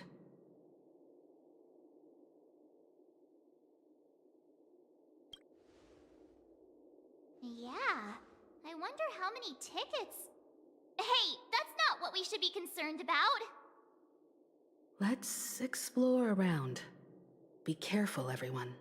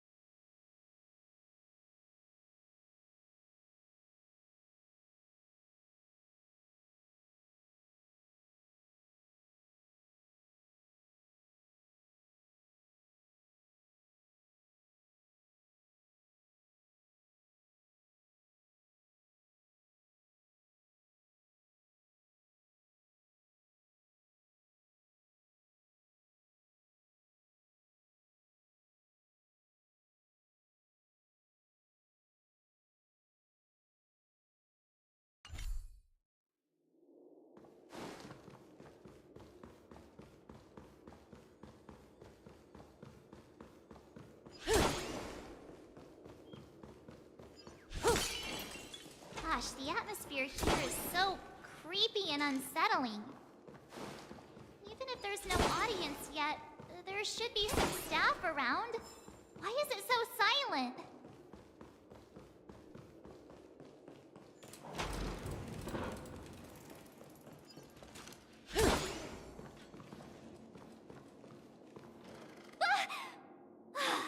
Yikes! They scared the life out of me! Why are there so many puppets at the ticket office?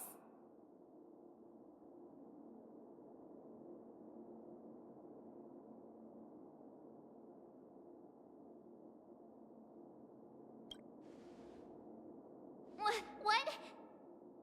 You're so annoying. Stop scaring me. Are these puppets part of the stage setup? Even so, it's so eerie that the entire front hall is empty.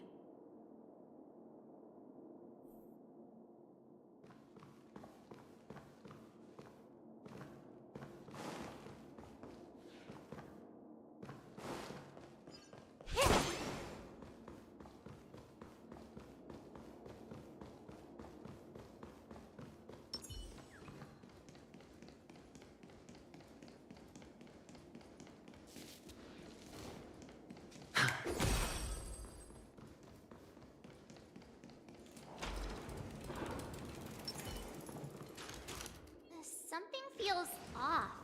We're in the right place, right? There's no other grand theater in the dreamscape. So Sunday's messing with us? He said we'd have a final showdown on the stage, but why is there no one here? My apologies for the delay, March 7th. You scared me! Where are you now? I'm waiting for you behind the curtain. Following the Asdana tradition, I invite you to enjoy a stage play in 3 acts before the festival begins. History is a mirror reflecting the universe's true essence. Let's use this opportunity to delve into the rich history of Penacony and the Eons. Within it, naturally, the future takes shape. Let us commence with the dawning of the world. After the Dusk Wars, darkness veiled the sky, and chaos consumed the earth. Enna the Order emerged, destined to restore all existence. That marked the first day.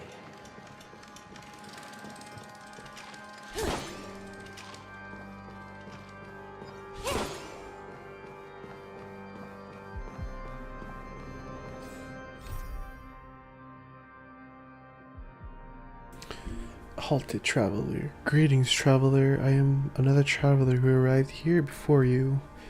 Halted traveler, this place has been a crowded and confined prison till very recently, but now I have and the other prisoners want to make it into a paradise. Halted traveler, please keep walking forward, traveler. I have some things I would like to have your help with at the end of the journey. Halted traveler, I hope you will like this land of dreams, built atop the scorched, barren earth.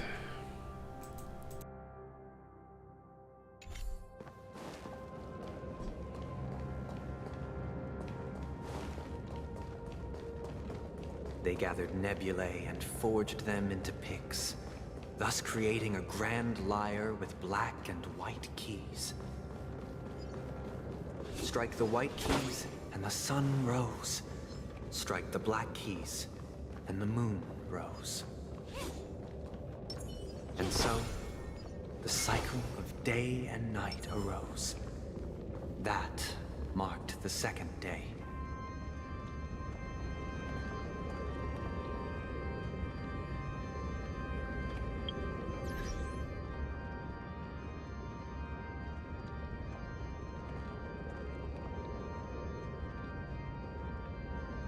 I'm gonna take a real quick break.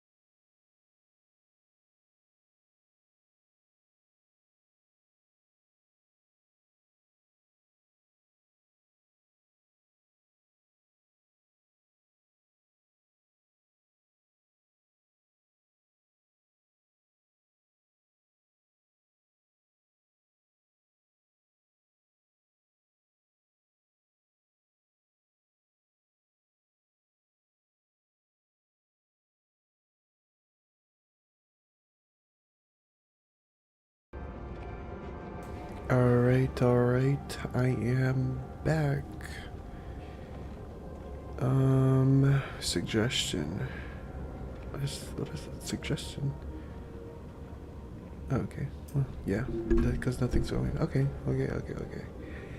I am back, everyone. I'm back playing the game. Give me a little bit to get caught up, I guess. Give me a bit.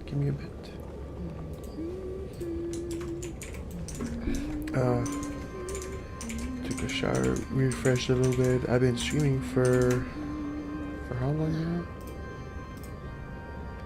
Almost 5 hours now. That's kind of crazy to think about. Never streamed this long before. So, what if it was like a hackathon? Not a hackathon. Subathon, that's what I meant to say. Alright, now let us The puppets are gathering around the frame. Are they expecting us to enter it? Okay. Put my volume a little bit up. Entering the dreamscape.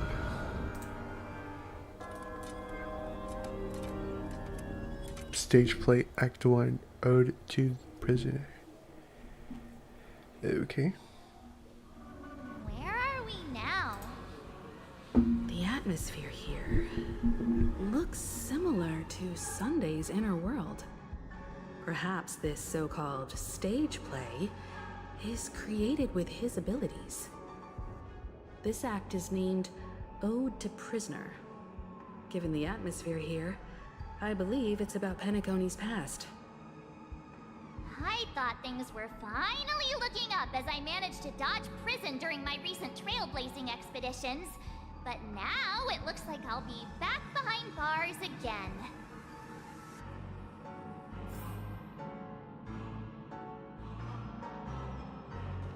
I genuinely wish to avoid a violent clash with my esteemed guests from afar. Therefore, I've arranged 3 acts before the situation becomes irreparable. Where shall we start our narrative?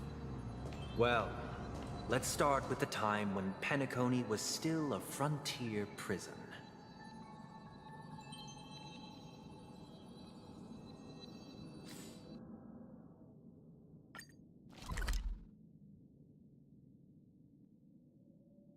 Alright, I'm just checking because do not want to collect chests until after the story quest is over. Just for personal preference, because I could just go and watch a walkthrough of like someone collecting chests for me, so I can just follow through. You know, and collect them. You would occasionally discover some scattered dream bubbles in the map. Due to them being unconnected to passable platforms, these dream bubbles cannot form bubble bridges. After interacting with the control panel, the corresponding dream modules and their trajectory will be highlighted. Okay. By interacting with control panels, the dream module can be moved along the designated trajectory. Moving the dream module, the scattered dream bubbles on its surface will also move with it. When the placement of the scattered dream bubbles meet the requirement of forming a bubble bridge, these dream bubbles will congeal. When this happens, approach with a bubble charge to manifest a bubble bridge. Alright, move. Very simple. Now make the bridge. In 2147 AE, a prisoner named Hanunu ignited a struggle for liberty and emerged triumphant. IPC referred to it as the War of the Frontier, while the Asdanians dubbed it the War of Independence.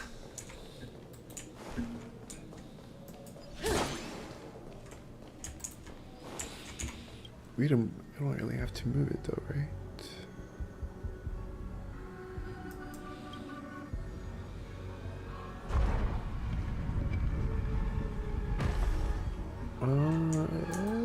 I see.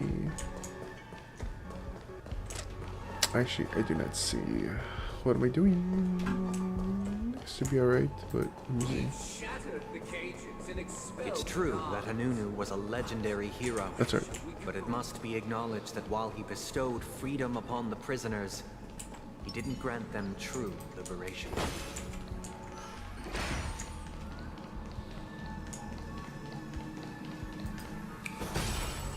Thank you for staying here, honorable travelers. The three nameless stayed on the planet, endeavoring to spread the tenets of Trailblaze throughout the frontier prison. Alas, oh shoot! Their efforts proved futile.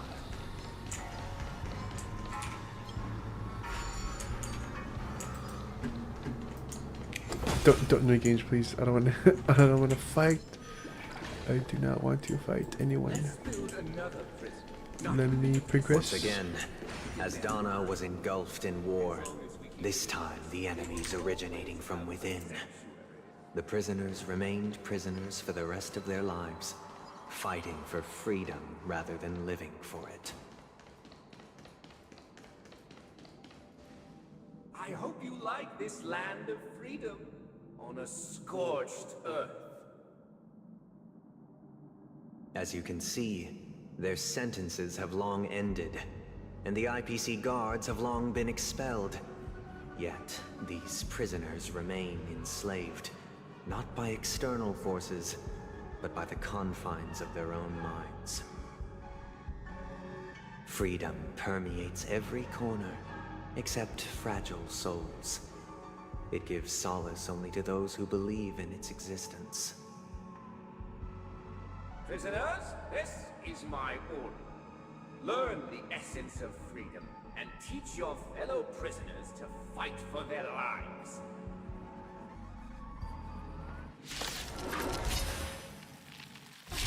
Oh my goodness. Fight while enjoying the show.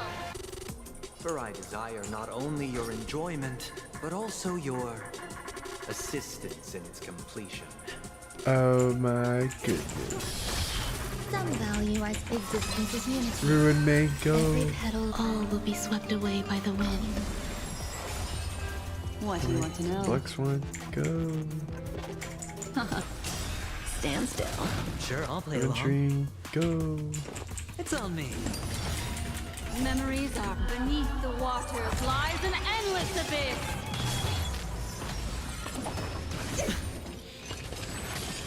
Say bye to breathing. You're targeting me. There's more to life. Relax.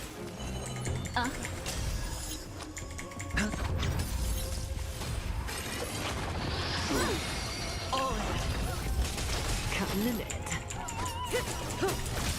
Good times. Time to say bye. Oh my god. Boom. It's not that hard. The dice have bust. Or maybe I'll take it all. I'll take it all. Stand still. Destiny isn't chosen. Do some defense. Hedge your bets. Some value, I suppose. Eternal. Break. All will be swept away by the wind. What do you want to know? Relax. Sure, I'll play along. There's more to life. We're too good, we're too good. Restrain you anymore. You are free. Thus concludes the first act. Amidst a raging war, the frontier prison headed toward becoming Land of the Exiles. This must be how Penacony was constructed. With the aid of outsiders, the prisoners were finally liberated and established the Land of the Exiles. However, it appears that Sunday aims to convey the spiritual plight of the prisoners more than the physical aspects of imprisonment. This show is a bit too literary for my taste. but the battle part is quite easy to understand. Anyway, we've arrived at the exit. Let's go!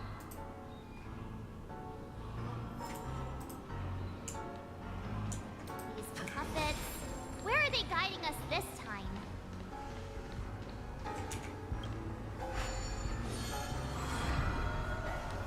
My god. They transmuted streams of stars into inked nibs, creating symbols to be pronounced and counted.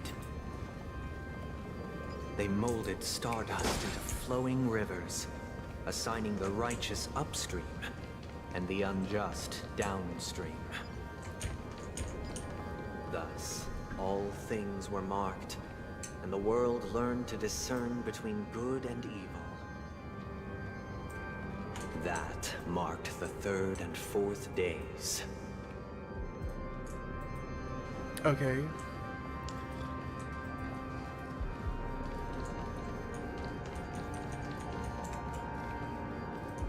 Let's go. What the heck? Am I like going up? By this. Wait, what? What? Okay, I'm supposed to go up. Okay, well, I'm gonna go through here then. Let me see what that leads me.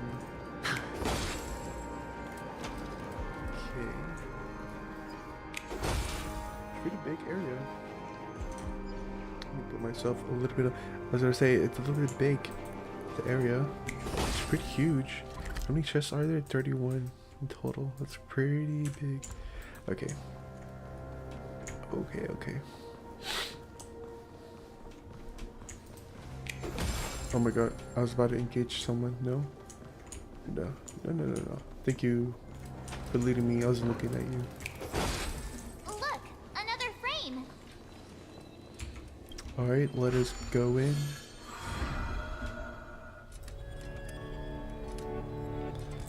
Stage play Act 2. Oh, to fool.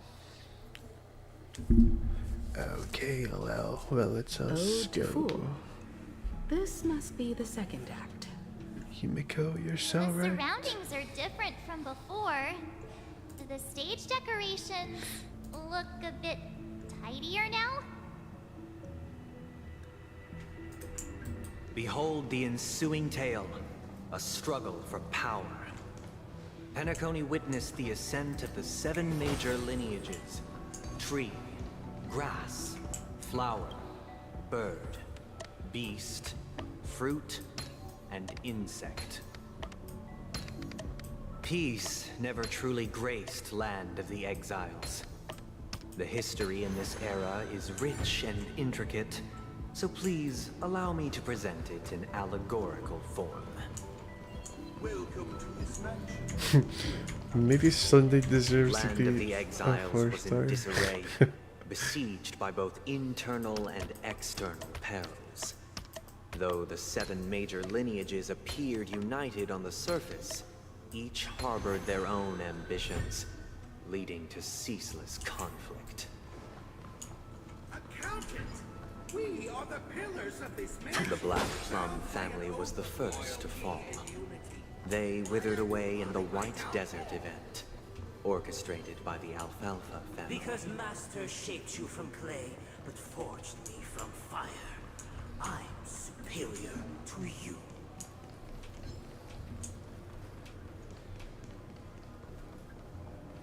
Am I supposed to go down? Okay, but let me see. I really do not want to fight. Okay, I guess I can get away with that. Okay, let me go down. My child, you did not serve the The old leader master of the Alfalfa family sought to defect to the IPC, trading freedom for survival. However, his eldest son slew him in the name of righteousness and ascended as the new family head.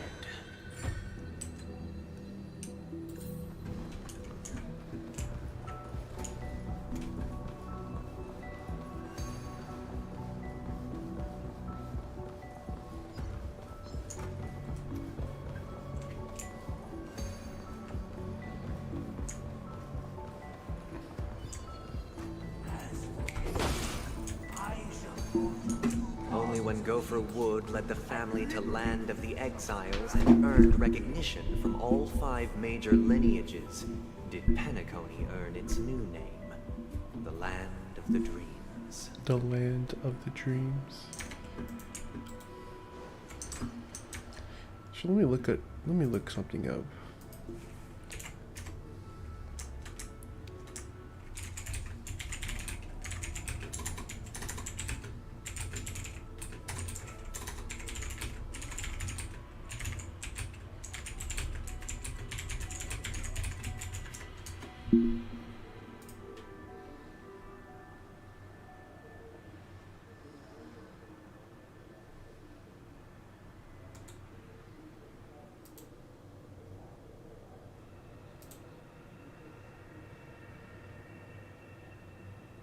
Okay.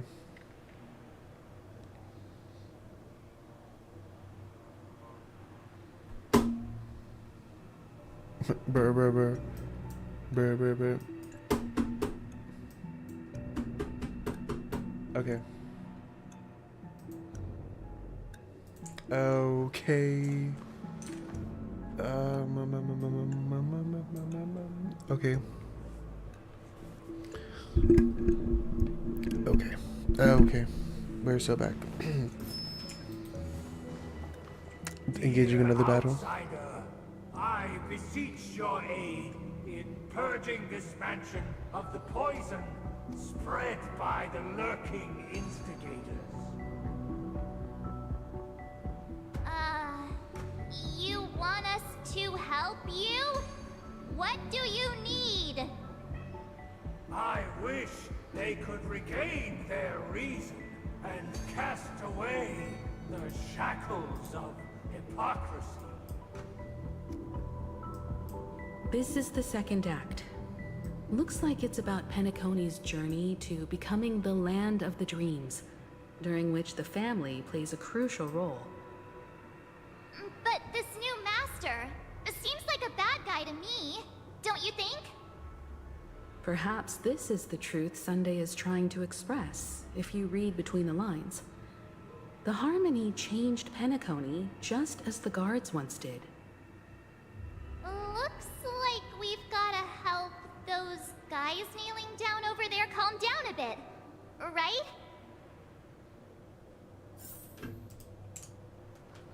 Alright, let's do it. Either I shall be my own master, or I shall return to my former master. I shall not submit to a new master under any circumstances.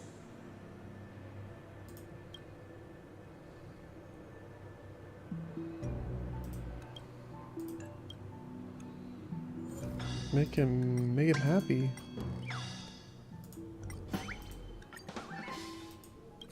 This puppet isn't responding at all.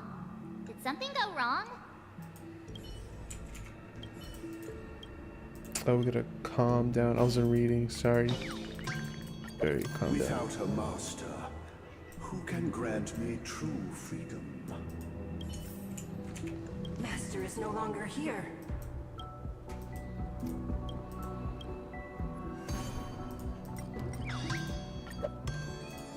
Master is no longer here. I must seek a new master and serve them faithfully.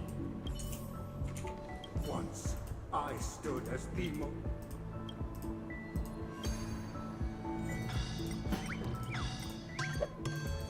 My former master has long departed. But why do I still fear the remnants of his creation? Master! Oh, you will return in due course, and I shall stand vigilant, awaiting the reward for my loyalty.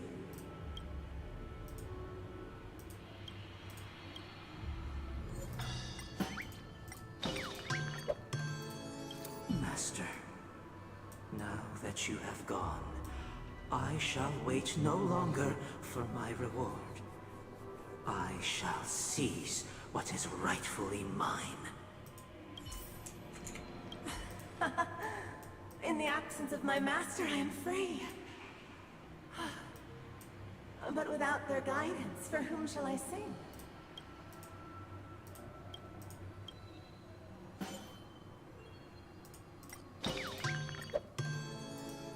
I shall sing for my new master, just as their noble voice once resonated throughout the cosmos. Thank you, dear outsiders. My servants have regained their sanity.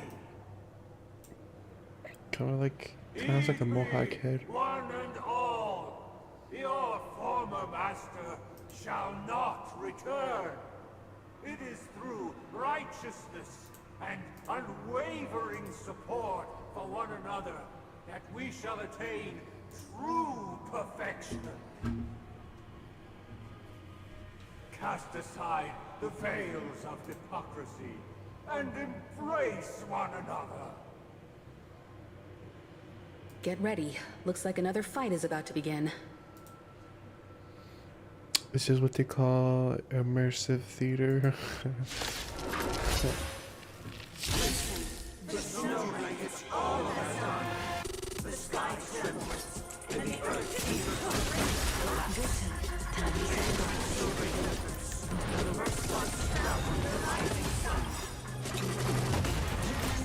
Beneath the waters lies an endless abyss. What did you just spill? Existence is unity. Destiny isn't chosen. Stand still. It's on me. May as well kill them all. Didn't hurt. What the heck? What the heck? Relax. What do you want to know? Ill fate descends. Say bye to breathing. Good times. Time to say bye. Boom.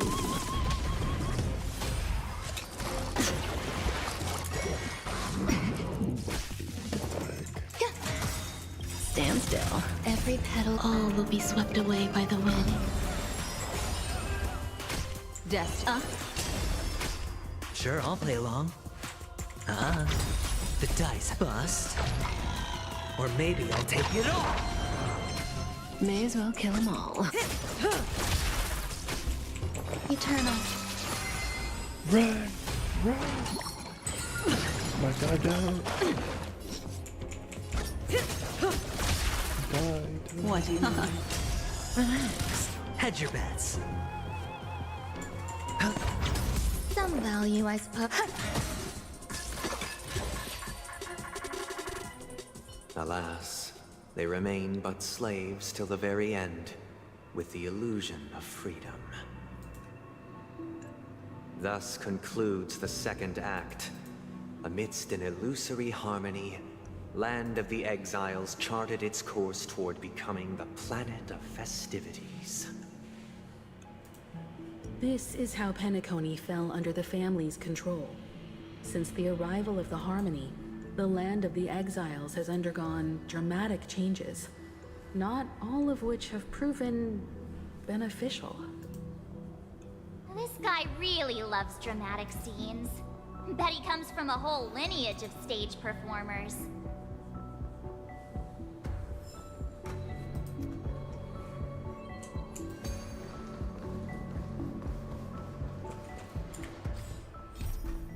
Finish Act 2. I didn't read that part, but okay. Snow falls across all of Asdana. It has buried the budding growth of ancient times. It has buried the echoing roar of great river. It has buried the letters of the sails. It has buried the sonorous whispers of the dying gods. Snow falls across all of Asdana. The sky is on the brink of collapse. The earth is burdened beyond salvation. At the end of the Silvern universe, the rising sun sprouts new buds. The buds summon the arrival of a new era as the wind whispers its monologue through the branches and leaves. The master shall never return. The master shall never return. Okay.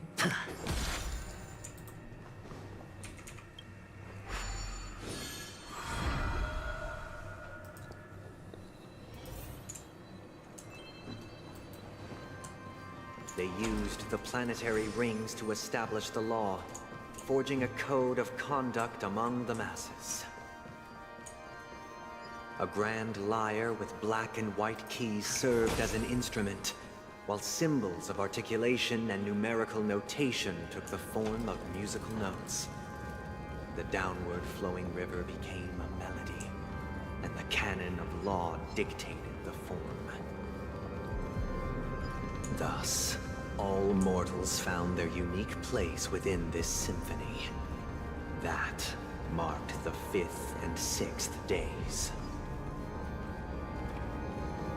This guy is really into these puppets. This guy also yaps too much.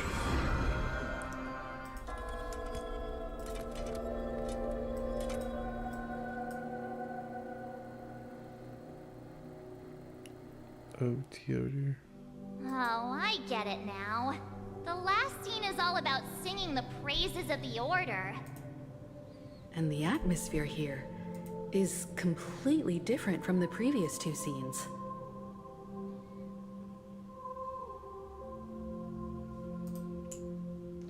This is the concluding act of this play. I have showcased the past and present of Penacony, hoping that my desire for change resonates within you. Chirp, have you been dumbfounded by my... Look at the immaculate stone, the exquisitely elegant sculpture. I am in love with this place, Chirp. You designed it? What a beautiful misunderstanding, Chirp. I'd die with no regrets if I was the only one who built this place, Chirp. My works are much more small than that. My knowledge much shallower, Chirp. Goodbye, Chirp. I have honed my own craft. Friend, one day I'll make something that trumps this masterpiece, Chirp. Okay, this is the concluding act of this play. I have showcased the past and present of Penacony, hoping that my desire for change resonates within you. And now, I shall reveal its future to you. Give me one quick second.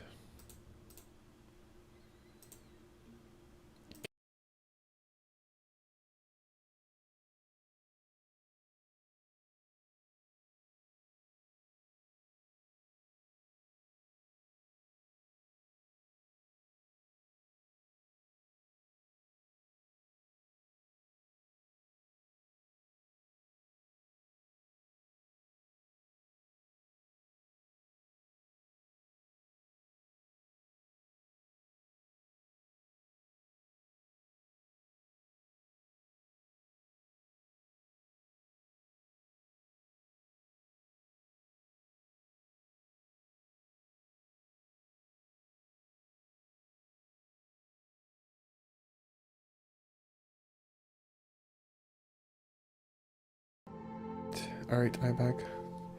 Sorry. I had to check on something real quick.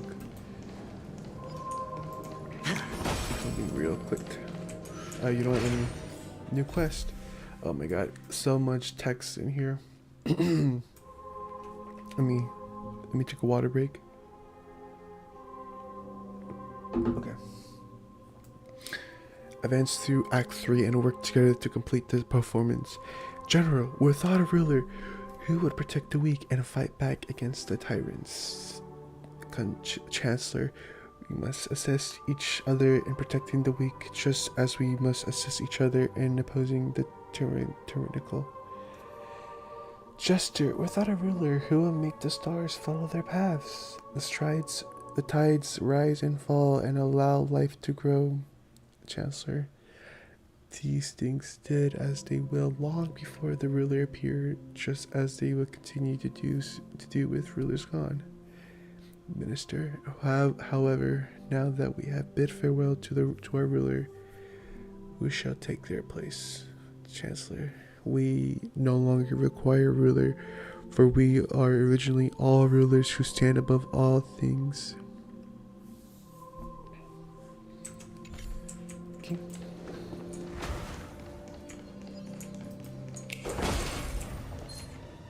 My goodness gracious. Oh my god. Feeling lucky. You're gonna die. I'm killing you.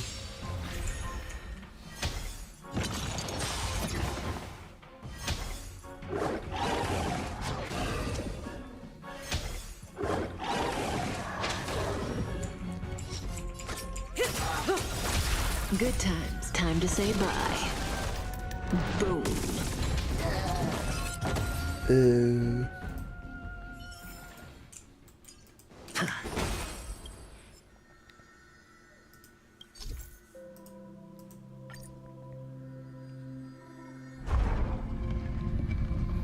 Wait, am I cooked? Oh no, I'm good.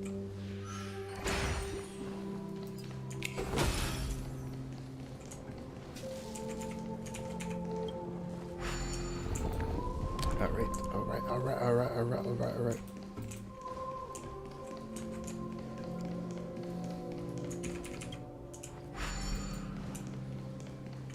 Without it, responsibility for the people.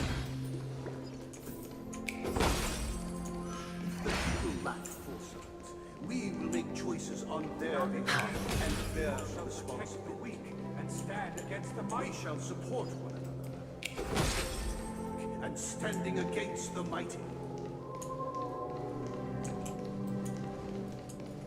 Done literally what I just read. No. Oh, I'm like close to it.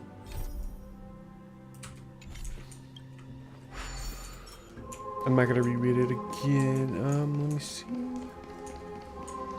That's not part of the act, right? I mean, I think it is. Looks like it is, yeah. Or no, probably just for the chest, to be honest. TBH. But let's complete it nonetheless. Okay.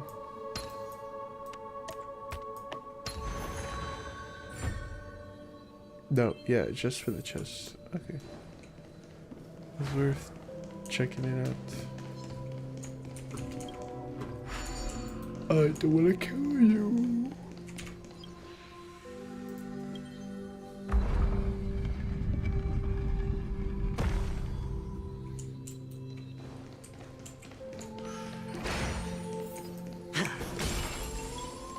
Without a king, who shall govern the movement of stars? Before the The ebb and flow of time. everything followed its natural course. And so it shall continue, even after the king's departure. After the king's departure. We no longer have need for a king, for we have become kings of all things.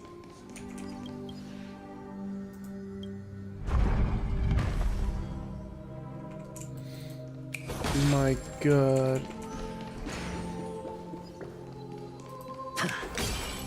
Oh my god, I don't want to. I don't. Hey, aren't Is we that the supposed has-been to kick off a hotel? short story and have a fight here just like we did in the previous acts? Why aren't any of these puppets saying anything?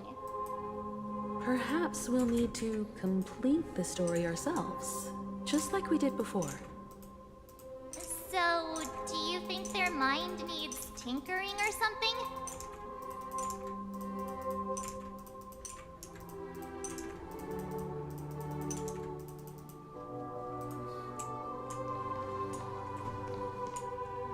Okay. Based on experience from Act 2, it seems that you need to employ clockwork once again to bring the performance to fruition. Activate clockwork. That looks scary, actually. What the heck is Clocky doing? Clocky, you look. Farewell, former king. Oh, what the heck is going on? We no longer have need for a king, for we have become kings of all things. What? Farewell, former king. Oh my god. This is so How did it creepy. go? You can't change them? What does that mean? My apologies for my negligence. I forgot to inform you that the final part, was scripted long ago. Let our previous king recount it to you. Now it is time for the final rite. Prepare for battle. Looks like we'll have to fight again. Descending from the infinite spiral staircase. First towards the future with measured steps. No need to remember or seek my existence. For the contours of my mind shall be expanded.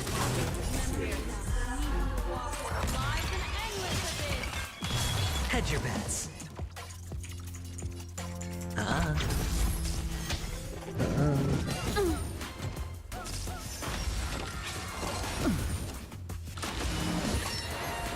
What did you just do? There's to more to her? life. What the heck? Every That's petal harassment. all will be swept away by the wind. Ill tidings manifest. Spend freely. Spend freely. Didn't hurt. Die. Good times. Time to say bye. Boom. Stand still. Destiny is a pair.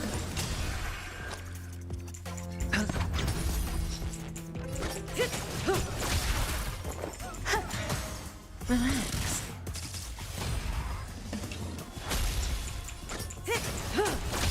Destiny isn't chosen. Stand still. Light awake. Light awake. Light awake. In the hushed expanse of a nocturnal reverie, I leave faint traces behind. No need to remember me, or to recall the essence of dreams. What is mine shall wane, while you shall transcend its delicate nature.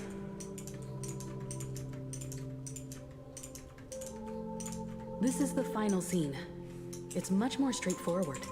He wants to expel the Harmony and establish an empire based on the Order. Let's go.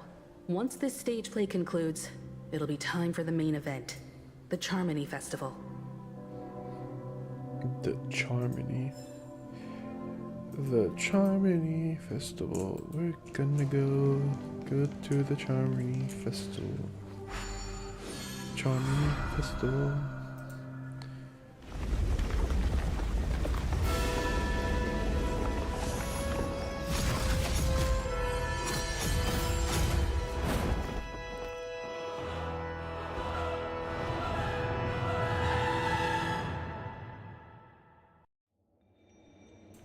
One system They hour? imbued the world with meaning, perfecting all things in the heavens and on earth. Then, they rested from the labors of creation. Yet, all beings cried out to Enna. Under the banner of the Order, you have defined all things in the cosmos. But this made us realize that we are but puppets in your hands. Thus, on that day, all beings united and cast the Eon into the abyss of oblivion. This Grand Theater looks totally different. Is this the power of the Order? Everyone, get ready. This could be a tough battle.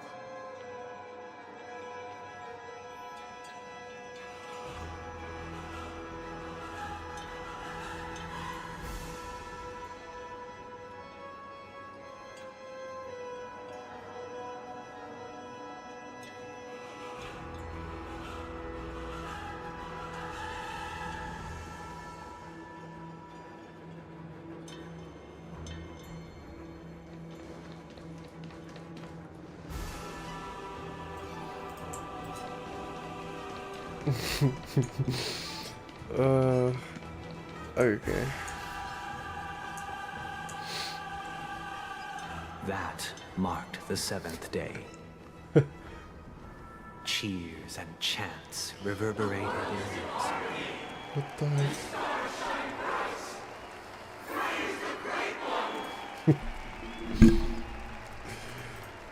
Oh. Alright, I think my team is ready.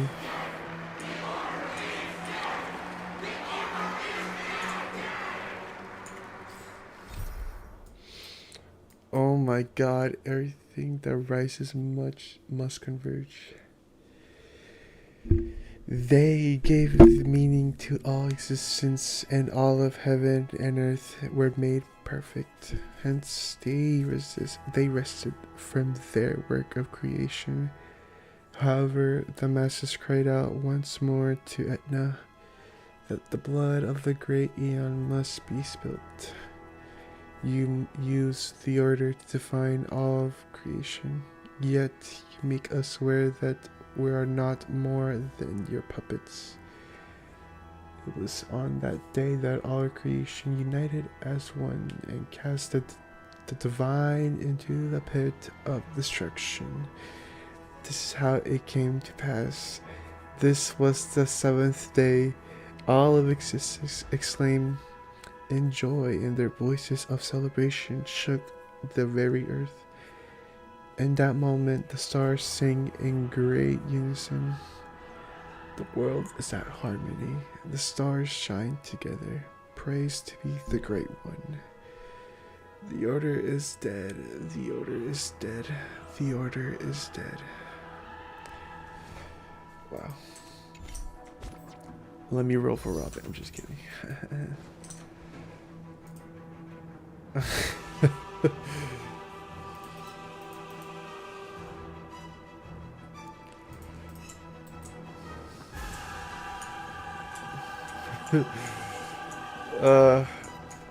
This is it, people. Will I survive? Let's see. Oh, I didn't even get to do my thing. Look, there he is! That concludes everything related to the Order. What are your reflections on this, my dear guests? Nevertheless, this is but a trivial blip in the annals of galactic history. What truly matters is the course this river shall take in the days to come. You've arrived at the perfect moment. The Charmony Festival is about to commence, and it would be a shame if you were absent for the Harmony's prologue. Allow me to extend my warmest welcome once more. Welcome to Penacony Theater, the very core of the Sweet Dream, the abode of the Stellaron, the grand stage of the Charmony Festival, and the very place where the future of Penacony shall be determined through conflict. And the very place where your schemes get smashed to smithereens. Why did you invite us to this duel? Where is the Stellaron? Why am I not seeing it? Okay. Yeah. Your unwavering faith in the Trailblaze is truly impressive. True goodness can only be achieved through faith. Allow me to point out that falling into a permanent slumber is not happiness, especially when those people are driven by someone else's will in their sleep. Do you still believe that the Order only seeks to control the universe as their puppet, Himiko? No matter how perfect your vision of paradise may be, a cage remains a cage. People will never achieve true happiness in a world like that. They would just be toys for the Aeon. It seems you have misunderstood my intentions. Allow me to clarify. My desire is not to resurrect a fallen Aeon, or become one myself. My sole objective is to create a paradise free from Aeons, where the Order ensures the dignity and happiness of all humanity. A paradise exclusive to us human beings. That's not the case. If people are to live with dignity, there must be nothing and no one above them. In your so-called paradise, you would be the one reigning supreme. Looks like we won't be able to convince each other. Now that our conflict has been destined, let's unveil our paths and reveal to the universe the true path. However, before the prelude to the future begins, please take a moment to ponder the questions I've posed. Is darkness equal to daylight? Are sinners equal to the righteous? If you are born weak, which god should you turn to for solace? I know, is this the actual battle? Oh, I might have... Great might. Under the banner. Time to say bye. All things in the cosmos.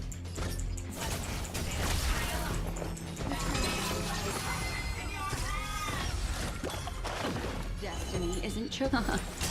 Relax. That was the battle, but I made a mistake and I might have... Yeah. The dice have bust. Or maybe I'll take it all. Enjoying yourself? Cutting What it. the heck? Grace and elegance. Stand still. Every petal, all will be swept away by the wind.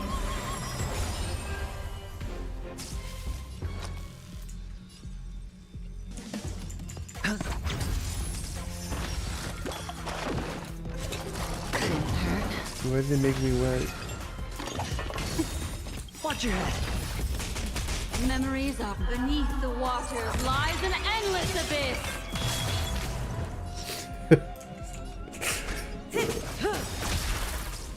Some value, I suppose.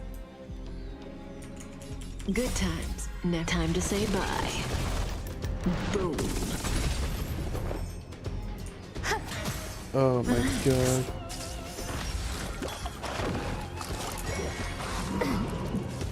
Destiny is apparent. Ill tidings manifest. Spend freely. May as well kill him. There's more to life. Existence is unity.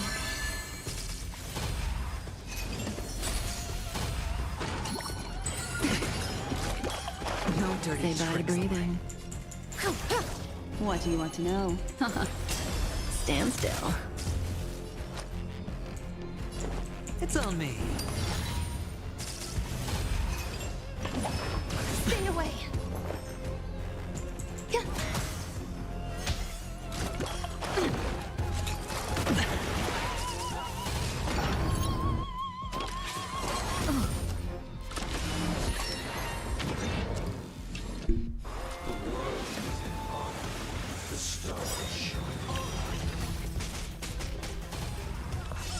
Enjoying yourself?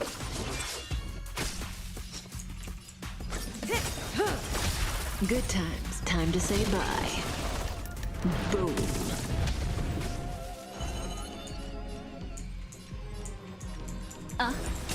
Relax. The dice have been cast. Bust. Like, Or maybe I'll take it all. Grace and elegance. May as well kill them all. Every petal, all will be swept away by the wind. Destiny is apparent. Ill tidings manifest. Beneath the waters lies an endless abyss. Hedge your bets. Stand still. Eternal. Say bye to breathing. Good times. Time to say bye. Boom. Destiny. Some value, I suppose.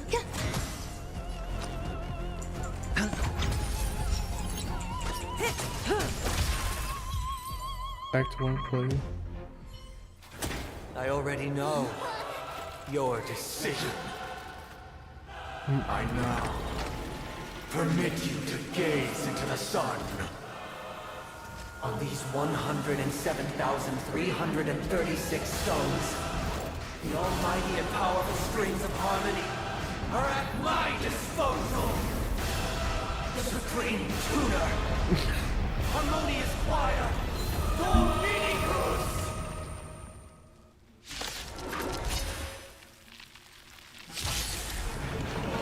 Lost souls, come and meet your Alright, master. I'm walking in. The embodiment of the harmony.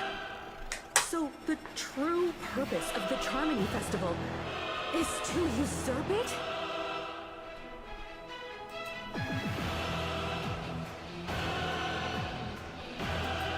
This won't take long. What the heck? I didn't even do that. Okay. Existence is unity. I got one skill point. Ill fate descend. Sure, I'll play along. Spend I'll freely. take it easy. Get the shield.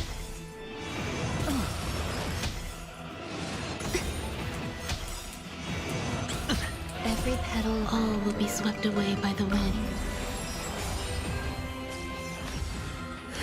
Enjoying yourself. Why accepted as you are? Answer this.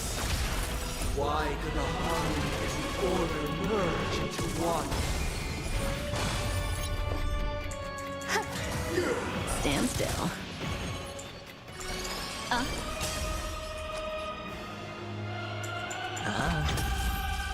Disorderly noise!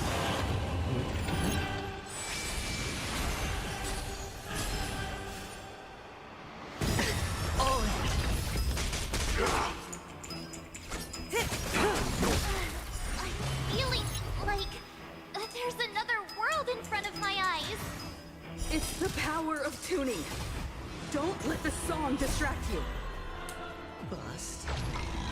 Or maybe I'll take it off. Watch your head. Destiny is apparent. Ill tidings manifest. Disorderly noise! Memories up beneath the waters lies an I thought this was like endless adventuring. What the heck?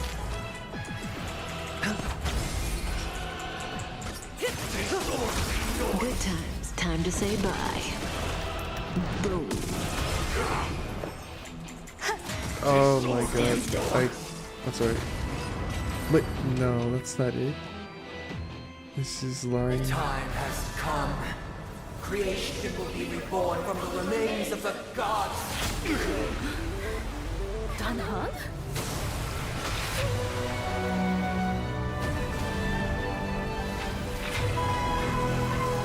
Radiant spirits, heed my word. Show no mercy!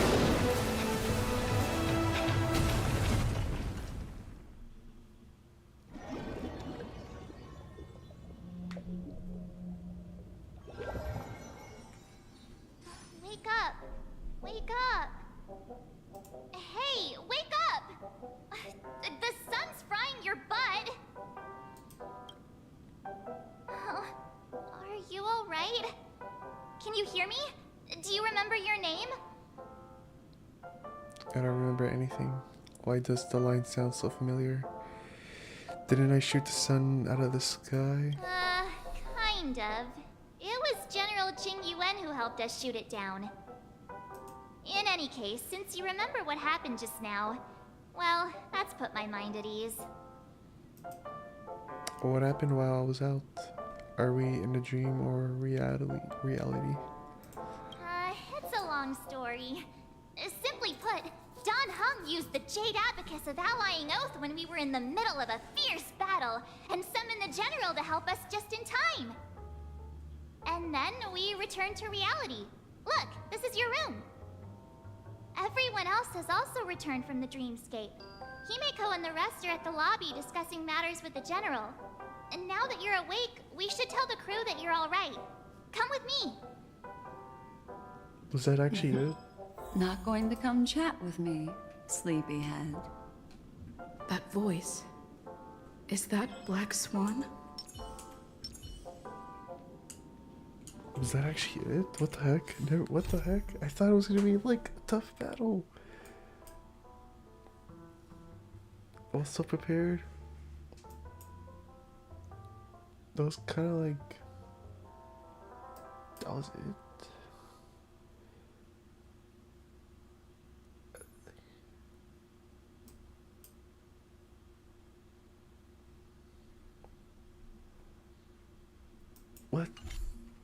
What? I feel like that's kind of disappointing. I thought it was gonna be like adventuring to. Hey, we meet again, sleepyhead. What's Miss Black Swan doing here? Nothing, Miss March. I noticed she was awake and wanted to check to see how she was doing. Though the strike from the General was timely, its destruction was also immense.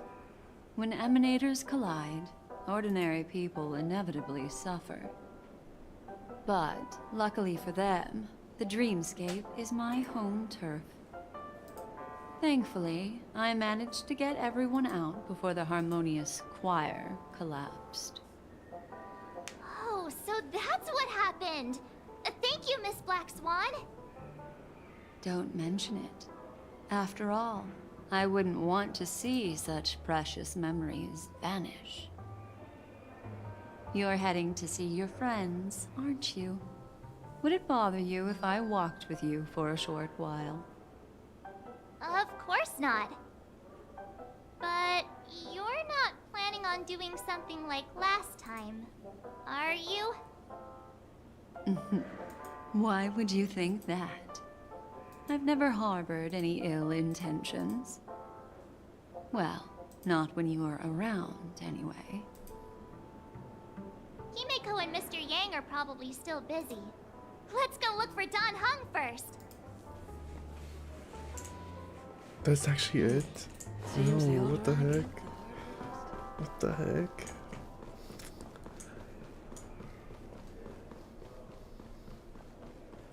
The boot hill. Look, he's still talking to that cowboy. No, what? One peach soul glad? Shaken, not stirred. I'm confused. You're awake. How do you feel?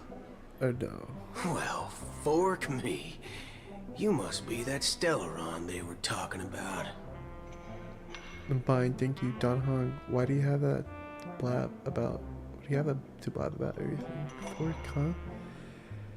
I myself prefer spooning. Allow me to introduce him to you.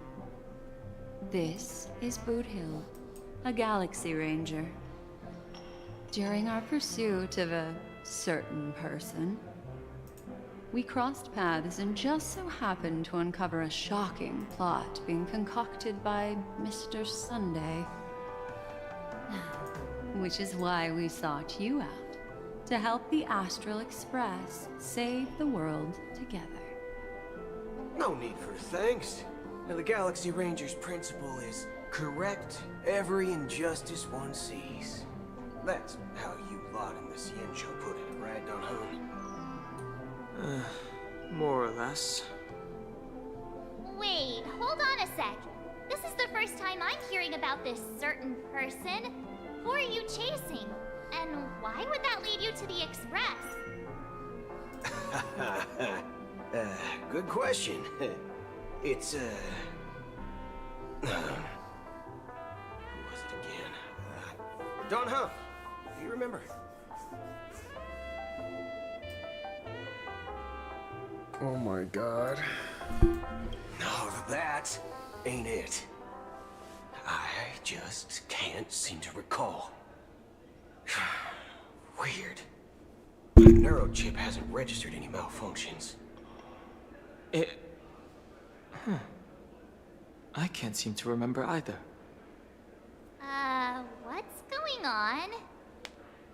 Heck. Forget about it. If it slipped all our minds, reckon that person was just a minor scoundrel. Unimportant. Ain't gonna stop us from piecing together the story anyhow. Yes, when the dust settles, I'll just think of a way to recall it in the memory zone. Everyone, let's hurry up and look for Miss Himiko, shall we?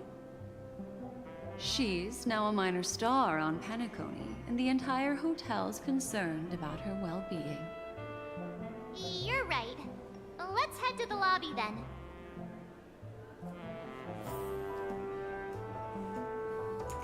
You guys go. I'm an outsider, after all. I'd rather not disrupt a long-awaited reunion. Alright.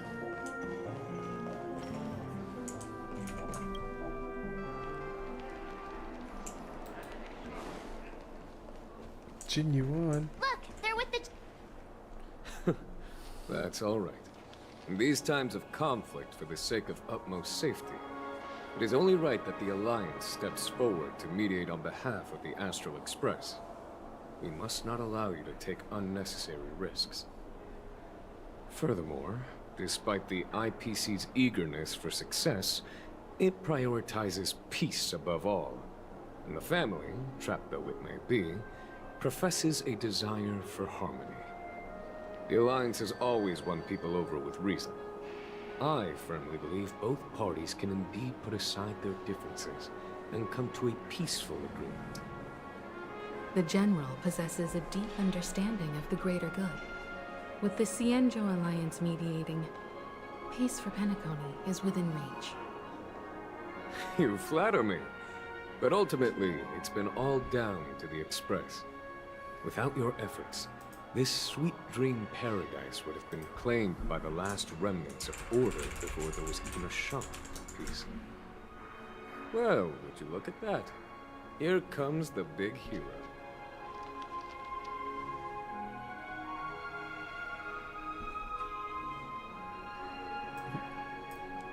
It was nothing really. Here's the galactic baseballer, the paragon of both heroism and humility. Are you okay? I heard you couldn't wake up. Are you feeling unwell? Don't worry, Mr. Yang. There's nothing wrong with her. She practically burned through a lifetime's worth of jokes on the way here. What about you, Mr. Yang? I heard that even Miss Robin wasn't spared. And that guy locked you both up. It's a long story. But at least Mr. Sunday took it easy on us. He used an ability called tuning to connect our consciousnesses with his. In other words, he imprisoned us within his consciousness. Thanks to General Jing Yuan's destruction of the Harmonious Choir, we were able to escape. He used that tuning on us too. Does that mean that we were almost imprisoned as well? I can confidently say now, he was truly after a fair fight with us. Had he wanted, he could have easily taken us down, without so much as lifting a finger. Speaking of the Oak family head, where is he now? It's complicated, but in a nutshell, he's now the former Oak family head. The IPC has named him the key figure in the family's Penacony split, citing a threat to cosmic peace. He must represent the family and answer for the unrest caused. His trial is set to take place at Pier Point. The family quickly labeled him and the remnants of the Order as enemies, declaring the turmoil an internal rebellion. This move effectively barred the IPC from intervening in family affairs on both moral and rational grounds. Everyone really has their own agenda, after all. Then, what's going to happen to Miss Robin? She and Sunday won't be able to deny their involvement in the Charmony Festival. They're siblings, after all. Why the sigh, General? I can only say that this incident is an unexpected mess for the girl. The Alliance will try to persuade the family to consider this matter carefully during mediation. It's time, everyone. The IPC's key members and I have agreed to consult one another before the upcoming negotiation. Do any of you wish to sit in? Given the General's invitation and the matter's significance to the universe, the crew will naturally accept. However, if the IPC has any reservations... Why, of course you're welcome. Hello, They've mentioned that your team is a trusted ally of the IPC in Penacony, so there's no reason not to welcome you. Besides, If there can be reliable observers from the Astral Express present, discussions will go more smoothly. So, what do you all think? Well then, we shall oblige. I'm kind of allergic to those types of situations. I think I'll just head back to my room and start packing. Not to worry. Himiko and I will take care of things. I'm afraid I'll also have to return to the Express first. The conductor is worried about us. It's best I go and explain the situation. Thank you.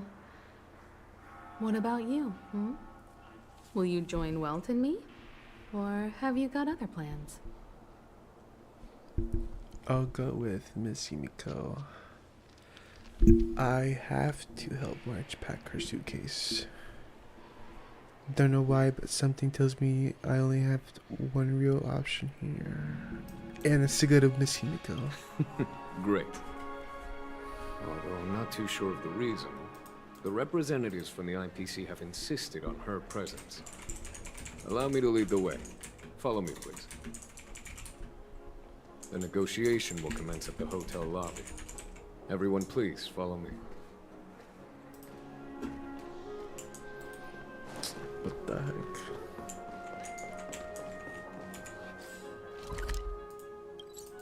Mr. Aventurine and Miss Topaz are here too. What? Oh, and who is that over there? The Intelligentsia Guild's Dr. Ratio. This assembly is quite something. Dr. Ratio. Aventurine's back.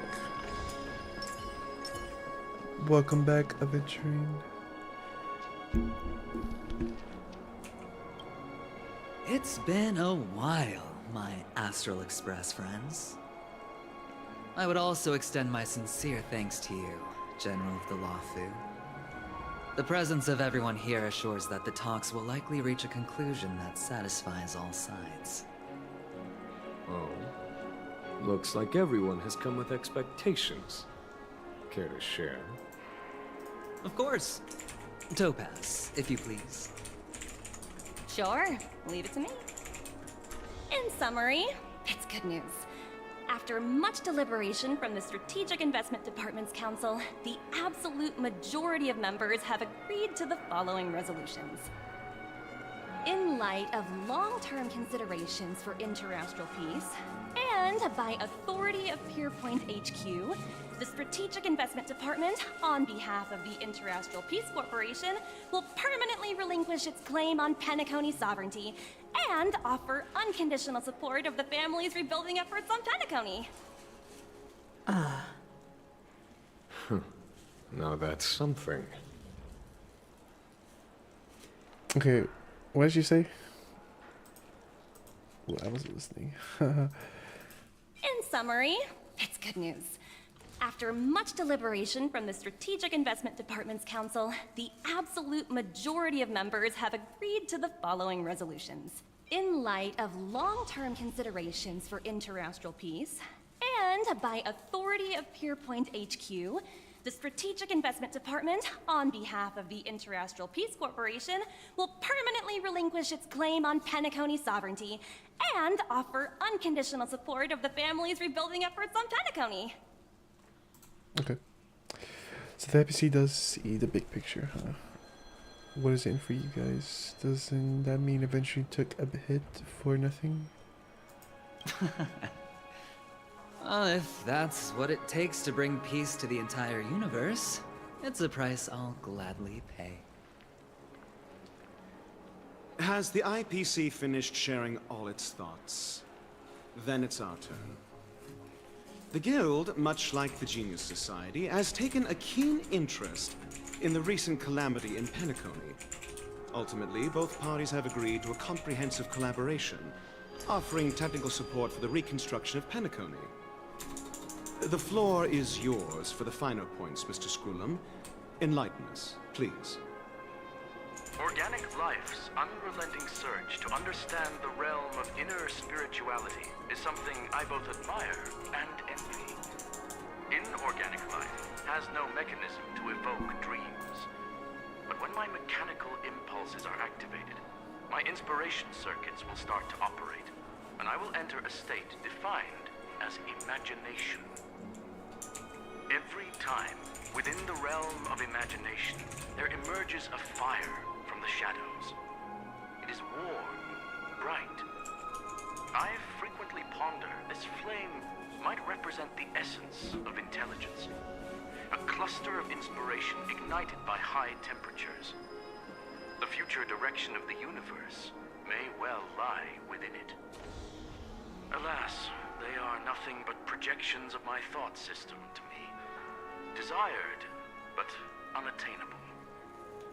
But after learning of Penacony's accomplishments, I have come to realize that the flame is not beyond my grasp. After deliberations with my partners, we have decided to defer the progress of the Simulated Universe project, and instead assist the Intelligentsia Guild as technological consultants in the research of the Dreamscape and Memory Zone, so that these assets may be better used to serve humanity. Not only that, we've also established contact with the Garden of Recollection through the IPC, and they've pledged their support for our research endeavors. I'm truly happy for the Dream Chasers on Penacony.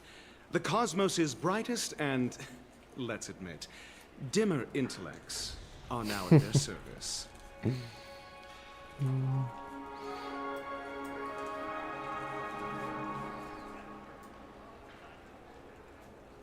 But, never mind. At the end of the day, this is a positive outcome. No wonder everyone insisted that she be there. It heartens me to learn that everyone is willing to put aside their differences for Penacony's plight. I trust that everyone will surely reach consensus in the upcoming negotiations. Looks like Penacony's future is decided. I'm wondering, is there anything else the crew is concerned about? Peace is our greatest wish. Beyond that, we desire nothing else. Well, that's good. Now that everyone's minds are at ease, I shall take my leave. You may now depart with peace of mind. The Alliance will deal with all subsequent procedures. If that's the case, it appears that we have nothing else to worry about on Penacony. Looks like it's time for us to embark on a new voyage. Sounds good to me. You two head back to the Express first. I'll pick up March and deal with the checkout procedure. Oh, also, Miss Black Swan, you have a matter to discuss with me, yes? Nothing escapes your attention, Miss Navigator. You've been with us this whole time, huh? In any case, she and I will be waiting for you in March on the Express. Let's go. Our time on Penacony has come to a fruitful end. Penacony's journey ends here. I guess it was pretty fruitful. Damn. Is that really it? Aventurine, how are you? Well, seems the dust is finally settled now. Well done, friend. Wow. Dr. Ratio. I am truly happy for the Dream Chasers on Penacony. The cosmos' brightest and, let's admit, dimmer intellects. Alright, Tapes. This is all due to your heroic deeds in Penacony. Everyone's been moved by your integrity and selflessness.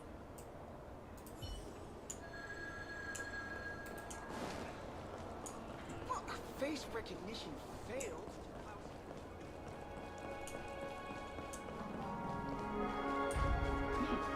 At my age, Running late again.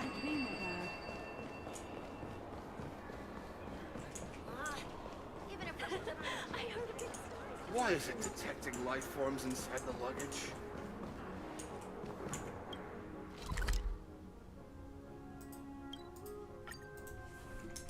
The navigation meeting is about to start. We're all waiting for you. When did the Express become so lively?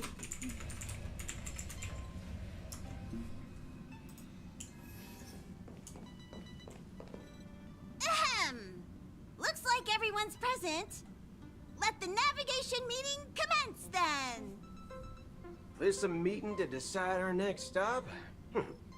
How we doing this? A show of hands. Hold your horses, cowboy. It's for those to decide. Boo-hoo, what are you still doing here? Black Swan, how do you come here to? What in the tarnation are you guys doing Allow me here? to explain. Mr. Boothill and Miss Black Swan submitted a request to temporarily travel with the Express for their own personal reasons. As you all may know, the Astral Express never declines any passenger whose heart yearns for the distant stars. Therefore, they will be traveling with us for a while until they reach their destinations. Whoa, the Express is going to be much livelier now. But, Miss Black Swan, you better not use your memo keeper abilities to pull any pranks. Understood, Miss March. I promise you, you'll never see me in your room while you're taking a break. Don't! You're freaking me out. Alright. Now that everyone's met everyone, we can continue our navigation meeting. Firstly, Pom-Pom wishes to thank everyone. If it weren't for you all unearthing the truth about Penacony, Pom-Pom would have never known where Mikhail and the rest had gone. What they had to go through was regrettable, but I reckon they all fulfilled their wishes. And it was thanks to all of you. Thank you, everyone. Now then, we come to the crux of this navigation meeting. We must decide on the Express's next stop. Let me introduce our current options. The first choice is from Himiko, the oceanic planet of Lushaka, a planet composed entirely of water. Many aquatic races reside there. Of course, it's also the home planet of the venerable, nameless Mikhail. The second choice is the agate world Melustanen, suggested by Welt. It's famed as one of the initial sites of the Stellaron disaster, and the place where the beauty Idrilla ascended. Today, it's celebrated as a planet of undying allure. The third choice is Edostar, a planet nestled within a vast ion storm region, currently under assault by the Antimatter Legion. However, the distress signals from there have recently ceased, prompting the IPC's wish for us to check in on the situation. The last choice, courtesy of Black Swan, is the glass belt Petravia, a massive belt of asteroids that was turned to glass by the Lord Ravager Zephyro. These days, it's apparently known to house one of the branches of the Morning Actors Troupe. Ooh, so many options. I'm seeing stars already. Next up, everyone will select the destination that they wish to visit, and then we'll put it to a vote.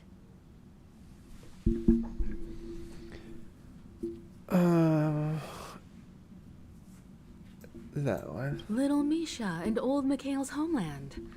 Having been through so much in Penacony, as an aspiring nameless, I believe a visit to his homeworld is a must. Count me in. Still, I imagine that planet must have changed entirely after the Stellaron disaster. I've heard that its land masses no longer exist, and the native population has completely changed. I'm not against Miss Himiko's choice, but Edostar sounds like it's in danger. As nameless, should we not extend a helping hand? March is right. Though the fact that the distress signals have ceased means we're probably too late. But I still think we should investigate the situation there. 3 votes for Lushaka, 2 for Edo. Looks like we have a winner! Next stop, Lushaka, the ocean planet. Then this navigation meeting is adjourned. I'll go check the warp jump coordinates. Everyone can catch up on some rest in the meantime. When it's time to make the jump, Pom-Pom will make an announcement. There's still some time before the jump. What should I do? How about a chat? Over here.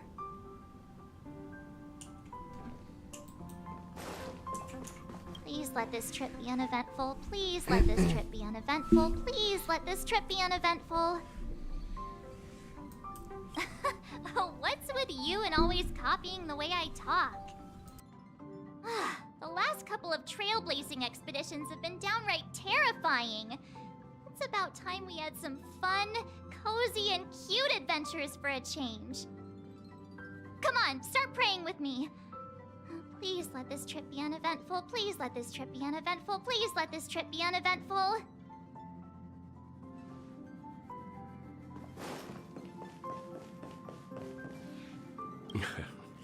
You're fast becoming an excellent trailblazer. It's an honor to be able to watch you grow. Don't downplay your achievements. Everyone has witnessed your growth. I've known many warriors in my time, and only a few achieve the kind of growth you have.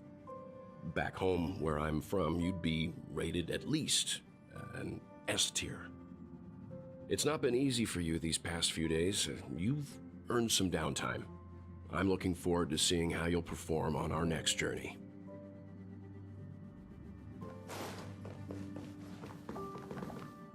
Come to think of it, this trip to Penacony was the first time we trailblazed together, wasn't it? Don't worry, we'll have plenty of time to spend together on the Express, so there'll definitely be more chances for adventures like this. Turn in early today. You've really been pushing yourself hard recently. If you don't take this chance to recharge, it could lead to long-term problems. It seems fine when you're young, but it's a different story as you age.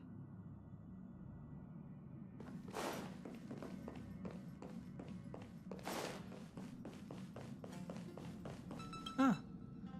For some reason, I'm suddenly stricken by the feeling that we haven't crossed paths in quite some time. I should have known better than to expect anything serious from you.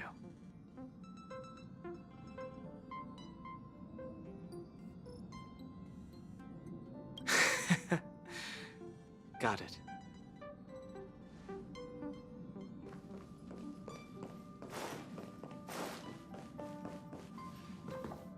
This Astral Express sure is comfy. But I got one tiny problem with it. How come there ain't no potent drinks on this ride?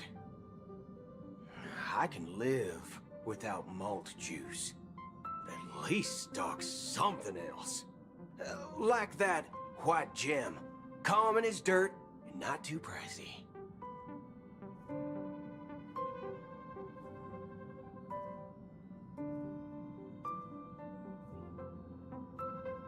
You can't use that 12 years of age rule against a mighty ranger like me. Ha! All these years out in the wild, and now I'm bunking in luxury. Gotta say, it's quite the treat.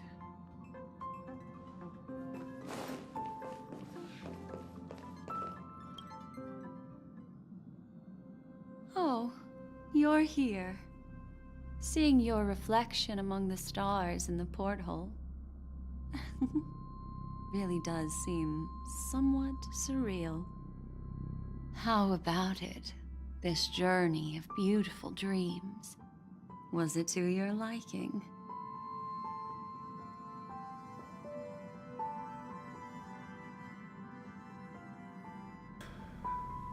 What a roller coaster ride. It's just so peak. Keep it coming. It kind of left me wanting more, you know? It seems like there are still lots of loose ends, no? It's nothing short of Deus Ex Machina. When the next survey comes, I'll be checking the too easy box. Okay. Okay. Oh, such elusive emotions. I've never encountered memories quite like this before. It stirred my curiosity. So, how about you hand that small parting gift back to me? I'm quite eager to have it back. Wait, what? Actually, speaking of gifts, whatever happened with that sparkle gift? Oh? The planned terrorist attack I thought it was gonna happen. Oh wait. Or was that actually it from the cutscene? Never mind. I just stumbled upon a particularly fascinating spot in your memory. Before I explain, I would like to apologize to you. This farewell gift I gave you isn't really a compass from the memory zone, but merely an empty light cone. Remember when we entered the hotel in the dreamscape for the first time, and I procured a few trinkets from your companions? Their functions are similar. This way, I can always be attuned to your location, ready to assist immediately if you encounter any threats. But this is not its most intrinsic function. Light cones are slices of light used to encapsulate solidified phenomena. This empty light cone is the same. It can etch your memories in their most vivid form, and then allow me to admire and manipulate them, turning them into unique mementos. All the world is born from the power of mind and soul, and that power is memory. To prevent ourselves from being forgotten by the world, we must make the world remember us, or use our memories to recreate it. Life, seemingly vast, offers but a scant collection of impactful memories. Some joyful, some sorrowful, some light, some heavy. But you are different. Memory is a reflection of the future. Within that reflection, I see your unparalleled worth. You have the power to craft memories that can captivate the world. Your memory can illuminate the universe's future path. And that memory will be as scintillating as the star clusters you see in this portal.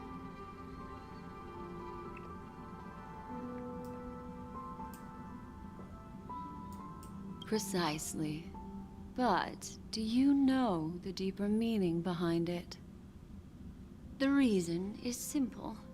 In this grandiose and ostentatious dream of the families, only you personally experienced the entire course.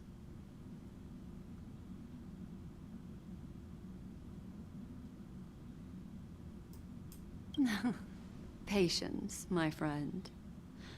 I will reveal the answer to you, but that time is not now.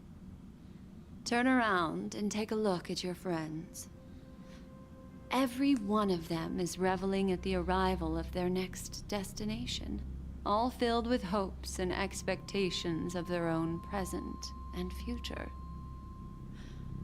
Revealing everything at this moment would be a bit of a buzzkill, wouldn't it?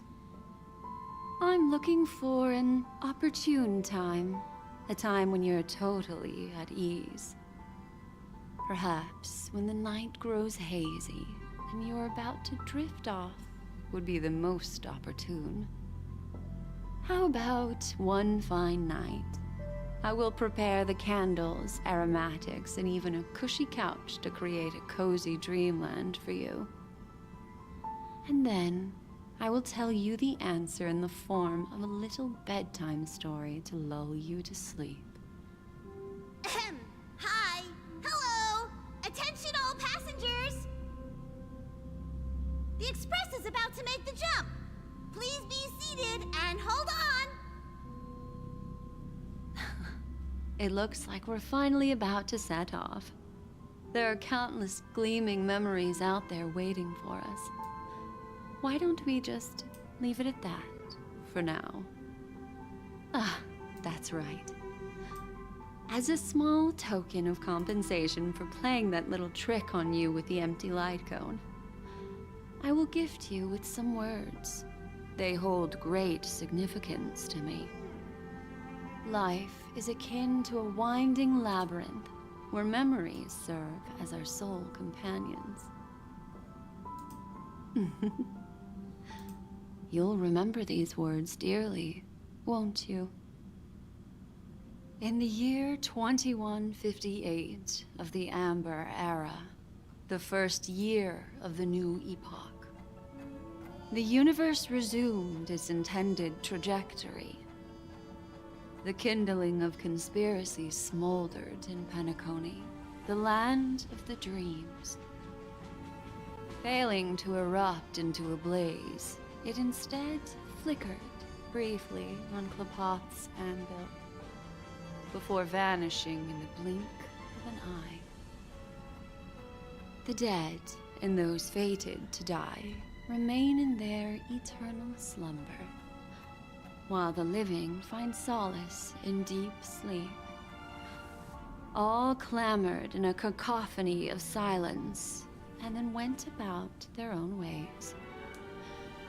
The cosmos emanated a vitality characteristic of a new era, all for the modest price of a brother and sister's mild grief. Babies are born as stars extinguish. The silver rail unfolds. The story of the Astral Express comes to a close, yet it also embarks anew. Time marches forward, heralding the arrival of a new chapter in the history of trailblazing expeditions.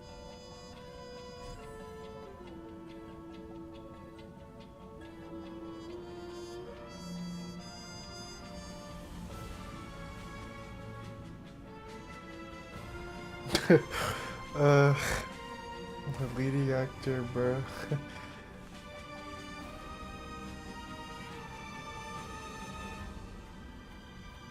What? Why the question marks?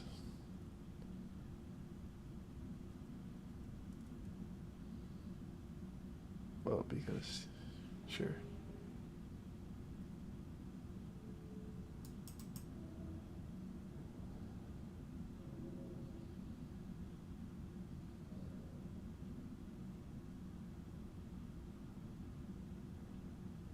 Countless shooting stars streak the sky tonight. If you can pick the right one, it will carry your wish to thousands of distant worlds.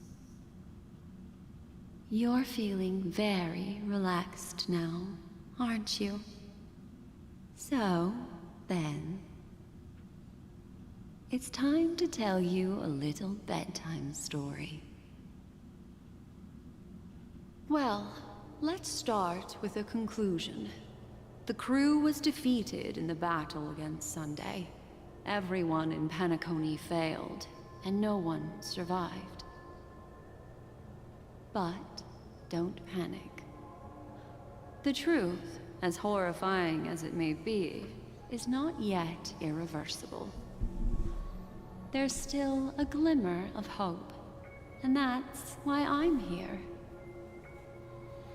Next, I'll use this empty light cone that carries all your memories to relive everything that happened before.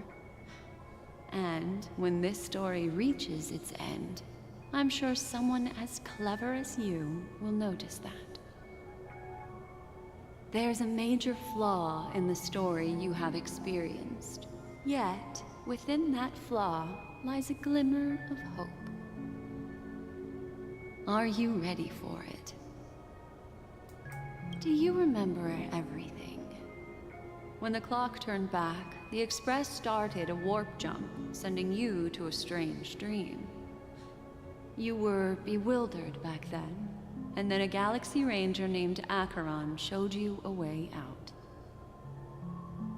When you arrived at the Reverie Hotel, you met the doorman Misha and had a confrontation with Aventurine, an IPC representative.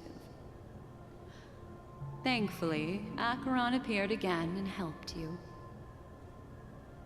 After that, you saved Firefly and explored Penacony together. During the tour, you ran into Sparkle disguised as Sampo and accidentally entered a child's dream. There, I rescued both of you from death, but Firefly didn't return to reality. She realized the truth and tried to involve you in her plan, but that resulted in an accidental death. Even more unsettling, you soon encountered another murder. The 2 cases of death prompted you to investigate the truth behind the sweet dream. Despite your efforts to gather information about the 2 victims, you didn't make much progress. But you did learn about the watchmaker from Gallagher. Meanwhile, Aventurine was secretly carrying out his scheme, in which you were one of the pawns. In the midst of a fierce battle, Acheron revealed her true identity as an emanator of the Nihility and unsheathed her sword. That strike foiled Aventurine's plan and opened a passage between the sweet dream and the original memory zone. Upon your arrival at Dreamflux Reef, you learned the truth that death was actually dormancy, as well as the truth about the dreamscape, the Stellaron, and the bellboy, Misha. You split up with Sunday and Robin, looking for a way to seal the Stellaron. However, it turned out that Sunday and the Dream Master had their own hidden agenda. And you had to engage in an ultimate duel on the stage of the Charmony Festival. Finally, the story reached its conclusion. You emerged victorious, with the Trailblaze triumphing over the Order, and Penacony embracing a bright and peaceful future. This marks the end of the thrilling journey in Penacony. I'm sure you've already noticed something unusual. What happened to the gifts? The sparkle gifts? The major flaw, which contradicts all the known information, hides in this story.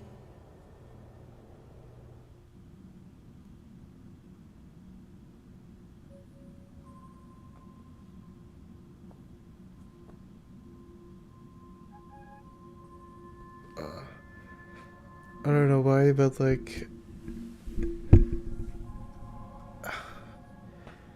I felt like I was about to be jump scared. Okay, because like the sudden pause of music in the music, the fake deaths of Firefly and Robin.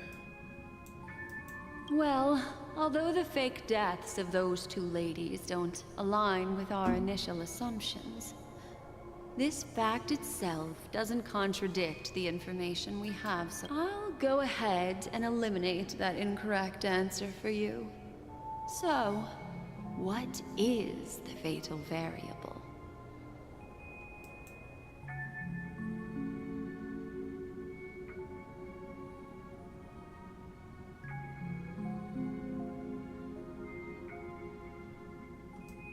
It is true that Gallagher is a history fictionologist, but he didn't lie in this matter. In addition, death and dormancy do arise from the same concept, don't they? This is not the fatal variable in your adventure. Take your time and think it through.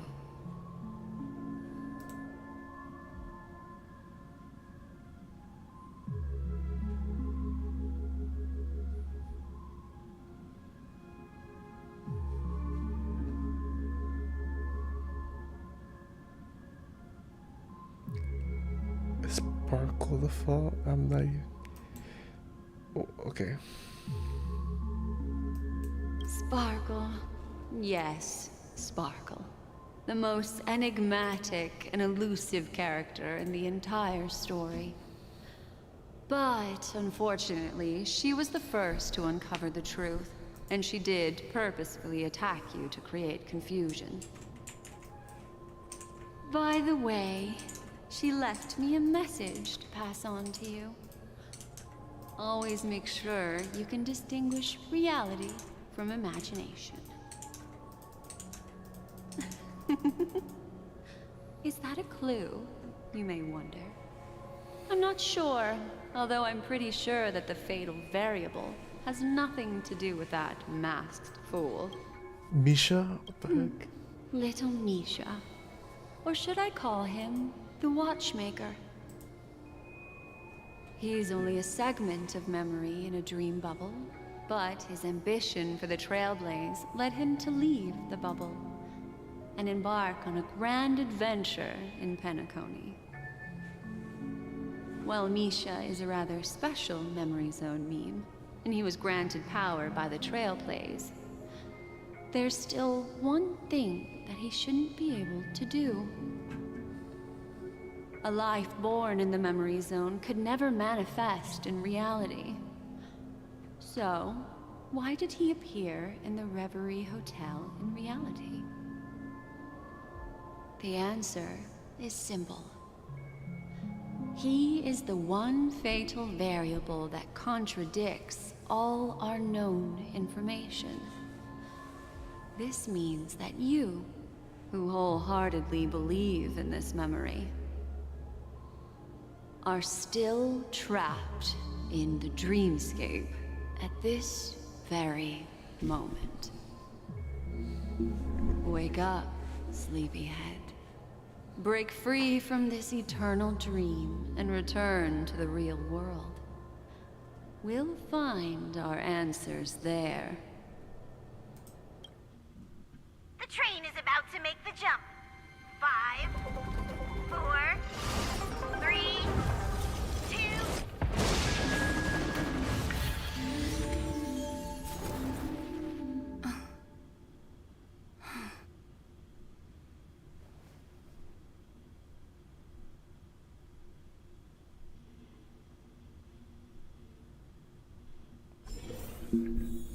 This way, darling.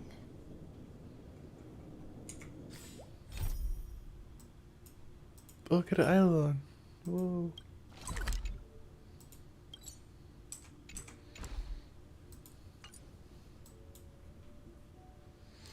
Black Swan reveals a bone-chilling truth to you. It turned out that the entire express crew, as well as everyone in Penacony, lost their lives. Lost their lives in the battle against Sunday. There were no survivors. However, there is still a chance to turn this around. The memo keeper points out that there is still a fatal flaw in the story that you experience.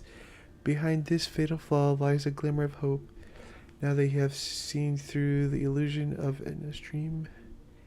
However, you wish to awaken everyone, and as Donna as you would need far more people on your side. Bruh. Not another one. Thank you so much, Black Swan. Finally, I can breathe a sigh of relief.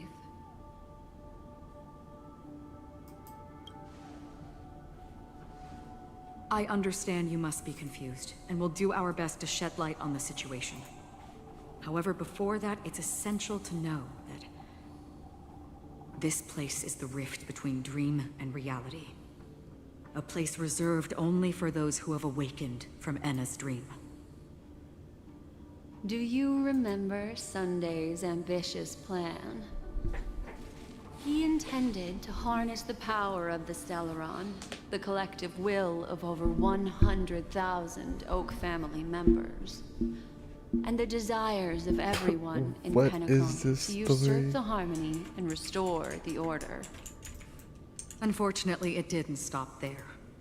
From the early days of our journey into Asdana, we were already affected by the Stellaron. That strange dreamscape where we met. Maybe it was a sign that your thoughts were beginning to drift away. Did I fall asleep on the express?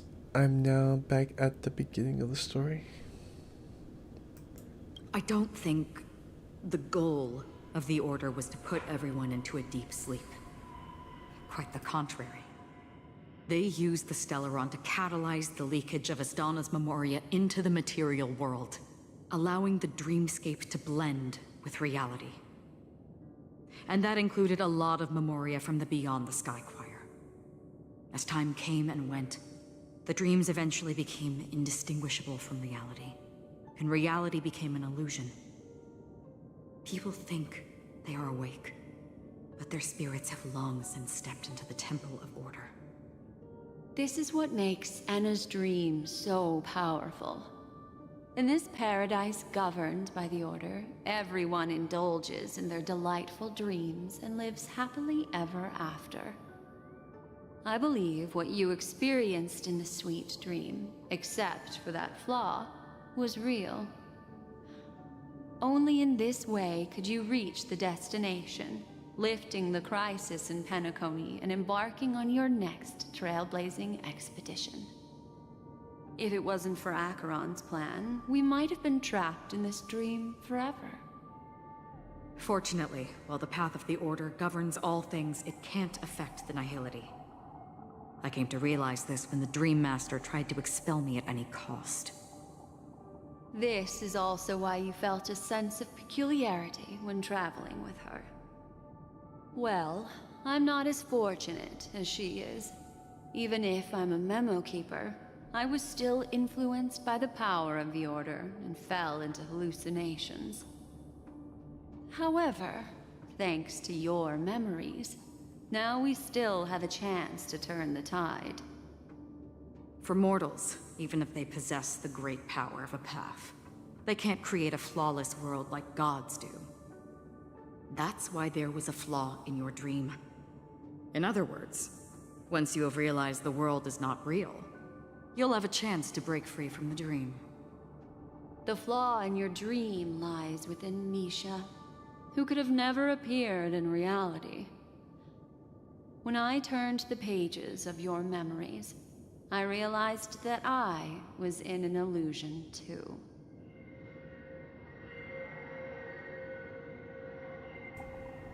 We still have a fighting chance. So we lost. Didn't expect it all comes back to Misha. Now Sunday has usurped the power of the Harmonious Choir through the Charmony Festival. Asdana has thus fallen into Enna's dream, transforming everyone equally into the notes of the Aeon. Failure doesn't mean weakness. Only the strong can gather the will to resist the Order and try to break free. We still have a chance, though. To make it happen, please, Black Swan, guide us to those with a strong will.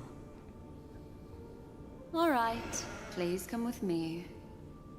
These people are... They're the ones who accept Enna's dream and indulge in their happy illusions. We have no means to wake them up now. Not even your clockwork will do the trick. However, there are still other things we can do. Let's keep going.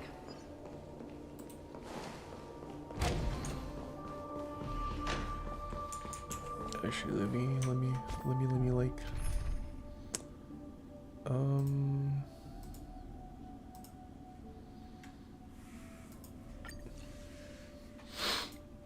let me go crazy.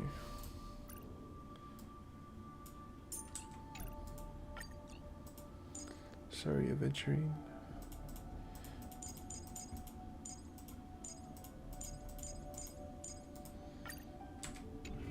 Wait, yes, I did. All right. Scream forth.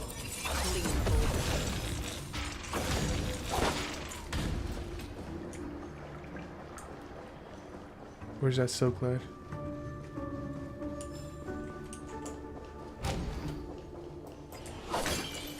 Yeah, I came back just for that.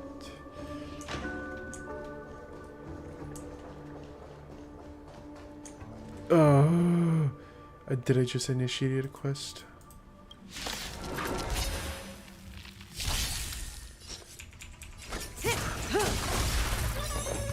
Existence is unity. Free will, still waters of oblivion. Destiny is... Relax.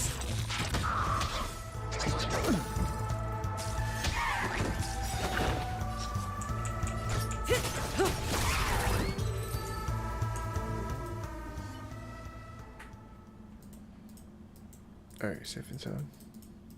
She got stuck there. Bye, kid.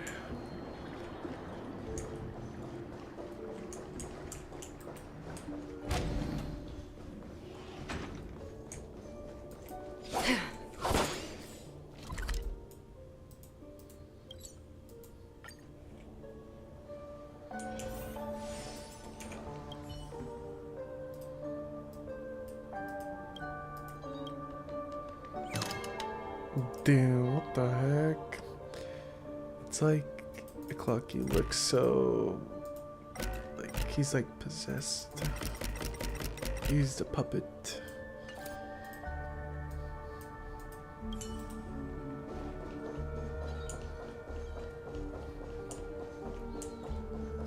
Robin. Here we are. It's Robin?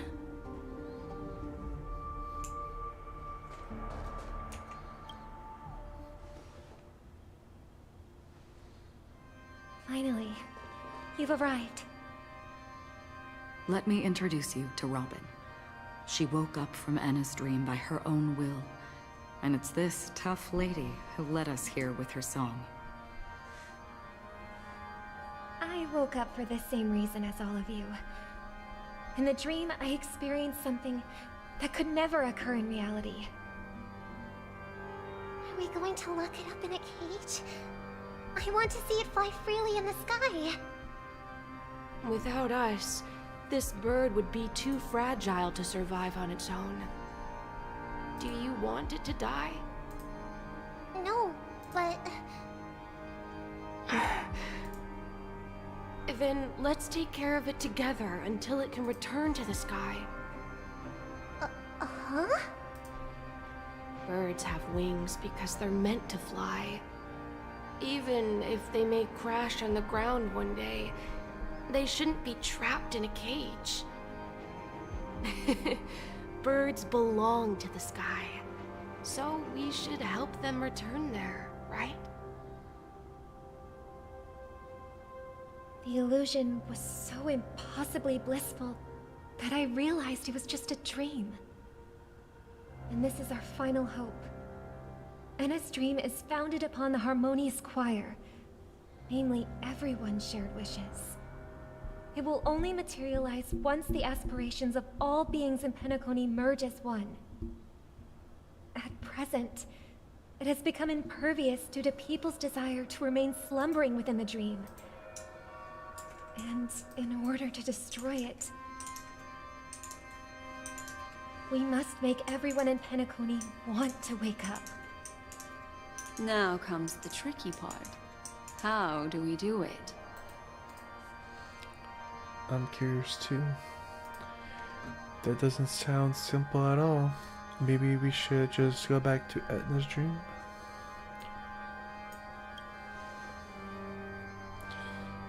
Humans yearning for sweet illusions borders on obsession, leading them to subconsciously resist the harsh reality. Therefore, I carefully selected a moment where she was completely unguarded, guiding her to uncover the truth herself to make her regain her consciousness. However, to wake up everyone in Penacony and get them to share the same determination, that would be nearly impossible. Indeed. I'm afraid it's almost as difficult as resurrecting an Eon. But we can't just stay here and do nothing. What? What? This is a critical moment for the whole universe. Who cares about some dumb number? You woke it up too? Well, well, well. Someone enjoys making a dramatic entrance. Thanks to Black Swan. You're welcome. And thanks to the Memo Keepers in Penacony, too. I believe your partners have also awakened from their dreams. This is the first step of our plan. With the assistance from the Garden of Recollection, those who possess a strong will, like you, will gradually awaken from the dream. These free wills are the discord that will sway Anna's dream. However, awakening a mere handful of individuals is insignificant compared to the vast number of people immersed in the dream. We must find other ways to awaken the free will of millions of people within a short period of time. If breaking through from the inside proves challenging, we can seek assistance from the outside. We've long been aware of a potential solution. Asdana is a galaxy known for its abundant memoria and the remarkable phenomenon known as synesthesia dreamscape. When people first enter this place, they often find themselves and others sharing a collective dream. At this very moment, there is only one dream encompassing the entire Asdana system. So, you mean, if we can attract a large number of outsiders to this system, their free will would intertwine with this dream and shake it to its core? However, those outsiders might also succumb to the dream and become the foundation of the Order instead. The real challenge is, how can we gather a huge number of people as determined as you within a short period of time? Looks like the Jade Abacus of Allying Oath will be the only solution. No need for that. Keep your once-in-a-lifetime treasure. We don't need to bother the Cienjo Alliance for such a tiny request. You want thousands of people with unwavering free will? That's easy. Just leave it to us Galaxy Rangers. You can gather Galaxy Rangers? Outsiders may see Galaxy Rangers as elusive and disconnected individuals, and actually, they're right. And that's why we have a tacit understanding among us. Do you know what it is, Acheron? It's the relic I returned to you. Exactly. Its owner must have told you that it's meaningless to anyone other than a Galaxy Ranger, and that it can only fulfill its purpose when returned to its rightful owner. Because it's a burial artifact, worthy only of a hero who has served the Galaxy Rangers with honor. When its light illuminates the universe, it means the fall of a hero. And in the direction it falls, countless meteors will streak across the sky. Those meteors are Galaxy Rangers, coming from all corners of the cosmos, driven by a shared purpose, without questioning the cause or counting the cost, because we abide by a common principle. The shooting stars of the hunt only descend on the longest night, and with them comes the dawn. We've stayed silent for far too long. Now, it's time to remind all the cowards, oppressors, and villains of the universe of our presence. I'll be the one to ignite the first spark. Once the dreamscape is swayed, I'll complete the second step. I'll fine-tune the slumbering souls with the Song of the Harmony, interrupting them with the discord of Trailblaze, and guiding them towards reality. It's true that some people are born strong, and others are born weak. If the Trailblaze is the target of heroes, then the Harmony will guarantee that the strong help the weak. Only the people of Penacony themselves can be the saviors of their homeland. Their path of happiness should be forged by themselves. While I may not be a nameless, I'm willing to instill courage in all those who need it. This includes my brother as well.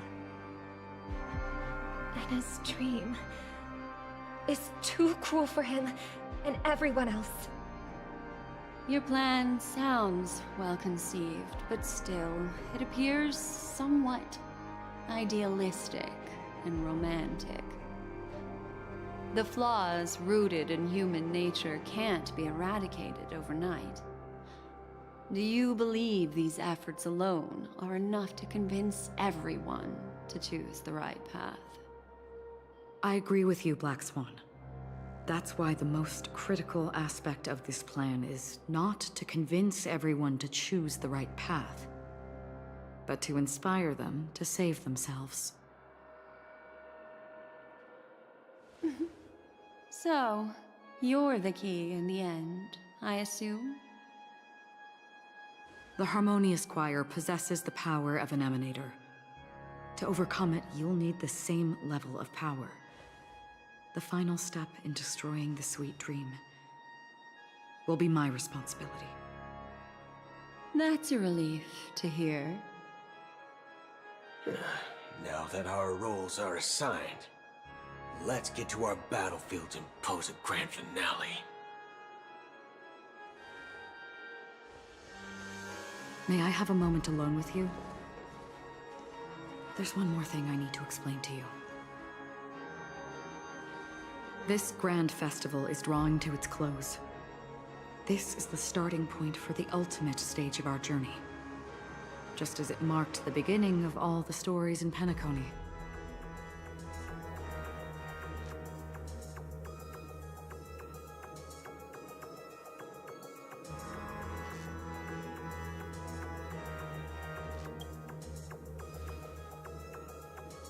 Indeed. She was the first to discover the world beyond the shores of death, and shared this truth with all of us. There's something you should know. We were able to locate you within this boundless dream, and find the key to breaking free from the dream. All because of one person's unwavering dedication. Firefly. She awakened from the dream ahead of others, discovered the Express amidst the stars, and brought us valuable information about the remnants of the Order. She may have been aided by the script, and it came at a cost. As you know, Firefly is a stowaway who entered the dreamscape in a different way from ours. Without the dream pool in the hotel or assistance from the family, she can only awaken from this dream in one way. A real death. We mustn't fail her determination. I'm not implying that we must win this fight no matter what, but our resolve should match that of that courageous lady. Are you ready?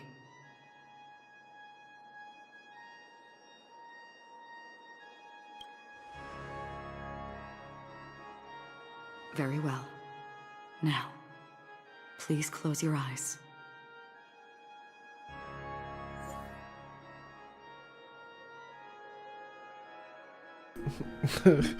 Team must include bro harmony.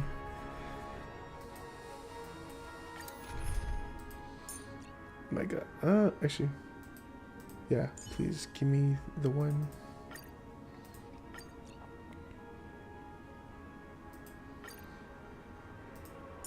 Can I? No. No. Okay, let's do. Shoot.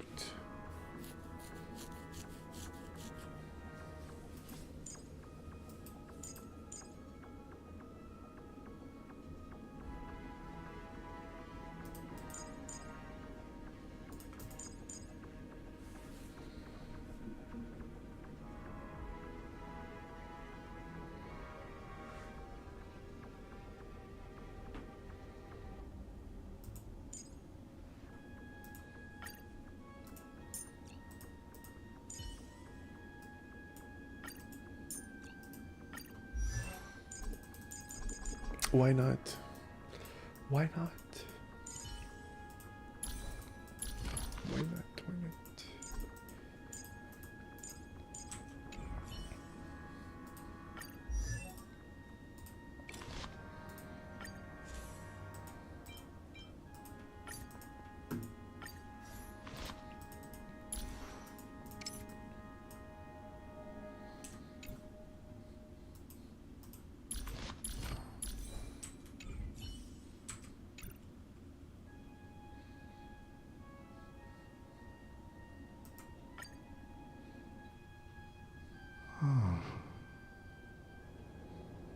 How long has this reign been ongoing? If I remember correctly, it has lasted for decades, or even centuries. The unwavering determination of the Hunt followers persists even in death. But thankfully, we've guided those lost souls to their lives beyond. They were heroes in their time. And they won't be reduced to puppets of the Nihility in their death. You see, the shadows on the sea have vanished. Do you remember? He once said that the sky would clear when the regrets of the departed had faded away. But it's still raining. I know. So, why is all this? Why did this rain choose me? Because someone's regrets haven't been fulfilled, perhaps. Mortals who walk the paths are like sailors on a vast ocean, leaving behind a trail that creates countless ripples of possibilities. These ripples last longer than the fleeting lifetimes of humans. And for some, their presence leaves such a strong mark that it's reflected in the waves. Sin-thirsters, the obsessions of the Pathstriders. They emerge from the depths of Ix, seeing themselves as masters of their own destiny, unknowingly repeating the actions of their past lives. They emerge from the Nihility and head toward it, leading purposeless lives. However, these hollow phantoms, they have journeyed with me for such a long time.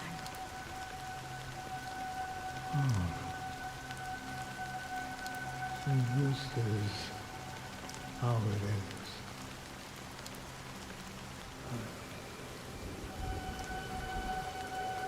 I'm already dead. Yes. Are you watching over me? This is my duty as Acheron the Watcher. I'm guarding the path to the abyss of the Nihility, guiding every soul reluctant to become one with it. Back to this side. But if this is what the departed ones expected, should you try to change it? I don't know. But someone once told me that when the inevitable moment came, he hoped that someone would stand at his grave and place a bouquet of flowers.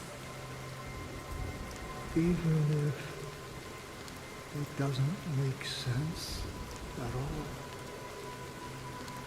Some tasks have to be done, even if they are pointless. I have experienced that much already.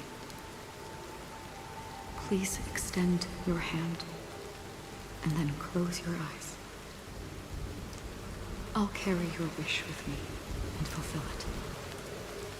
Only then will I be able to put an end to the final regret by the Dead Sea.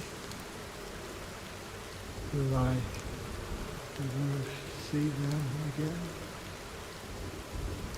Yes, that is certain.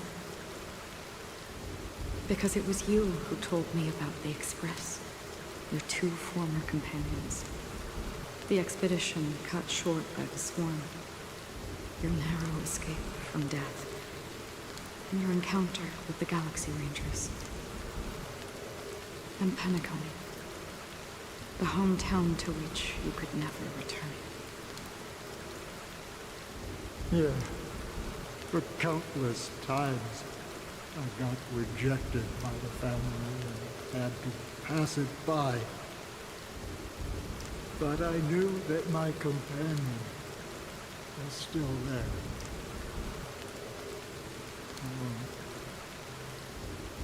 Mikhail, are you still dead? Take my hand and come with me. We will leave this place. You'll embark on a long, long journey, shrouded in darkness. But fear not, as a touch of red will be awaiting you at the end of the path. That's the color of existence. Follow it, and it'll guide you and illuminate the way out. By doing so, you'll eventually reunite in the warmth of the sunlight. Thank you. May death be the end of your boundless dream,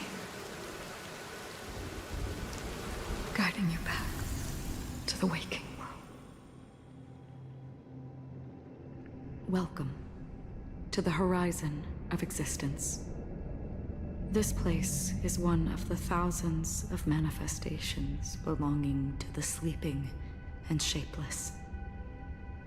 And it's also an exit out of the nihility for the awake ones. Let's bid our final farewells here.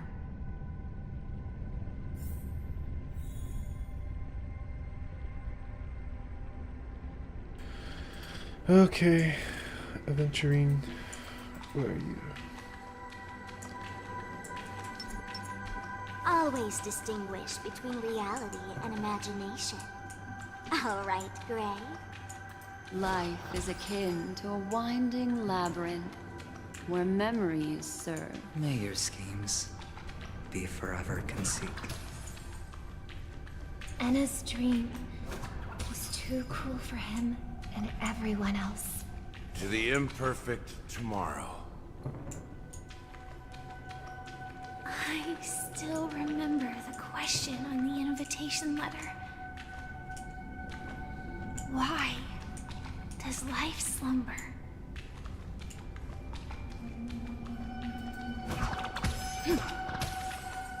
Why does life slumber?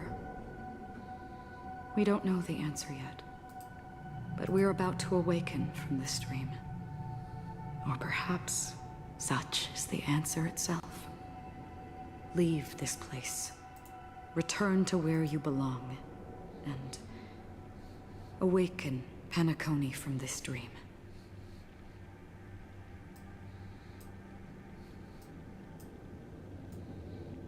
As I said, our plan is not about convincing everyone to choose the right path, but about inspiring them to save themselves.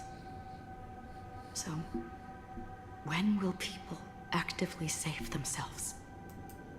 The answer is when they are in desperate situations. Like a drowning individual in the deep sea. When one's body and mind bear immense pressure, agony, confusion, and despair will follow. I firmly believe that. The fragility of humankind often freezes them in their tracks. But in truly desperate situations, they will strive to save themselves. And now, Penacony has enough heroes to lead them forward. It's through this inherent, self-centered instinct that people exert their utmost effort, even when they know their struggle is fruitless. As absurd as it may seem, it's their resistance. As for now, it is time to guide them, not as a savior, but as a nameless among those mortals. In this way, you will reunite in the warmth of the sunlight. The rain is intensifying. Before we part ways, please allow me to ask a few final questions. So far, you have forged unbreakable bonds with numerous individuals and entities in the sweet dream. Might I ask if you fear severing these bonds with your own hands?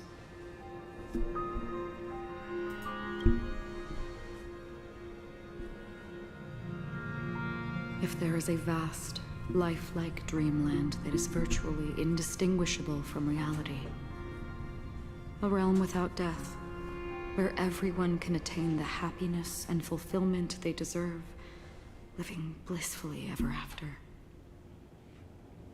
I would ask, would you wish to stay?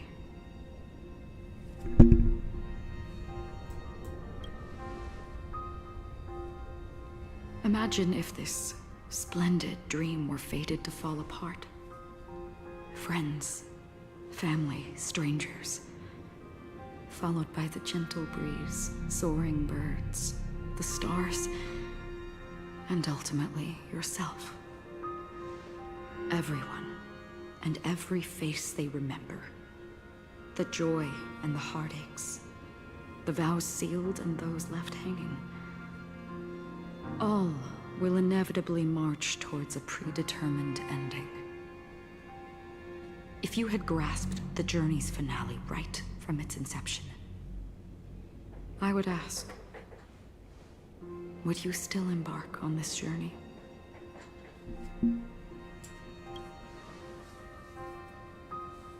I'm glad.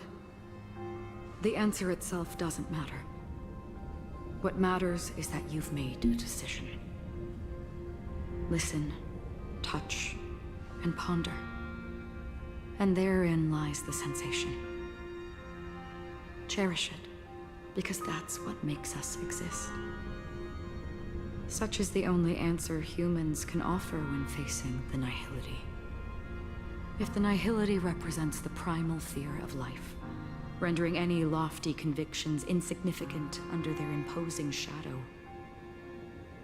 then behind this shadow, there must exist the most fervent source of light in the world.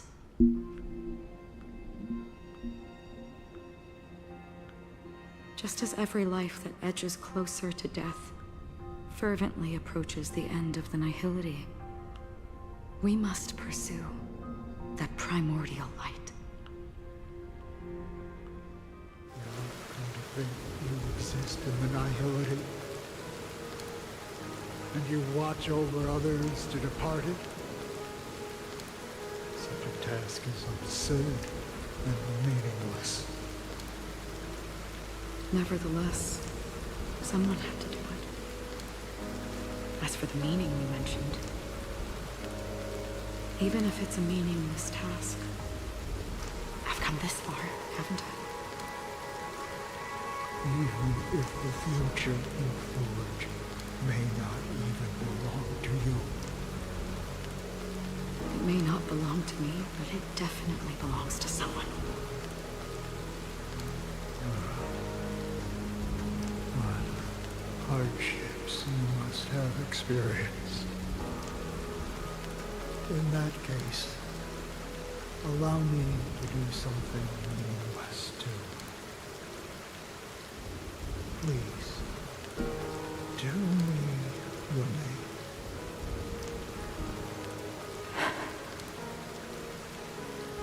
Perhaps my existence will vanish in the next moment, and nobody will remember this conversation or your answer. But I believe that your name should be remembered. And this universe will remember it as well.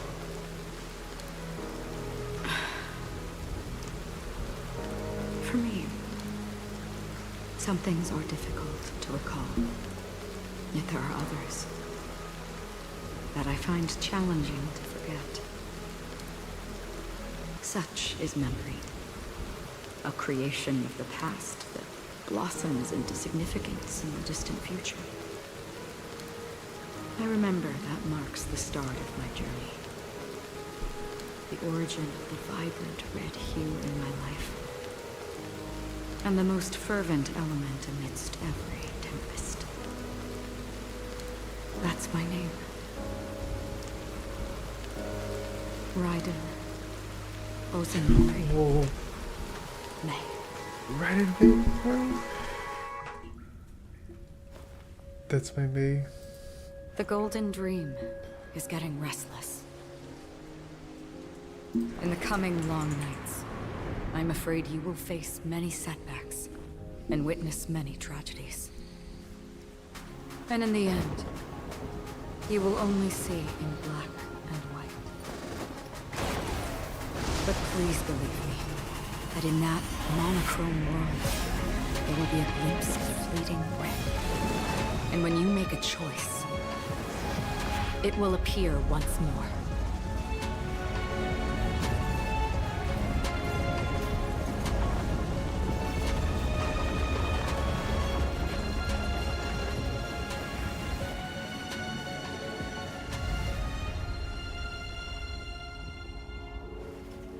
What you must do is ponder its significance, then return to the waking world.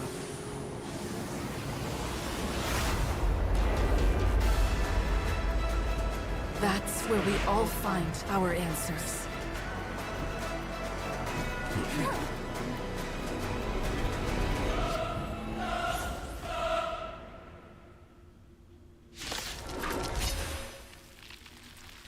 Have you broken free from the dream of order? We've done enough sleeping already. Let's show them a wake-up call.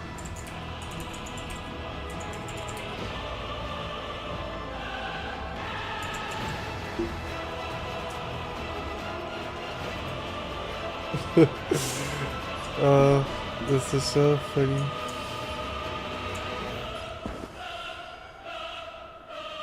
Awaken from your dream. Every petal and all will be swept away by the wind.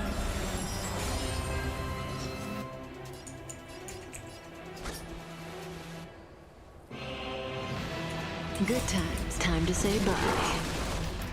Boom.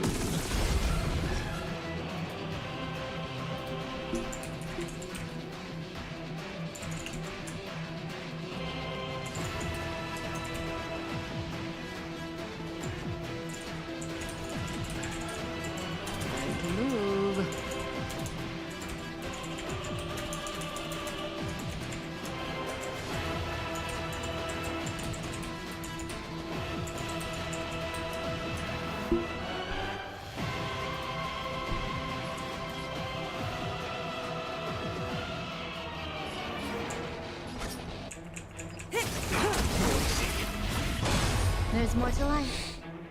Oh my god. Existence is unity. Relax. Still the same old. Mind your manners. Without order, how can the weak be righteous? Stand No, still. no, no, no, no. Some Oh my value, I god. suppose. 300 shield.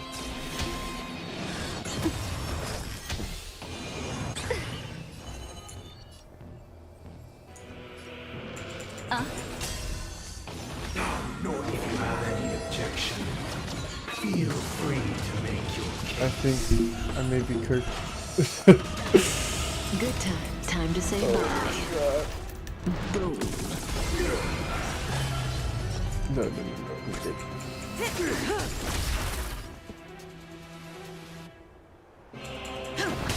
Relax. Let's play our own. Let the show begin. Grace and elegance. What Every petal, all will be swept away by the wind.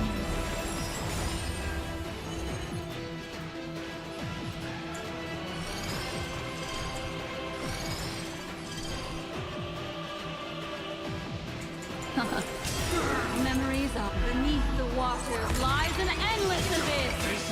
Savor breathing. Disorderly noise!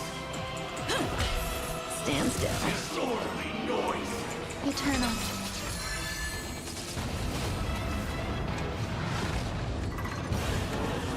$7,000 My god. Oh my god. I solemnly invite you to join the glorious chorus and ascend to the heavens!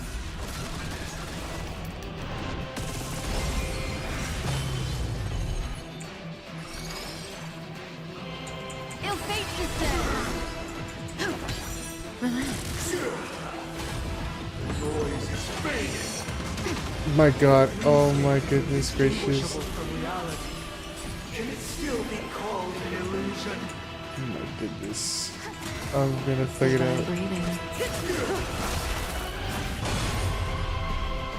Bounce. Bounce, please. Wake up. Destiny isn't chosen. Stand still. Let the show begin.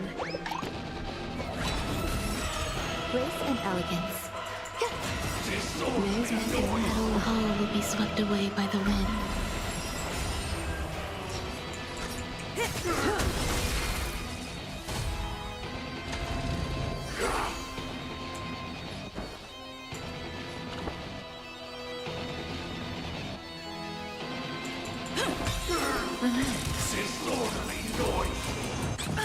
Good times. Time to say bye. Boom. Disorderly noise. With this perfect melody, I'm dead. I'm super dead. recreate paradise anew.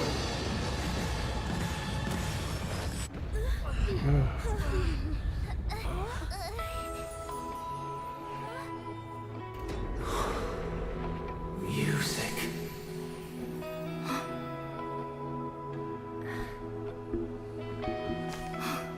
There seems to be another kind of sound coming into the Order's symphony.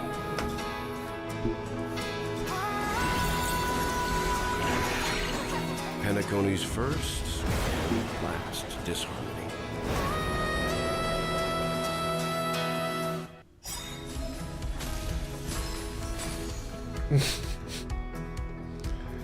I see what they mean.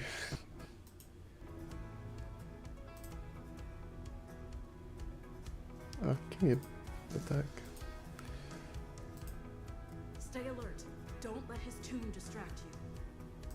Those imprisoned in their dreams are awakening for freedom. Disorderly noise. Robin, is that you singing? You have heard their cries. This is not the paradise they hoped for. Even so, they don't know where they should be. That's why I had to become the lone star in the sky to guide them. That star was staying in a perpetual night of solitude.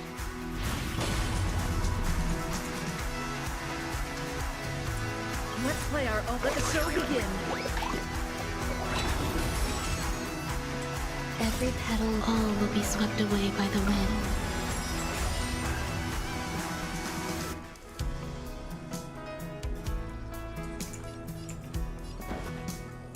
Listen up.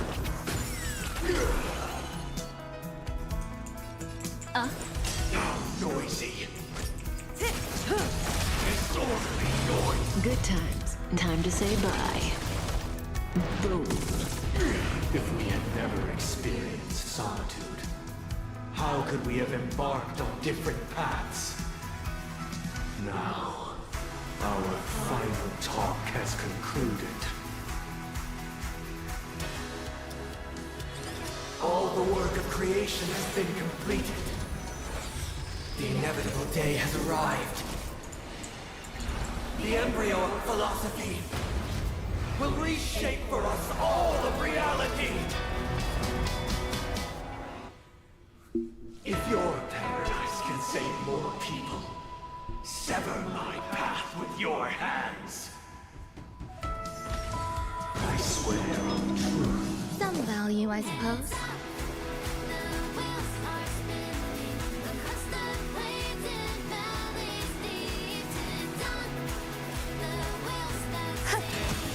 Relax.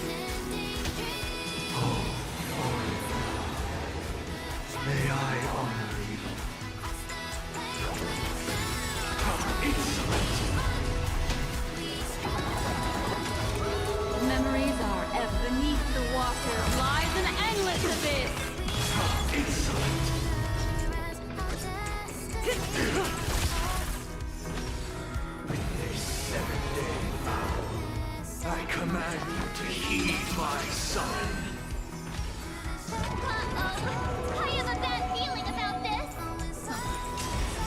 Stand still. Witness the will of the weak! Insolent! It was not you who created all things. How insolent was humanity that created you!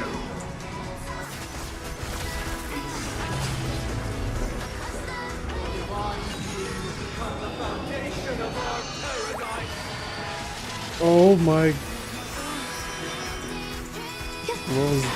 What was that? Every petal all will be swept away by the wind. Good times. Time to say bye. Boom. Destiny is apparent. Let's play our let the show begin. May as well kill them all. Stand still.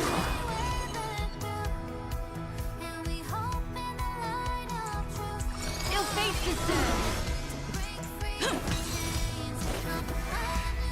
The weakness of humanity cannot be redeemed by others. Say bye to breathing. Relax. May as well kill them all. Good times. Time to say bye. Boom.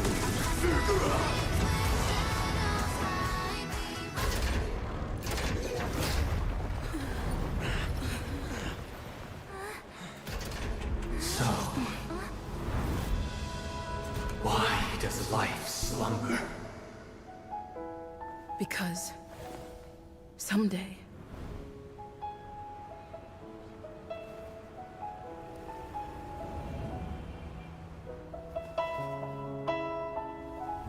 we will wake up from our dreams.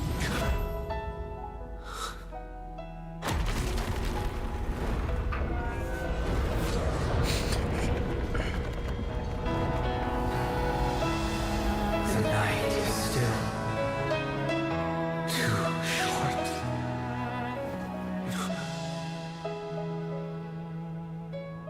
Brother, the dream is over.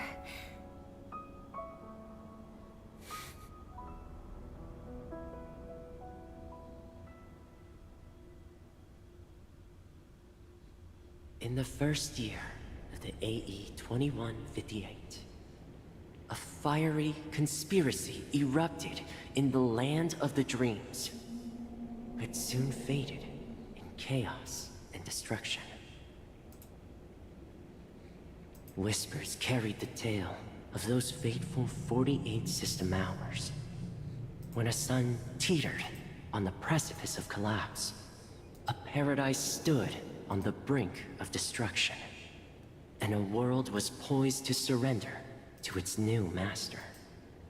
Amidst it all, a body decayed, a pack of vultures gathered, and a brother and sister were doomed for eternal separation. And so, an eon succumbed to slumber once more. Some celebrated this fall, while others mourned.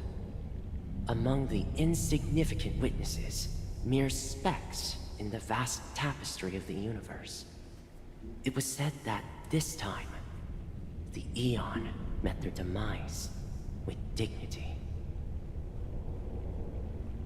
As the cosmos bathed in the radiance of a pure dawn, a tempestuous storm brewed on the horizon. The chant of everything for the Amber Lord grew ever louder. Yet, no matter how one contemplates it, time inexorably swings Klapot's colossal hammer in eternal cycles. The tale of the Astral Express reaches both its conclusion and a new beginning.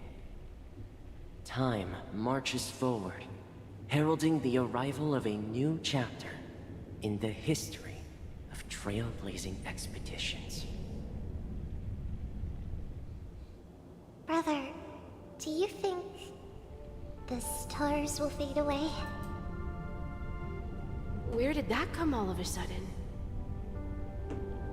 Because the constellation that looks like a bird, the Torrent Eagles, looks a bit dim lately. It's the Torment Eagles. Don't worry, it's still there. It's just it's located in the inner ring of Penacony and can only be seen when spring and summer overlap. As for the question you asked, I think stars do die, just like people. But do you know, sister? No star actually belongs to the present. The light we see from them is from a long time ago. Even after the stars perish, their light will travel millions of light years, spanning countless years, to illuminate the night sky of another world. In our paradise, I believe there will be a star like that, shining with the same light. Its radiance will last forever, and its name will be happiness. No, not just one star. We should have 2 stars. Or maybe even more. Yeah, you're right. It's a deal. It's a deal then. This is our promise, and nothing will sway our ideals. Yeah, you bet.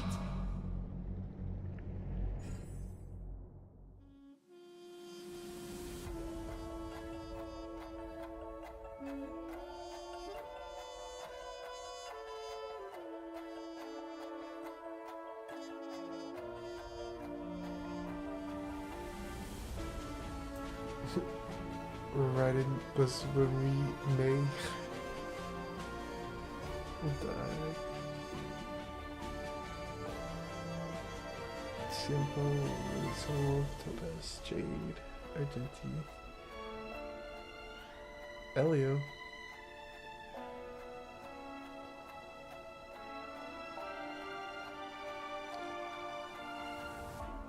Rosalina, Jane, Estelia, and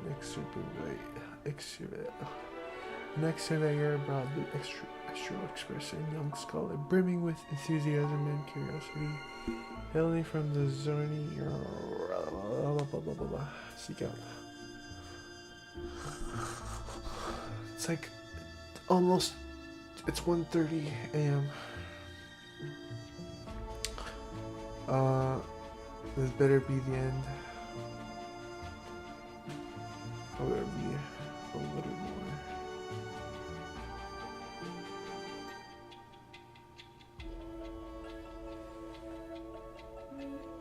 Mikhail Chair Liquid, former mechanic of the Astral Express, the legendary Big Shot, Penacony, the Watchmaker, hailing from Ocean Lake. Become yeah. Watchmaker is as great as I at all, but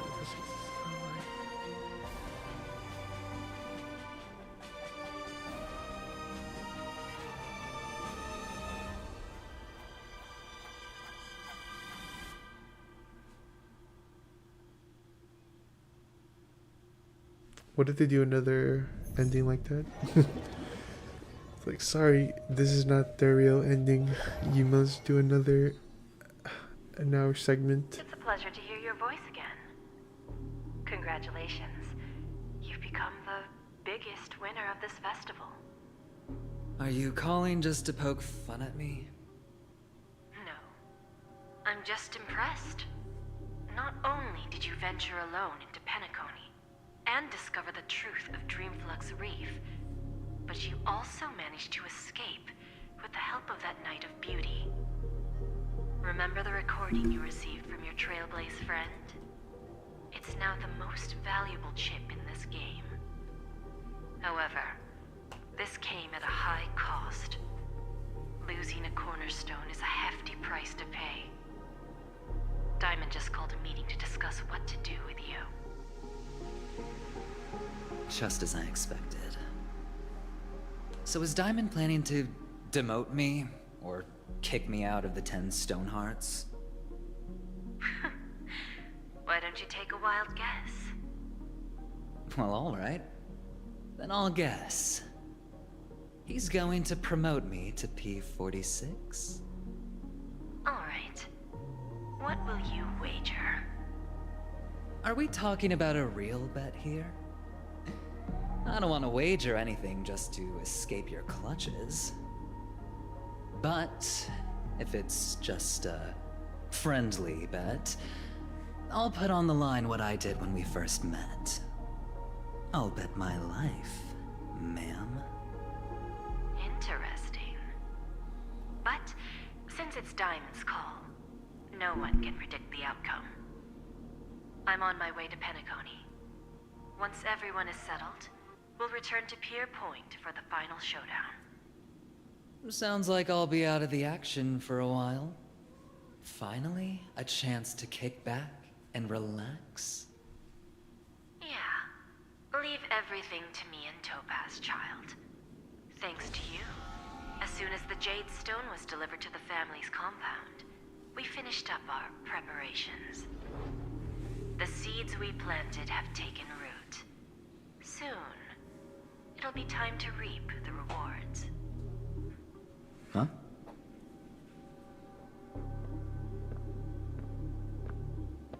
Let's wrap it up for now. Looks like I've got a visitor here.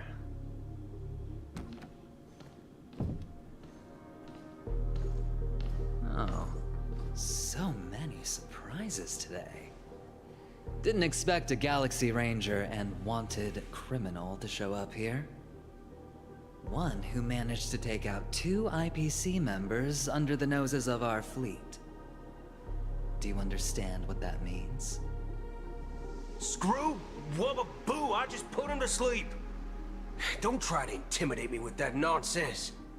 Besides, I've taken down more IPC lackeys than the residual value you squeezed. And I don't mind adding a few more zeros to my wanted poster. I have a question for you. Be honest, or I don't mind putting a bullet into your head.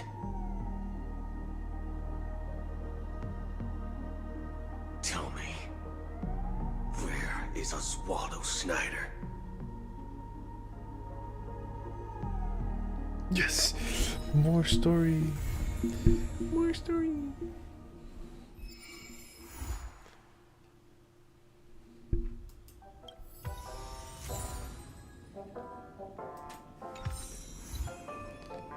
In the end, we awaken. Wow. Wow, wow, wow, wow.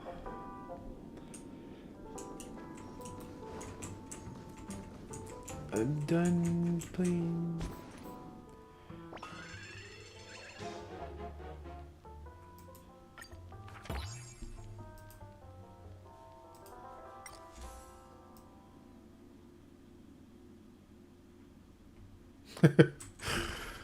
So funny.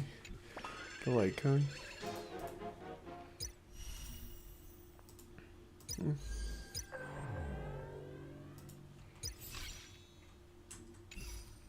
Actually, bro, I never. Oh my god. Well, this is the end of the live stream, guys. Thank you all for watching, as in just me. So, I will see you all the next time.